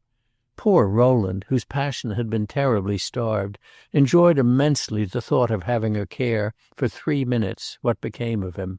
He was the least brutal of men, but for a moment he was perfectly indifferent to her suffering. "I can get the flower," he called to her. "Will you trust me?" "I don't want it. I would rather not have it," she cried. "Will you trust me?" he repeated, looking at her. She looked at him and then at the flower. He wondered whether she would shriek and swoon, as Miss Light had done. "I wish it were something better," she said simply, and then stood watching him while he began to clamber. Rowland was not shaped for an acrobat, and his enterprise was difficult, but he kept his wits about him, made the most of narrow footholds and coigns of vantage, and at last secured his prize. He managed to stick it into his buttonhole, and then he contrived to descend. There was more than one chance for an ugly fall, but he evaded them all. It was doubtless not gracefully done, but it was done, and that was all he had proposed to himself. He was red in the face when he offered Miss Garland the flower, and she was visibly pale. She had watched him without moving. All this had passed without the knowledge of Mrs. Hudson, who was dozing beneath the hood of the carriage. Mary Garland's eyes did not perhaps display that ardent admiration which was formerly conferred by the Queen of Beauty at a tournament, but they expressed something in which Rowland found his reward. "Why did you do that?" she asked gravely. He hesitated. He felt that it was physically possible to say, "Because I love you," but that it was not morally possible. He lowered his pitch and answered simply, "Because I wanted to do something for you." "Suppose you had fallen," said Miss Garland. "I believed I would not fall, and you believed it, I think." "I believed nothing. I simply trusted you as you asked me." "Quod erat demonstrandum," cried Rowland. "I think you know Latin." When our four friends were established in what I have called their grassy valley, there was a good deal of scrambling over slopes, both grassy and stony, a good deal of flower-plucking on narrow ledges, a great many long walks, and, thanks to the lucid mountain air, not a little exhilaration. Mrs. Hudson was obliged to intermit her suspicions of the deleterious atmosphere of the old world, and to acknowledge the edifying purity of the breezes of Engelthal. She was certainly more placid than she had been in Italy. Having always lived in the country, she had missed in Rome and Florence that social solitude mitigated by bushes and rocks which is so dear to the true New England temperament. The little unpainted inn at Engelthal, with its plank partitions, its milk pans standing in the sun, its help in the form of angular young women of the countryside, reminded her of places of summer sojourn in her native land, and the beautiful historic chambers of the Villa Pandolfini passed from her memory without a regret and without having in the least modified her ideal of domiciliary grace. Roderick had changed his sky, but he had not changed his mind. His humor was still that of which he had given Rowland a glimpse in that tragic explosion on the Lake of Como. He kept his despair to himself, and he went doggedly about the ordinary business of life, but it was easy to see that his spirit was mortally heavy, and that he lived and moved and talked simply from the force of habit. In that sad half-hour among the Italian olives there had been such a fierce sincerity in his tone that Rowland began to abdicate the critical attitude. He began to feel that it was essentially vain to appeal to the poor fellow's will. There was no will left. Its place was an impotent void. This view of the case, indeed, was occasionally contravened by certain indications on Roderick's part of the power of resistance to disagreeable obligations. One might still have said, if one had been disposed to be didactic at any hazard, that there was a method in his madness, that his moral energy had its sleeping and its waking hours, and that, in a cause that pleased it, it was capable of rising with the dawn. But on the other hand, pleasure in this case was quite at one with effort. Evidently the greatest bliss in life for Roderick would have been to have a plastic idea. And then it was impossible not to feel tenderly to a despair which had so ceased to be aggressive, not to forgive a great deal of apathy to a temper which had so unlearned its irritability. Roderick said frankly that Switzerland made him less miserable than Italy, and the Alps seemed less to mock at his enforced leisure than the Apennines. He indulged in long rambles, generally alone, and was very fond of climbing into dizzy places where no sound could overtake him, and there, flinging himself on the never-trodden moss, of pulling his hat over his eyes and lounging away the hours in perfect immobility. Rowland sometimes walked with him. Though Roderick never invited him, he seemed duly grateful for his society. Rowland now made it a rule to treat him like a perfectly sane man, to assume that all things were well with him, and never to allude to the prosperity he had forfeited or to the work he was not doing. He would have still said, had you questioned him, that Roderick's condition was a mood, certainly a puzzling one. It might last yet for many a weary hour, but it was a long lane that had no turning. Roderick's blues would not last forever. Rowland's interest in Miss Garland's relations with her cousin was still profoundly attentive, and perplexed as he was on all sides, he found nothing transparent here. After their arrival at Engelthal, Roderick appeared to seek the young girl's society more than he had done hitherto, and this revival of ardour could not fail to set his friend a-wondering. They sat together and strolled together, and Miss Garland often read aloud to him. One day, on their coming to dinner, after he had been lying half the morning at her feet in the shadow of a rock, Rowland asked him what she had been reading. "I don't know," Roderick said. "I don't heed the sense." Miss Garland heard this, and Rowland looked at her. She looked at Roderick sharply and with a little blush. "I listen to Mary," Roderick continued, "for the sake of her voice. It's distractingly sweet." At this Miss Garland's blush deepened, and she looked away. Rowland, in Florence, as we know, had suffered his imagination to wander in the direction of certain conjectures which the reader may deem unflattering to Miss Garland's constancy. He had asked himself whether her faith in Roderick had not faltered, and that demand of hers which had brought about his own departure for Switzerland had seemed almost equivalent to a confession that she needed his help to believe. Rowland was essentially a modest man, and he did not risk the supposition that Miss Garland had contrasted him with Roderick to his own advantage, but he had a certain consciousness of duty resolutely done, which allowed itself to fancy at moments that it might be not illogically rewarded by the bestowal of such stray grains of enthusiasm as had crumbled away from her estimate of his companion.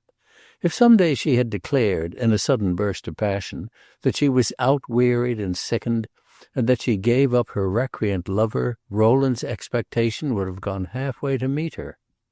And certainly, if her passion had taken this course, no generous critic would utterly condemn her. She had been neglected, ignored, forsaken, treated with a contempt which no girl of a fine temper could endure. There were girls, indeed, whose fineness, like that of Burd Helen in the ballad, lay in clinging to the man of their love through thick and thin, and in bowing their head to all hard usage. This attitude had often an exquisite beauty of its own, but Rowland deemed that he had solid reason to believe it could never be Mary Garland's. She was not a passive creature. She was not soft and meek and grateful for chance bounties. With all her reserve of manner, she was proud and eager. She asked much, and she wanted what she asked.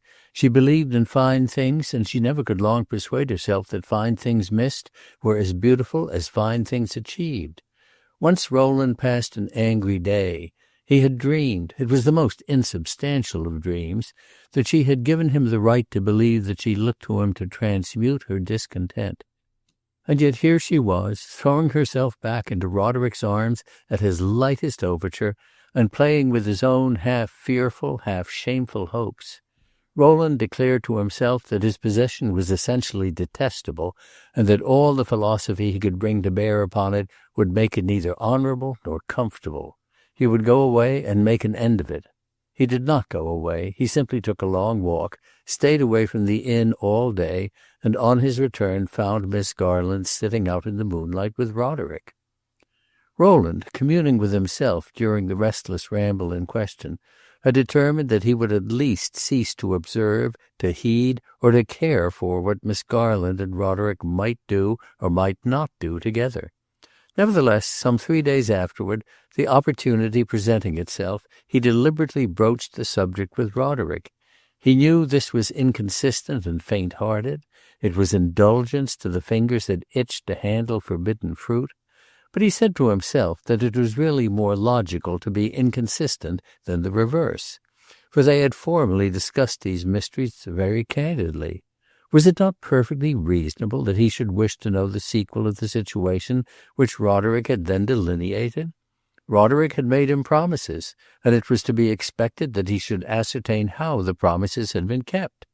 Rowland could not say to himself that if the promises had been extorted for Mary Garland's sake, his present attention to them was equally disinterested, and so he had to admit that he was indeed faint-hearted.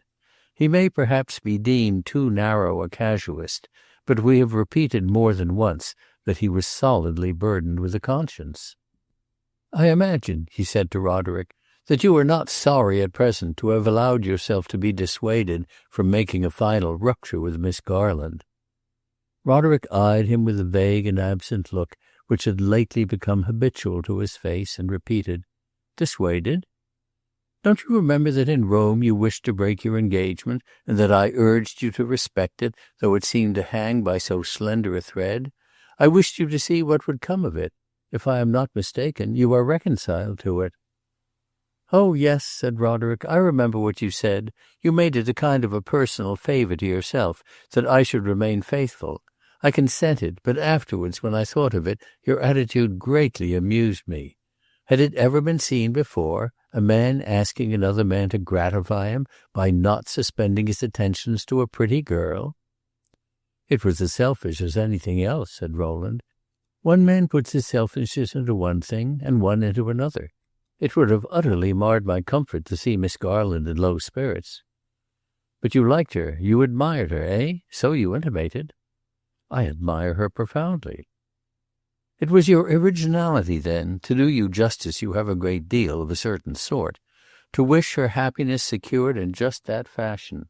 Many a man would have liked better himself to make the woman he admired happy, and would have welcomed her low spirits as an opening for sympathy. You were awfully queer about it." "So be it," said Rowland. "The question is, are you not glad I was queer? Are you not finding that your affection for Miss Garland has a permanent quality which you rather underestimated?"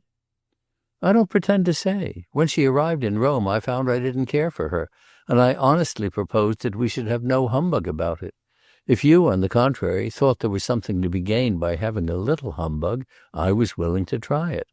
I don't see that the situation is really changed. Mary Garland is all that she ever was, more than all. But I don't care for her. I don't care for anything, and I don't find myself inspired to make an exception in her favor. The only difference is that I don't care now whether I care for her or not. Of course, marrying such a useless lout as I am is out of the question for any woman, and I should pay Miss Garland a poor compliment to assume that she is in a hurry to celebrate our nuptials." "Oh, you're in love," said Rowland, not very logically. It must be confessed at any cost that this assertion was made for the sole purpose of hearing Roderick deny it. But it quite failed of its aim. Roderick gave a liberal shrug of his shoulders and an irresponsible toss of his head. "Call it what you please. I am past caring for names." Rowland had not only been illogical, he had also been slightly disingenuous. He did not believe that his companion was in love. He had argued the false to learn the true. The true was that Roderick was again, in some degree, under a charm, and that he found a healing virtue in Mary's presence, indisposed though he was to admit it. He had said, shortly before, that her voice was sweet to his ear, and this was a promising beginning. If her voice was sweet, it was probable that her glance was not amiss, that her touch had a quiet magic, and that her whole personal presence had learned the art of not being irritating. So Rowland reasoned, and invested Mary Garland with a still finer loveliness. It was true that she herself helped him little to definite conclusions, and that he remained in puzzled doubt as to whether these happy touches were still a matter of the heart or had become simply a matter of the conscience. He watched for signs that she rejoiced in Roderick's renewed acceptance of her society, but it seemed to him that she was on her guard against interpreting it too largely. It was now her turn. He fancied that he sometimes gathered from certain nameless indications of glance and tone and gesture. It was now her turn to be indifferent, to care for other things. Again and again Rowland asked himself what these things were that Miss Garland might be supposed to care for, to the injury of ideal constancy. And again, having designated them, he divided them into two portions. One was that larger experience in general, which had come to her with her arrival in Europe, the vague sense, borne in upon her imagination, that there were more things one might do with one's life than youth and ignorance and Northampton had dreamt of, the revision of old pledges in the light of new emotions. The other was in the experience, in especial, of Rowland's what? Here Rowland always paused in perfect sincerity to measure afresh his possible claim to the young girl's regard. What might he call it? It had been more than civility, and yet it had been less than devotion. It had spoken of a desire to serve, but it had said nothing of a hope of reward. Nevertheless, Rowland's fancy hovered about the idea that it was recompensable, and his reflections ended in a reverie which perhaps did not define it, but at least on each occasion added a little to its volume. Since Miss Garland had asked him as a sort of favour to herself to come also to Switzerland, he thought it possible she might let him know whether he seemed to have effectively served her. The days passed without her doing so, and at last Rowland walked away to an isolated eminence some 5 miles from the inn, and murmured to the silent rocks that she was ungrateful. Listening nature seemed not to contradict him, so that, on the morrow, he asked the young girl, with an infinitesimal touch of irony, whether it struck her that his deflection from his Florentine plan had been attended with brilliant results. "Why, we are delighted that you are here with us," she answered. He was anything but satisfied with this. It seemed to imply that she had forgotten that she had solemnly asked him to come. He reminded her of her request, and recalled the place and time. That evening on the terrace, late, after Mrs. Hudson had gone to bed, and Roderick being absent. She perfectly remembered, but the memory seemed to trouble her. "I am afraid your kindness has been a great charge upon you," she said. "You wanted very much to do something else." "I wanted above all things to oblige you, and I made no sacrifice. But if I had made an immense one, it would be more than made up to me by any assurance that I have helped Roderick into a better mood." She was silent a moment, and then, "Why do you ask me?" she said. "You are able to judge quite as well as I." Rowland blushed. He desired to justify himself in the most veracious manner. "The truth is," he said, "that I am afraid I care only in the second place for Roderick's holding up his head. What I care for in the first place is your happiness." "I don't know why that should be," she answered. "I have certainly done nothing to make you so much my friend. If you were to tell me you intended to leave us tomorrow, I am afraid I should not venture to ask you to stay. But whether you go or stay, let us not talk of Roderick." "But that," said Rowland, "doesn't answer my question. Is he better?" "No," she said, and turned away. He was careful not to tell her that he intended to leave them. One day, shortly after this, as the two young men sat at the inn door watching the sunset, which on that evening was very striking and lurid, Rowland made an attempt to sound his companion's present sentiment touching Christina Light. "I wonder where she is," he said, "and what sort of a life she is leading her prince." Roderick at first made no response. He was watching a figure on the summit of some distant rocks opposite to them. The figure was apparently descending into the valley, and in relief against the crimson screen of the western sky it looked gigantic. "Christina Light," Roderick at last repeated, as if arousing himself from a reverie. "Where she is? It's extraordinary how little I care." "Have you then completely got over it?" To this Roderick made no direct reply. He sat brooding a while. "She's a humbug," he presently exclaimed. "Possibly," said Rowland, "but I have known worse ones." "She disappointed me," Roderick continued in the same tone. "Had she, then, really given you hopes?" "Oh, don't recall it," Roderick cried. "Why the devil should I think of it? It was only 3 months ago, but it seems like 10 years. His friend said nothing more, and after a while he went on of his own accord. "I believed there was a future in it all. She pleased me, pleased me. And when an artist, such as I was, is pleased, you know—" And he paused again. "You never saw her as I did. You never heard her in her great moments. But there is no use talking about that. At first she wouldn't regard me seriously. She chaffed me and made light of me. But at last I forced her to admit I was a great man. Think of that, sir. Christina Light called me a great man. A great man was what she was looking for, and we agreed to find our happiness for life in each other.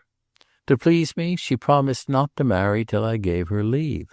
I was not in a marrying way myself, but it was damnation to think of another man possessing her.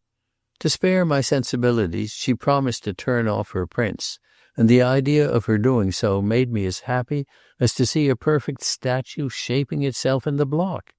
You have seen how she kept her promise. When I learned it, it was as if the statue had suddenly cracked and turned hideous. She died for me, like that," and he snapped his fingers. "Was it wounded vanity, disappointed desire, betrayed confidence? I'm sure I don't know. You certainly have some name for it." "The poor girl did the best she could," said Rowland. "If that was her best, so much the worse for her. I have hardly thought of her these 2 months, but I have not forgiven her." "Well, you may believe that you are avenged. I can't think of her as happy." "I don't pity her," said Roderick. Then he relapsed into silence, and the two sat watching the colossal figure as it made its way downward along the jagged silhouette of the rocks. "Who is this mighty man?" cried Roderick at last. "And what is he coming down upon us for? We are small people here, and we can't undertake to keep company with giants." "Wait till we meet him on our own level," said Rowland, "and perhaps he will not overtop us." "For 10 minutes at least," Roderick rejoined, "he will have been a great man." At this moment the figure sank beneath the horizon line and became invisible in the uncertain light. Suddenly Roderick said, "I would like to see her once more, simply to look at her." "I would not advise it," said Rowland. "It was her beauty that did it," Roderick went on. "It was all her beauty. In comparison, the rest was nothing. What befooled me was to think of it as my property. And I had made it mine. No one else had studied it as I had. No one else understood it. What does that stick of a Casamassima know about it at this hour? I should like to see it just once more. It's the only thing in the world of which I can say so." "I would not advise it," Rowland repeated.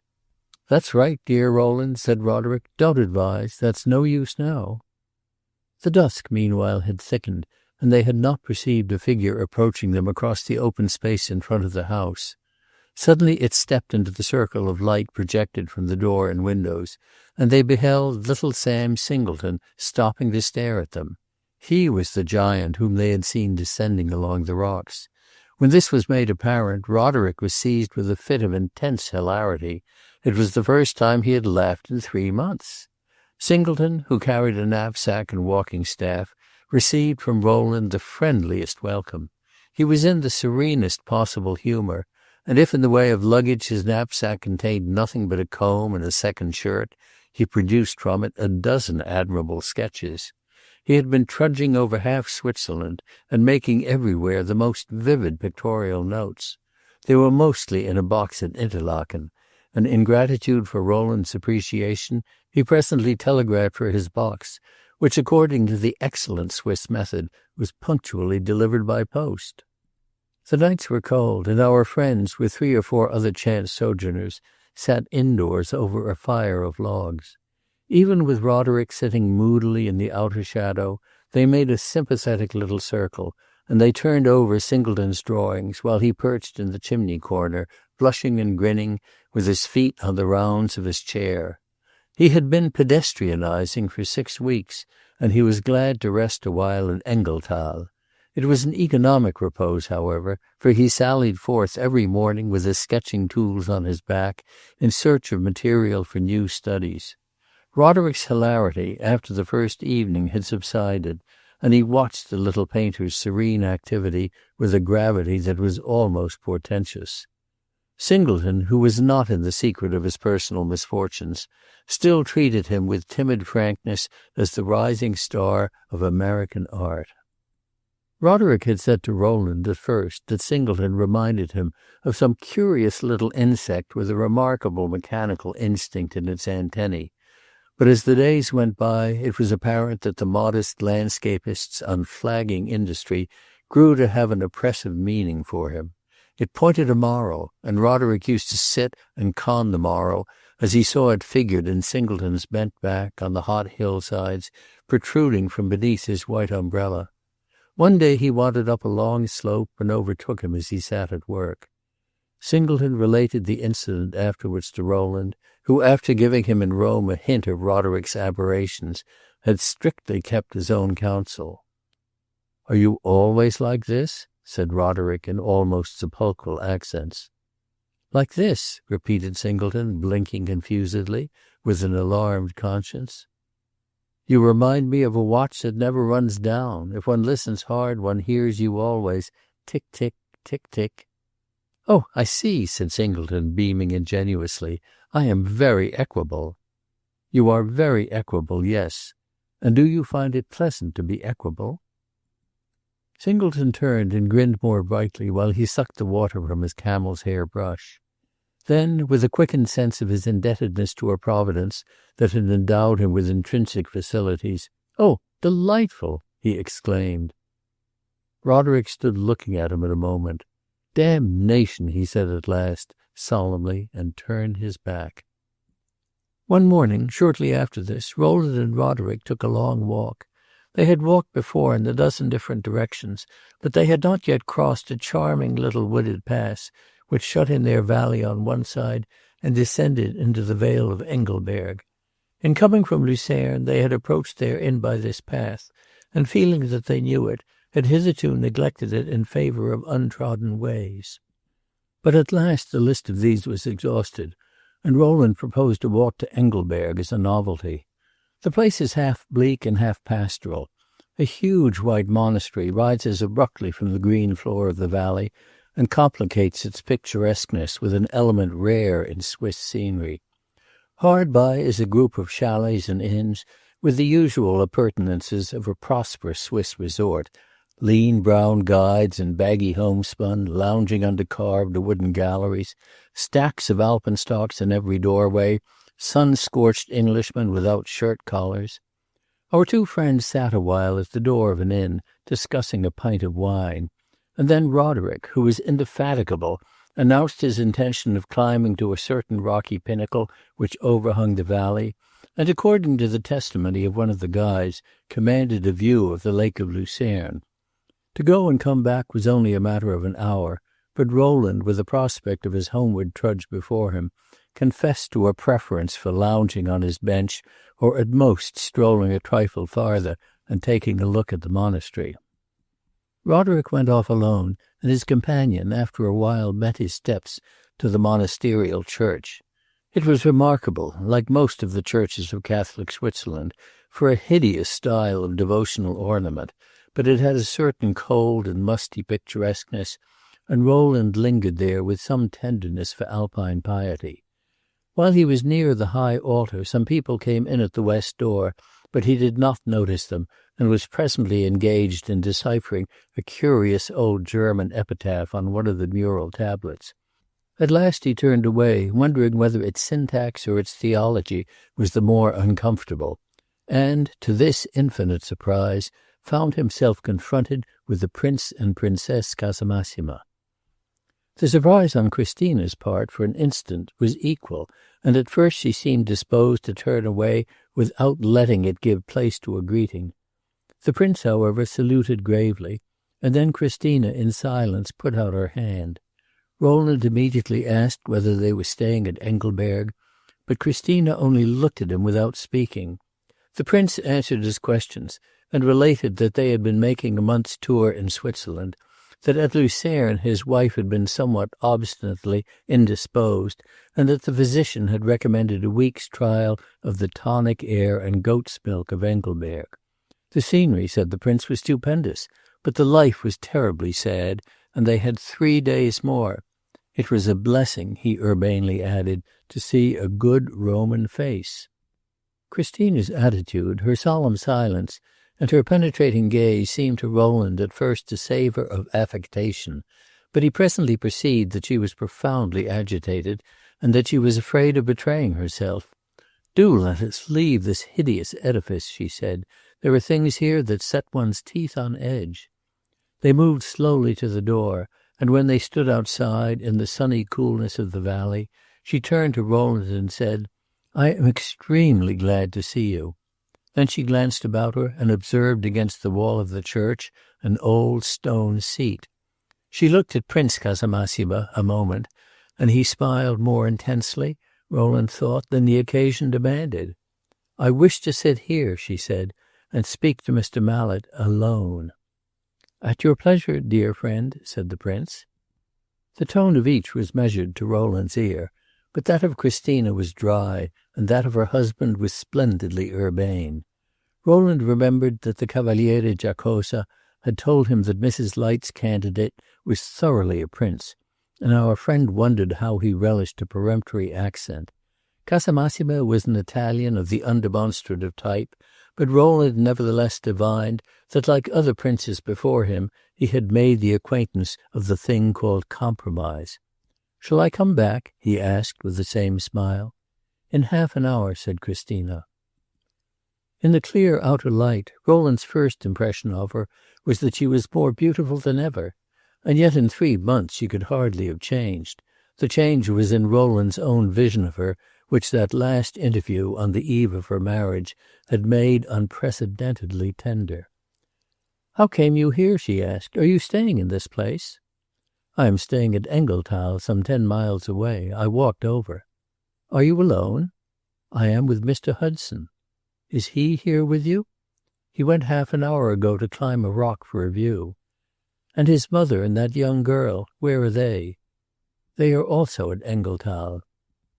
"What do you do there?" "What do you do here?" said Rowland, smiling. "I count the minutes till my week is up. I hate mountains. They depress me to death. I am sure Miss Garland likes them." "She is very fond of them, I believe." "You believe? Don't you know? But I have given up trying to imitate Miss Garland," said Christina. "You surely need imitate no one."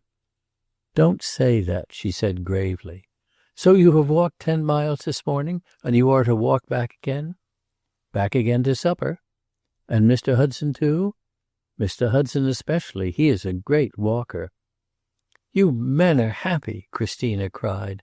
"I believe I should enjoy the mountains if I could do such things. It is sitting still and having them scowl down at you. Prince Casamassima never rides. He only goes on a mule. He was carried up the Faulhorn on a litter." "On a litter?" said Rowland. "In one of those machines, a chaise à porteur, like a woman." Rowland received this information in silence. It was equally unbecoming to either relish or deprecate its irony. "Is Mr. Hudson to join you again? Will he come here?" Christina asked. "I shall soon begin to expect him." "What shall you do when you leave Switzerland?" Christina continued. "Shall you go back to Rome?" "I rather doubt it. My plans are very uncertain." "They depend upon Mr. Hudson, eh?" "In a great measure." "I want you to tell me about him. Is he still in that perverse state of mind that afflicted you so much?" Rowland looked at her mistrustfully without answering. He was indisposed instinctively to tell her that Roderick was unhappy. It was possible she might offer to help him back to happiness. She immediately perceived his hesitation. "I see no reason why we should not be frank," she said. "I should think we were excellently placed for that sort of thing. You remember that formerly I cared very little what I said, don't you? Well, I care absolutely not at all now. I say what I please. I do what I please. How did Mr. Hudson receive the news of my marriage?" "Very badly," said Rowland. "With rage and reproaches?" And, as Rowland hesitated again, "with silent contempt?" "I can tell you but little. He spoke to me on the subject, but I stopped him. I told him it was none of his business or of mine." "That was an excellent answer," said Christina softly. "Yet it was a little your business after those sublime protestations I treated you to. I was really very fine that morning, eh?" "You do yourself injustice," said Rowland. "I should be at liberty now to believe you were insincere." "What does it matter now whether I was insincere or not? I can't conceive of anything mattering less. I was very fine, isn't it true?" "You know what I think of you," said Rowland, and for fear of being forced to betray his suspicion of the cause of her change, he took refuge in a commonplace. "Your mother, I hope, is well?" "My mother is in the enjoyment of superb health, and may be seen every evening at the Casino, at the Baths of Lucca, confiding to every newcomer that she has married her daughter to a pearl of a prince." Rowland was anxious for news of Mrs. Light's companion, and the natural course was frankly to inquire about him. "And the Cavaliere Giacosa is well?" he asked. Christina hesitated, but she betrayed no other embarrassment. The Cavaliere has retired to his native city of Ancona upon a pension for the rest of his natural life. He is a very good old man. I have a great regard for him, said Rowland gravely, at the same time that he privately wondered whether the Cavaliere's pension was paid by Prince Casamassima for services rendered in connection with his marriage. Had the Cavaliere received his commission? "And what do you do," Rowland continued, "on leaving this place?" "We go to Italy. We go to Naples." She rose and stood silent a moment, looking down the valley. The figure of Prince Casamassima appeared in the distance, balancing his white umbrella. As her eyes rested upon it, Rowland imagined that he saw something deeper in the strange expression which had lurked in her face while he talked to her. At first he had been dazzled by her blooming beauty, to which the lapse of weeks had only added splendor.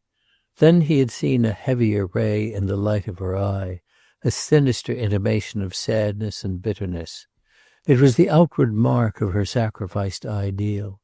Her eyes grew cold as she looked at her husband, and when, after a moment, she turned them upon Rowland, they struck him as intensely tragical. He felt a singular mixture of sympathy and dread. He wished to give her a proof of friendship, and yet it seemed to him that she had now turned her face in a direction where friendship was impotent to interpose. She half read his feelings, apparently, and she gave a beautiful, sad smile. "I hope we may never meet again," she said. And as Rowland gave her a protesting look, "You have seen me at my best. I wish to tell you solemnly I was sincere. I know appearances are against me," she went on quickly. "There is a great deal I can't tell you. Perhaps you have guessed it. I care very little. You know, at any rate, I did my best. It wouldn't serve. I was beaten and broken. They were stronger than I. Now it's another affair." "It seems to me you have a large chance for happiness yet," said Rowland vaguely. "Happiness? I mean to cultivate rapture. I mean to go for bliss ineffable. You remember I told you that I was in part the world's and the devil's. Now they have taken me all. It was their choice. May they never repent." "I shall hear of you," said Rowland. "You will hear of me, and whatever you do hear, remember this. I was sincere." Prince Casamassima had approached, and Rowland looked at him with a good deal of simple compassion as a part of that world against which Christina had launched her mysterious menace. It was obvious that he was a good fellow, and that he could not, in the nature of things, be a positively bad husband, but his distinguished inoffensiveness only deepened the infelicity of Christina's situation by depriving her defiant attitude of the sanction of relative justice. So long as she had been free to choose, she had esteemed him, but from the moment she was forced to marry him, she had detested him. Rowland read in the young man's elastic Italian mask a profound consciousness of all this, and as he found there also a record of other curious things, of pride, of temper, of bigotry, of an immense heritage of more or less aggressive traditions, he reflected that the matrimonial conjunction of his two companions might be sufficiently prolific and incident. "You are going to Naples?" Rowland said to the prince by way of conversation. "We are going to Paris," Christina interposed slowly and softly. "We are going to London. We are going to Vienna. We are going to St. Petersburg." Prince Casamassima dropped his eyes and fretted the earth with the point of his umbrella. While he engaged Rowland's attention, Christina turned away. When Rowland glanced at her again, he saw a change pass over her face. She was observing something that was concealed from his own eyes by the angle of the church wall. In a moment, Roderick stepped into sight. He stopped short, astonished. His face and figure were jaded, his garments dusty. He looked at Christina from head to foot, and then slowly his cheek flushed and his eye expanded. Christina returned his gaze, and for some moments there was a singular silence. "You don't look well," Christina said at last. Roderick answered nothing. He only looked and looked, as if she had been a statue. "You are no less beautiful," he presently cried. She turned away with a smile, and stood a while gazing down the valley. Roderick stared at Prince Casamassima. Christina then put out her hand to Rowland. "Farewell," she said. "If you are near me in the future, don't try to see me." And then, after a pause, in a lower tone, "I was sincere." She addressed herself again to Roderick, and asked him some commonplace about his walk, but he said nothing, he only looked at her. Rowland at first had expected an outbreak of reproach, but it was evident that the danger was every moment diminishing. He was forgetting everything but her beauty, and as she stood there and let him feast upon it, Rowland was sure that she knew it. "I won't say farewell to you," she said. "We shall meet again." And she moved gravely away. Prince Casamassima took leave courteously of Rowland. Upon Roderick he bestowed a bow of exaggerated civility. Roderick appeared not to see it. He was still watching Christina as she passed over the grass. His eyes followed her until she reached the door of her inn. Here she stopped and looked back at him. Chapter 13. Switzerland. On the homeward walk that evening, Roderick preserved a silence which Rowland allowed to make him uneasy. Early on the morrow, Roderick, saying nothing of his intentions, started off on a walk. Rowland saw him striding with light steps along the rugged path to Engelberg. He was absent all day, and he gave no account of himself on his return. He said that he was deadly tired, and he went to bed early. When he had left the room, Miss Garland drew near to Rowland. "I wish to ask you a question," she said. "What happened to Roderick yesterday at Engelberg?" "You have discovered that something happened?" Rowland answered. "I am sure of it. Was it something painful?" "I don't know how at the present moment he judges it. He met the Princess Casamassima." "Thank you," said Miss Garland simply, and turned away. The conversation had been brief, but like many small things, it furnished Rowland with food for reflection. When one is looking for symptoms, one easily finds them. This was the first time Mary Garland had asked Rowland a question which it was in Roderick's power to answer, the first time she had frankly betrayed Roderick's reticence. Rowland ventured to think it marked an era. The next morning was sultry, and the air, usually so fresh at those altitudes, was oppressively heavy. Rowland lounged on the grass a while near Singleton, who was at work under his white umbrella within view of the house, and then in quest of coolness he wandered away to the rocky ridge whence you looked across at the Jungfrau. Today, however, the white summits were invisible, their heads were muffled in sullen clouds, and the valleys beneath them curtained in dun-coloured mist. Rowland had a book in his pocket, and he took it out and opened it. But his page remained unturned. His own thoughts were more importunate. His interview with Christina Light had made a great impression upon him, and he was haunted with the memory of her almost blameless bitterness, and of all that was tragic and fatal in her latest transformation. These things were immensely appealing, and Rowland thought with infinite impatience of Roderick's having again encountered them. It required little imagination to apprehend that the young sculptor's condition had also appealed to Christina. His consummate indifference, his supreme defiance, would make him a magnificent trophy, and Christina had announced with sufficient distinctness that she had said good-bye to scruples.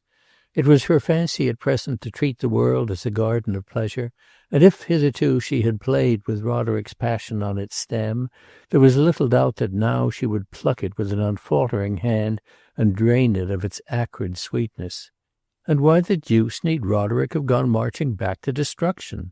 Rowland's meditations, even when they began in rancour, often brought him peace, but on this occasion they ushered in a quite peculiar quality of unrest. He felt conscious of a sudden collapse in his moral energy.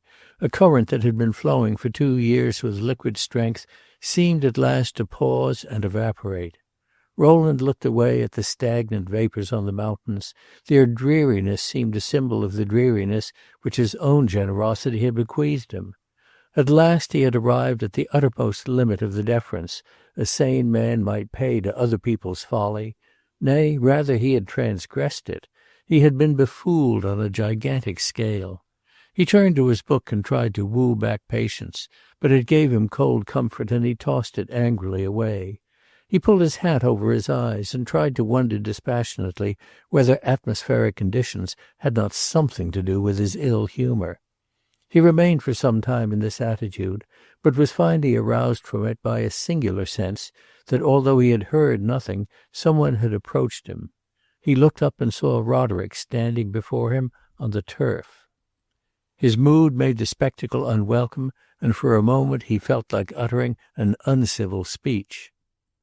Roderick stood looking at him with an expression of countenance which had of late become rare. There was an unfamiliar spark in his eye and a certain imperious alertness in his carriage. Confirmed habit with Rowland came speedily to the front. "What is it now?" he asked himself, and invited Roderick to sit down. Roderick had evidently something particular to say, and if he remained silent for a time it was not because he was ashamed of it. "I would like you to do me a favor," he said at last. "Lend me some money." "How much do you wish?" Rowland asked. "Say 1,000 francs." Rowland hesitated a moment. "I don't wish to be indiscreet, but may I ask what you propose to do with 1,000 francs?" "To go to Interlaken." "And why are you going to Interlaken?" Roderick replied without a shadow of wavering, "Because that woman is to be there." Rowland burst out laughing, but Roderick remained serenely grave. "You have forgiven her, then?" said Rowland. "Not a bit of it." "I don't understand." "Neither do I. I only know that she is incomparably beautiful, and that she has waked me up amazingly. Besides, she asked me to come."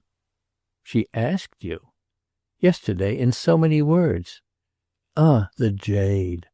"Exactly. I am willing to take her for that." "Why in the name of common sense did you go back to her?" "Why did I find her standing there like a goddess who has just stepped out of her cloud? Why did I look at her? Before I knew where I was, the harm was done." Rowland, who had been sitting erect, threw himself back on the grass and lay for some time staring up at the sky. At last, raising himself, "Are you perfectly serious?" he asked. "Deadly serious." "Your idea is to remain at Interlaken for some time?" "Indefinitely," said Roderick, and it seemed to his companion that the tone in which he said this made it immensely well worth hearing. "And your mother and cousin meanwhile are to remain here? It will soon be getting very cold, you know." "It doesn't seem much like it today." "Very true, but today is a day by itself." "There is nothing to prevent their going back to Lucerne. I depend upon your taking charge of them." At this Rowland reclined upon the grass again, and again after reflection he faced his friend. "How would you express," he asked, "the character of the profit that you expect to derive from your excursion?" "I see no need of expressing it. The proof of the pudding is in the eating. The case is simply this. I desire immensely to be near Christina Light, and it is such a huge refreshment to find myself again desiring something that I propose to drift with the current. As I say, she has waked me up, and it is possible something may come of it. She makes me feel as if I were alive again. This," and he glanced down at the inn, "I call death." "That I am very grateful to hear. You really feel as if you might do something?"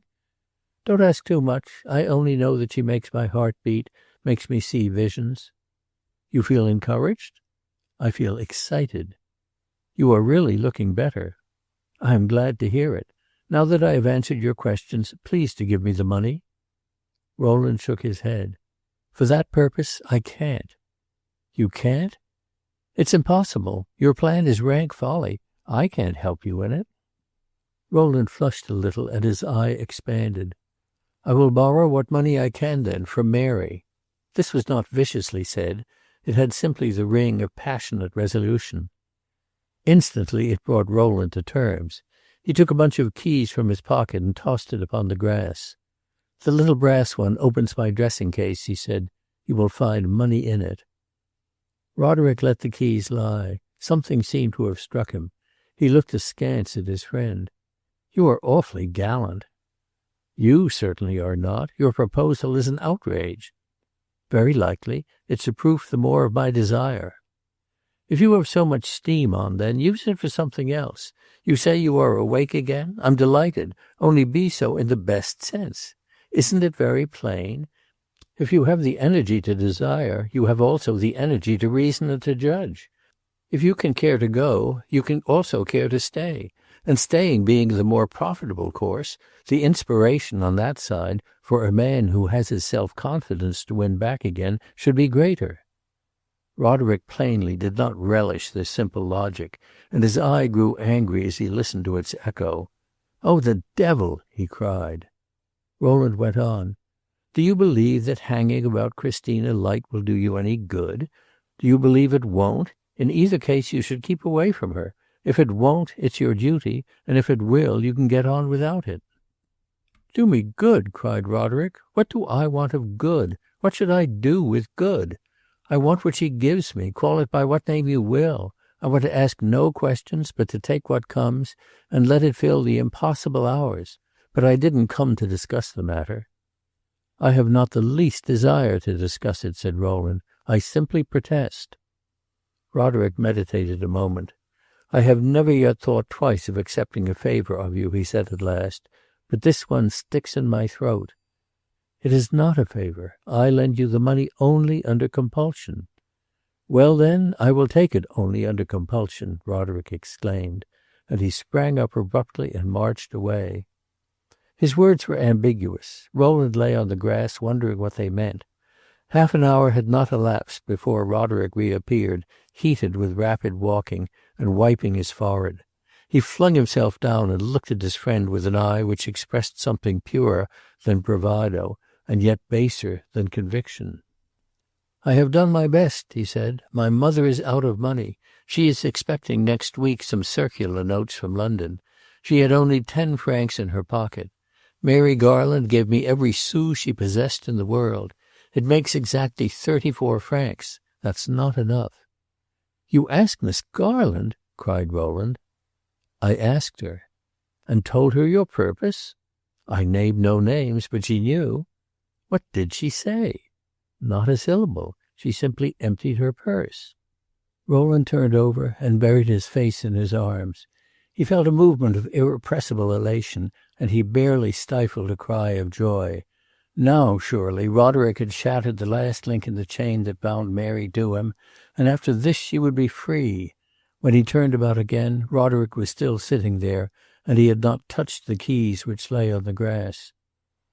"I don't know what's the matter with me," said Roderick, "but I have an insurmountable aversion to taking your money." "The matter, I suppose, is that you have a grain of wisdom left." "No, it's not that. It's a kind of brute instinct. I find it extremely provoking." He sat there for some time with his head in his hands and his eyes on the ground. His lips were compressed, and he was evidently, in fact, in a state of profound irritation. "You have succeeded in making this thing excessively unpleasant," he exclaimed. "I am sorry," said Rowland, "but I can't see it in any other way." "That I believe, and I resent the range of your vision pretending to be the limit of my action. You can't feel for me, nor judge for me, and there are certain things you know nothing about. I have suffered, sir," Roderick went on with increasing emphasis. "I have suffered damnable torments. Have I been such a placid, contented, comfortable man this last 6 months that when I find a chance to forget my misery I should take such pains not to profit by it? You ask too much for a man who himself has no occasion to play the hero. I don't say that invidiously. It's your disposition, and you can't help it. But decidedly there are certain things you know nothing about." Rowland listened to this outbreak with open eyes, and Roderick, if he had been less intent upon his own eloquence, would probably have perceived that he turned pale. "These things, what are they?" Rowland asked. "They are women, principally, and what relates to women. Women for you, by what I can make out, mean nothing. You have no imagination, no sensibility." "That's a serious charge," said Rowland gravely. "I don't make it without proof." "And what is your proof?" Roderick hesitated a moment. "The way you treated Christina Light, I call that grossly obtuse." "Obtuse?" Rowland repeated, frowning. "Thick-skinned, beneath your good fortune." "My good fortune?" "There it is. It's all news to you. You had pleased her. I don't say she was dying of love for you, but she took a fancy to you." "We will let this pass," said Rowland after a silence. "Oh, I don't insist. I have only her own word for it." "She told you this?" "You noticed at least, I suppose, that she was not afraid to speak. I never repeated it, not because I was jealous, but because I was curious to see how long your ignorance would last if left to itself." "I frankly confess it would have lasted forever. And yet I don't consider that my insensibility is proved." "Oh, don't say that," cried Roderick, "or I shall begin to suspect what I must do you the justice to say that I have never suspected, that you are a trifle conceited. Upon my word, when I think of all this, your protest, as you call it, against my following Christina Light seems to me thoroughly offensive. There is something monstrous in a man's pretending to lay down the law to a sort of emotion with which he is quite unacquainted, and is asking a fellow to give up a lovely woman for conscience' sake, when he has never had the impulse to strike a blow for one for passions." "Oh, oh!" cried Rowland. "Well, that's very easy to say," Roderick went on, "but you must remember that there are such things as nerves and senses and imagination, and a restless demon within that may sleep sometimes for a day or for 6 months, but that sooner or later wakes up and thumps at your ribs till you listen to him. If you can't understand that, take it on trust, and let a poor imaginative devil live his life as he can." Roderick's words seemed at first to Rowland like something heard in a dream. It was impossible they had been actually spoken, so supreme an expression were they of the insolence of egotism. Reality was never so consistent as that. But Roderick sat there, balancing his beautiful head, and the echoes of his strident accents still lingered along the half-muffled mountainside. Rowland suddenly felt that the cup of his chagrin was full to overflowing, and his long-gathered bitterness surged into the simple, wholesome passion of anger for wasted kindness. But he spoke without violence, and Roderick was probably at first far from measuring the force that lay beneath his words. "You are incredibly ungrateful," he said. "You are talking arrogant nonsense. What do you know about my sensibilities and my imagination? How do you know whether I have loved or suffered? If I have held my tongue and not troubled you with my complaints, you find it the most natural thing in the world to put an ignoble construction on my silence. I loved quite as well as you. Indeed, I think I may say rather better. I have been constant. I have been willing to give more than I received. I have not forsaken one mistress because I thought another more beautiful, nor given up the other and believed all manner of evil about her because I had not my way with her. I have been a good friend to Christina Light, and it seems to me my friendship does her quite as much honor as your love." "Your love, your suffering, your silence, your friendship," cried Roderick. "I declare I don't understand." "I dare say not. You are not used to understanding such things. You are not used to hearing me talk of my feelings. You are altogether too much taken up with your own. Be as much so as you please. I have always respected your right. Only when I have kept myself in durance on purpose to leave you an open field, don't, by way of thanking me, come and call me an idiot." "Oh, you claim then that you have made sacrifices?" "Several. You have never suspected it?" "If I had, do you suppose I would have allowed it?" cried Roderick. "They were the sacrifices of friendship, and they were easily made, only I don't enjoy having them thrown back in my teeth." This was, under the circumstances, a sufficiently generous speech, but Roderick was not in the humour to take it generously. "Come, be more definite," he said. "Let me know where it is the shoe has pinched." Rowland frowned. If Roderick would not take generosity, he should have full justice. "It's a perpetual sacrifice," he said, "to live with a perfect egotist." "I am an egotist?" cried Roderick. "Did it never occur to you?" "An egotist to whom you have made perpetual sacrifices?" He repeated the words in a singular tone, a tone that denoted neither exactly indignation nor incredulity, but, strange as it may seem, a sudden violent curiosity for news about himself. "You are selfish," said Rowland. "You think only of yourself and believe only in yourself. You regard other people only as they play into your own hands. You have always been very frank about it, and the thing seemed so mixed up with the temper of your genius and the very structure of your mind that often one was willing to take the evil with the good and to be thankful that, considering your great talent, you were no worse. But if one believed in you, as I have done, one paid a tax upon it." Roderick leaned his elbows on his knees, clasped his hands together and crossed them, shadewise, over his eyes. In this attitude for a moment he sat looking coldly at his friend. "So I have made you very uncomfortable?" he went on. "Extremely so." "I have been eager, grasping, obstinate, vain, ungrateful, indifferent, cruel?" "I have accused you mentally of all these things, with the exception of vanity." "You have often hated me?" "Never. I should have parted company with you before coming to that." "But you have wanted to part company, to bid me go my way and be hanged." "Repeatedly. And I have had patience and forgiven you." "Forgiven me, eh? Suffering all the while?" "Yes, you may call it suffering." "Why did you never tell me all this before?" "Because my affection was always stronger than my resentment, because I preferred to err on the side of kindness, because I had myself, in a measure, launched you in the world and thrown you into temptations, and because nothing short of your unwarrantable aggression just now could have made me say these painful things." Roderick picked up a blade of long grass and began to bite it. Rowland was puzzled by his expression and manner. They seemed strangely cynical. There was something revolting in his deepening calmness. "I must have been hideous," Roderick presently resumed. "I am not talking for your entertainment," said Rowland. "Of course not, for my edification." As Roderick said these words there was not a ray of warmth in his brilliant eye. "I have spoken for my own relief," Rowland went on, "and so that you need never again go utterly astray as you have done this morning." "It has been a terrible mistake, then?" What his tone expressed was not wilful mockery, but a kind of persistent irresponsibility which Rowland found equally exasperating. He answered nothing. "And all this time," Roderick continued, "you have been in love? Tell me the woman." Rowland felt an immense desire to give him a visible, palpable pang. "Her name is Mary Garland," he said. Apparently he succeeded. The surprise was great. Roderick colored as he had never done. "Mary Garland! Heaven forgive us!" Rowland observed the "us." Roderick threw himself back on the turf.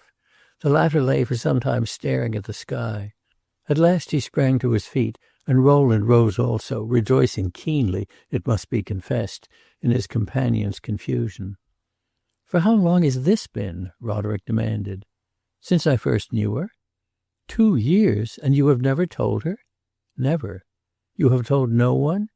"You are the first person." "Why have you been silent?" "Because of your engagement." "But you have done your best to keep that up." "That's another matter." "It's very strange," said Roderick presently. "It's like something in a novel." "We needn't expatiate on it," said Rowland. "All I wish to do is to rebut your charge that I am an abnormal being." But still Roderick pondered. "All these months, while I was going on, I wish you had mentioned it." "I acted as was necessary, and that's the end of it." "You have a very high opinion of her?" "The highest." "I remember now your occasionally expressing it and my being struck with it, but I never dreamed you were in love with her. It's a pity she doesn't care for you." Rowland had made his point, and he had no wish to prolong the conversation, but he had a desire to hear more of this, and he remained silent. "You hope, I suppose, that some day she may?" "I shouldn't have offered to say so, but since you ask me, I do." "I don't believe it. She idolizes me, and if she were never to see me again, she would idolize my memory." This might be profound insight, and it might be profound fatuity. Rowland turned away. He could not trust himself to speak. "My indifference, my neglect of her must have seemed to you horrible. Altogether I must have appeared simply hideous." "Do you really care," Rowland asked, "what you appeared?" "Certainly. I have been damnably stupid. Isn't an artist supposed to be a man of perceptions? I am hugely disgusted." "Well, you understand now, and we can start afresh." "And yet," said Roderick, "though you have suffered in a degree, I don't believe you have suffered so much as some other men would have done." "Very likely not. In such matters quantitative analysis is difficult." Roderick picked up his stick and stood looking at the ground. "Nevertheless, I must have seemed hideous," he repeated. "Hideous." He turned away scowling, and Rowland offered no contradiction. They were both silent for some time, and at last Roderick gave a heavy sigh and began to walk away. "Where are you going?" Rowland then asked. "Oh, I don't care. To walk. You have given me something to think of." This seemed a salutary impulse, and yet Rowland felt a nameless perplexity. "To have been so stupid damns me more than anything," Roderick went on. "Certainly I can shut up shop now." Rowland felt in no smiling humor, and yet in spite of himself he could almost have smiled at the very consistency of the fellow. It was egotism still, aesthetic disgust at the graceless contour of his conduct, but never a hint of simple sorrow for the pain he had given. Rowland let him go, and for some moments stood watching him. Suddenly Mallet became conscious of a singular and most illogical impulse, a desire to stop him, to have another word with him, not to lose sight of him. He called him, and Roderick turned. "I should like to go with you," said Rowland. "I am fit only to be alone. I am damned." "You had better not think of it at all," Rowland cried, "than think in that way." "There is only one way. I have been hideous." And he broke off and marched away with his long elastic steps, swinging his stick. Rowland watched him, and at the end of a moment called to him. Roderick stopped and looked at him in silence, and then abruptly turned and disappeared below the crest of a hill. Rowland passed the remainder of the day uncomfortably. He was half irritated, half depressed. He had an insufferable feeling of having been placed in the wrong, in spite of his excellent cause. Roderick did not come home to dinner, but of this, with his passion for brooding away the hours on far-off mountain-sides, he had almost made a habit. Mrs. Hudson appeared at the noonday repast with a face which showed that Roderick's demand for money had unsealed the fountains of her distress.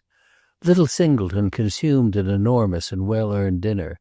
Miss Garland, Rowland observed, had not contributed her scanty assistance to her kinsman's pursuit of the Princess Casamassima without an effort. The effort was visible in her pale face and her silence. She looked so ill that when they left the table Rowland felt almost bound to remark upon it. They had come out upon the grass in front of the inn. "I have a headache," she said. And then suddenly, looking about at the menacing sky and motionless air, "It's this horrible day." Rowland, that afternoon, tried to write a letter to his cousin Cecilia, but his head and his heart were alike heavy, and he traced upon the paper but a single line. "I believe there is such a thing as being too reasonable, but when once the habit is formed, what is one to do?" He had occasion to use his keys, and he felt for them in his pocket. They were missing, and he remembered that he had left them lying on the hilltop where he had had his talk with Roderick. He went forth in search of them and found them where he had thrown them. He flung himself down in the same place again. He felt indisposed to walk. He was conscious that his mood had vastly changed since the morning. His extraordinary, acute sense of his rights had been replaced by the familiar, chronic sense of his duties. Only his duties now seemed impracticable. He turned over and buried his face in his arms. He lay so long a time, thinking of many things. The sum of them all was that Roderick had beaten him. At last he was startled by an extraordinary sound. It took him a moment to perceive that it was a portentous growl of thunder. He roused himself and saw that the whole face of the sky had altered. The clouds that had hung motionless all day were moving from their stations and getting into position, as it were, for a battle. The wind was rising. The sallow vapors were turning dark and consolidating their masses. It was a striking spectacle, but Rowland judged best to observe it briefly, as a storm was evidently imminent. He took his way down to the inn and found Singleton still at his post, profiting by the last of the rapidly failing light to finish his study, and yet at the same time taking rapid notes of the actual condition of the clouds. "We are going to have a most interesting storm," the little painter gleefully cried. "I should like awfully to do it." Rowland adjured him to pack up his tools and decamp, and repaired to the house. The air by this time had become portentously dark, and the thunder was incessant and tremendous. In the midst of it the lightning flashed and vanished, like the treble shrilling upon the bass. The innkeeper and his servants had crowded to the doorway, and were looking at the scene with faces which seemed a proof that it was unprecedented. As Rowland approached, the group divided to let some one pass from within, and Mrs. Hudson came forth, as white as a corpse and trembling in every limb. My boy, where is my boy?" she cried. "Mr. Mallet, why are you here without him? Bring him to me." "Has no one seen Mr. Hudson?" Rowland asked of the others. "Has he not returned?" Each one shook his head and looked grave, and Rowland attempted to reassure Mrs. Hudson by saying that of course he had taken refuge in a chalet. "Go and find him, go and find him," she cried insanely. "Don't stand there and talk, or I shall die." It was now as dark as evening, and Rowland could just distinguish the figure of Singleton scampering homeward with his box and easel. "And where is Mary?" Mrs. Hudson went on. "What in mercy's name has become of her? Mr. Mallet, why did you ever bring us here?" There came a prodigious flash of lightning, and the limitless tumult about them turned clearer than midsummer noonday. The brightness lasted long enough to enable Rowland to see a woman's figure on the top of an eminence near the house. It was Mary Garland, questioning the lurid darkness for Roderick. Rowland sprang out to interrupt her vigil, but in a moment he encountered her, retreating. He seized her hand and hurried her to the house, where, as soon as she stepped into the covered gallery, Mrs. Hudson fell upon her with frantic lamentations. "Did you see nothing, nothing?" she cried. "Tell Mr. Mallet he must go and find him, with some men, some lights, some wrappings. Go, go, go, sir! In mercy, go!" Rowland was extremely perturbed by the poor lady's vociferous folly, for he deemed her anxiety superfluous. He had offered his suggestion with sincerity. Nothing was more probable than that Roderick had found shelter in a herdsman's cabin. These were numerous on the neighboring mountains, and the storm had given fair warning of its approach. Miss Garland stood there, very pale, saying nothing, but looking at him. He expected that she would check her cousin's importunity. "Can you find him?" she suddenly asked. "Would it be of use?" The question seemed to him a flash intenser than the lightning that was raking the sky before them. It shattered his dream that he weighed in the scale. But before he could answer, the full fury of the storm was upon them. The rain descended in sounding torrents. Every one fell back into the house. There had been no time to light lamps, and in the little uncarpeted parlor, in the unnatural darkness, Rowland felt Mary's hand upon his arm. For a moment it had an eloquent pressure. It seemed to retract her senseless challenge, and to say that she believed, for Roderick, what he believed. But nevertheless, thought Rowland, the cry had come, her heart had spoken, her first impulse had been to sacrifice him. He had been uncertain before. Here, at least, was the comfort of certainty. It must be confessed, however, that the certainty in question did little to enliven the gloom of that formidable evening. There was a noisy crowd about him in the room, noisy even with the accompaniment of the continual thunder peals, lodgers and servants chattering, shuffling, and bustling, and annoying him equally by making too light of the tempest and by vociferating their alarm. In the disorder it was some time before a lamp was lighted, and the first thing he saw, as it was swung from the ceiling, was the white face of Mrs. Hudson, who was being carried out of the room in a swoon by two stout maidservants, with Mary Garland forcing a passage. He rendered what help he could, but when they had laid the poor woman on her bed, Miss Garland motioned him away. "I think you make her worse," she said. Rowland went to his own chamber. The partitions in Swiss mountain inns are thin, and from time to time he heard Mrs. Hudson moaning 3 rooms off. Considering its great fury, the storm took long to expend itself. It was upwards of 3 hours before the thunder ceased. But even then the rain continued to fall heavily, and the night, which had come on, was impenetrably black. This lasted till near midnight.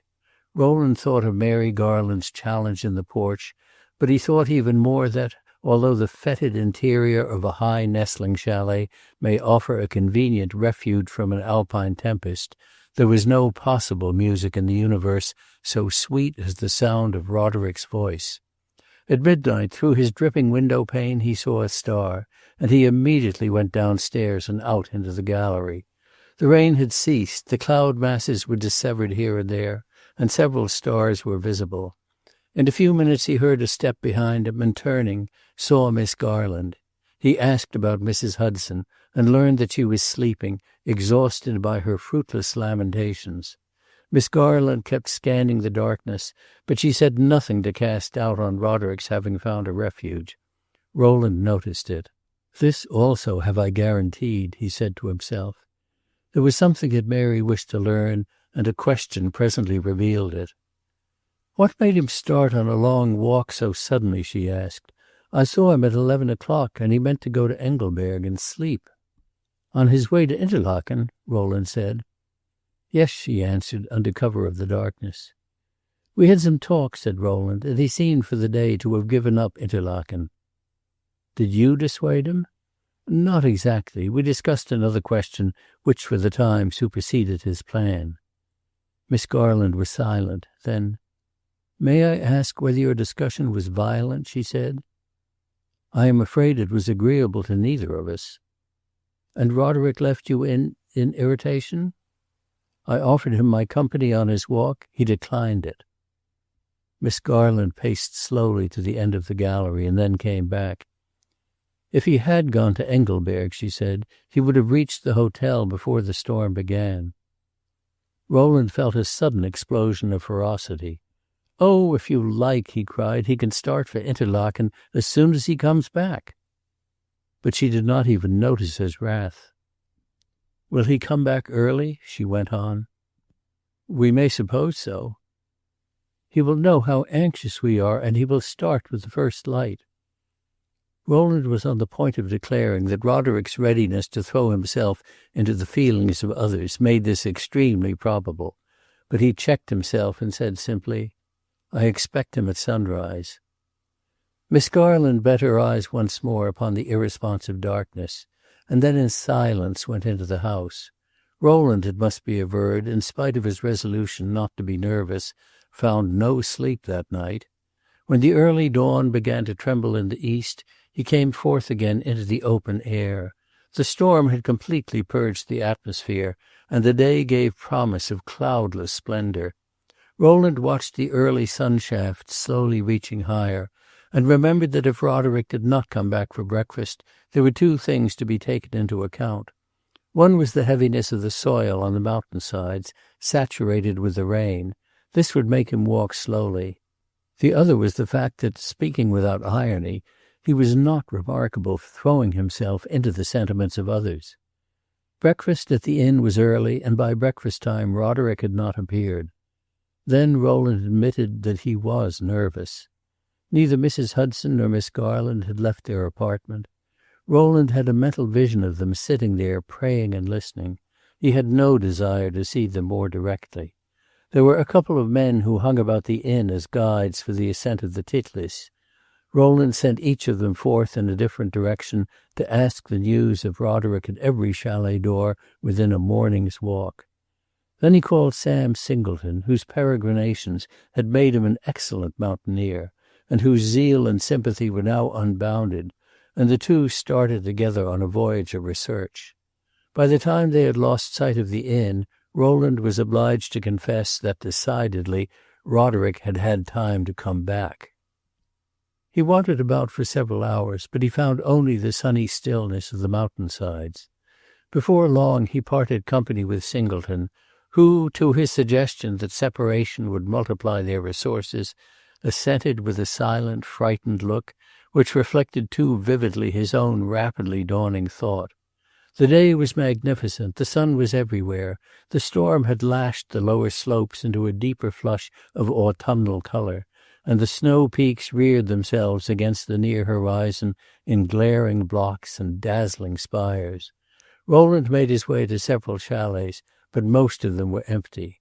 He thumped at their low, foul doors with a kind of nervous, savage anger. He challenged the stupid silence to tell him something about his friend. Some of these places had evidently not been open in months. The silence everywhere was horrible. It seemed to mock at his impatience and to be a conscious symbol of calamity. In the midst of it, at the door of one of the chalets, quite alone, sat a hideous cretin, who grinned at Rowland over his goitre when, hardly knowing what he did, he questioned him. The creature's family was scattered on the mountain-sides. He could give Rowland no help to find them. Rowland climbed into many awkward places and skirted, intently and peeringly, many an ugly chasm and steep-dropping ledge. But the sun, as I have said, was everywhere. It illumined the deep places over which, not knowing where to turn next, he halted and lingered, and showed him nothing but the stony alpine void, nothing so human even as death. At noon he paused in his quest and sat down on a stone. The conviction was pressing upon him that the worst that was now possible was true. He suspended his search. He was afraid to go on. He sat there for an hour, sick to the depths of his soul. Without his knowing why, several things chiefly trivial that had happened during the last 2 years, and that he had quite forgotten, became vividly present to his mind. He was aroused at last by the sound of a stone dislodged near by, which rattled down the mountain. In a moment, on a steep rocky slope opposite to him, he beheld a figure cautiously descending, a figure which was not Roderick. It was Singleton, who had seen him and began to beckon to him. Come down, cried the painter, steadily making his own way down. Rowland saw that as he moved, and even as he selected his foothold and watched his steps, he was looking at something at the bottom of the cliff. This was a great rugged wall, which had fallen backward from the perpendicular, and the descent, though difficult, was with care sufficiently practicable. "What do you see?" cried Rowland. Singleton stopped, looked across at him, and seemed to hesitate. Then, come down, he simply repeated. Rowland's course was also a steep descent, and he attacked it so precipitately that he afterwards marvelled he had not broken his neck. It was a 10 minutes' headlong scramble. Halfway down he saw something that made him dizzy. He saw what Singleton had seen. In the gorge below them a vague white mass lay tumbled upon the stones.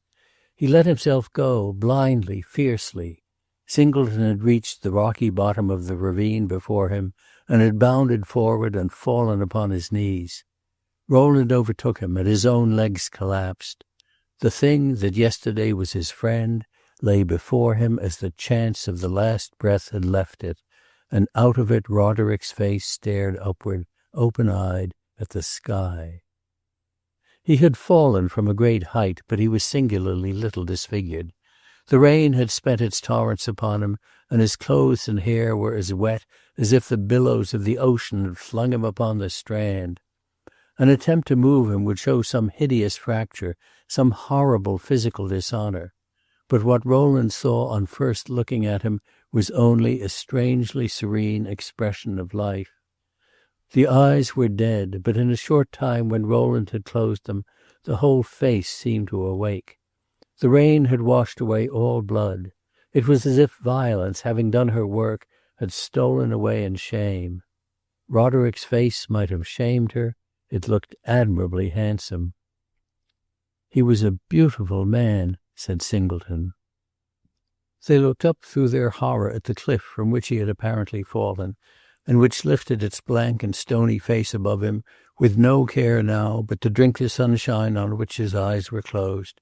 And then Rowland had an immense outbreak of pity and anguish. At last they spoke of carrying him back to the inn. "There must be 3 or 4 men," Rowland said, "and they must be brought here quickly. I have not the least idea where we are." "We are about 3 hours' walk from home," said Singleton. "I will go for help. I can find my way." "Remember," said Rowland, "whom you will have to face." "I remember," the excellent fellow answered. "There is nothing I could ever do for him in life. I will do what I can now." He went off, and Rowland stayed there alone. He watched for 7 long hours, and his vigil was forever memorable. The most rational of men was, for an hour, the most passionate. He reviled himself with transcendent bitterness. He accused himself of cruelty and injustice. He would have lain down there in Roderick's place to unsay the words that had yesterday driven him forth on his lonely ramble. Roderick had been fond of saying that there are such things as necessary follies, and Rowland was now proving it. At last he grew almost used to the dumb exultation of the cliff above him. He saw that Roderick was a mass of hideous injury, and he tried to understand what had happened. Not that it helped him. Before that confounding mortality, one hypothesis after another faltered and swooned away. Roderick's passionate walk had carried him farther and higher than he knew. He had outstayed, supposedly, the first menace of the storm, and perhaps even found a defiant entertainment in watching it. Perhaps he had simply lost himself. The tempest had overtaken him, and when he tried to return, it was too late. He had attempted to descend the cliff in the darkness. He had made the inevitable slip, and whether he had fallen 50 feet or 300 little mattered. The condition of his body indicated the shorter fall. Now that all was over, Rowland understood how exclusively, for 2 years, Roderick had filled his life. His occupation was gone. Singleton came back with 4 men, one of them the landlord of the inn.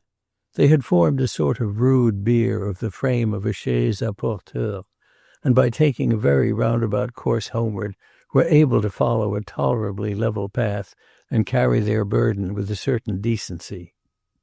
To Rowland it seemed as if the little procession would never reach the inn, but as they drew near it he would have given his right hand for a longer delay.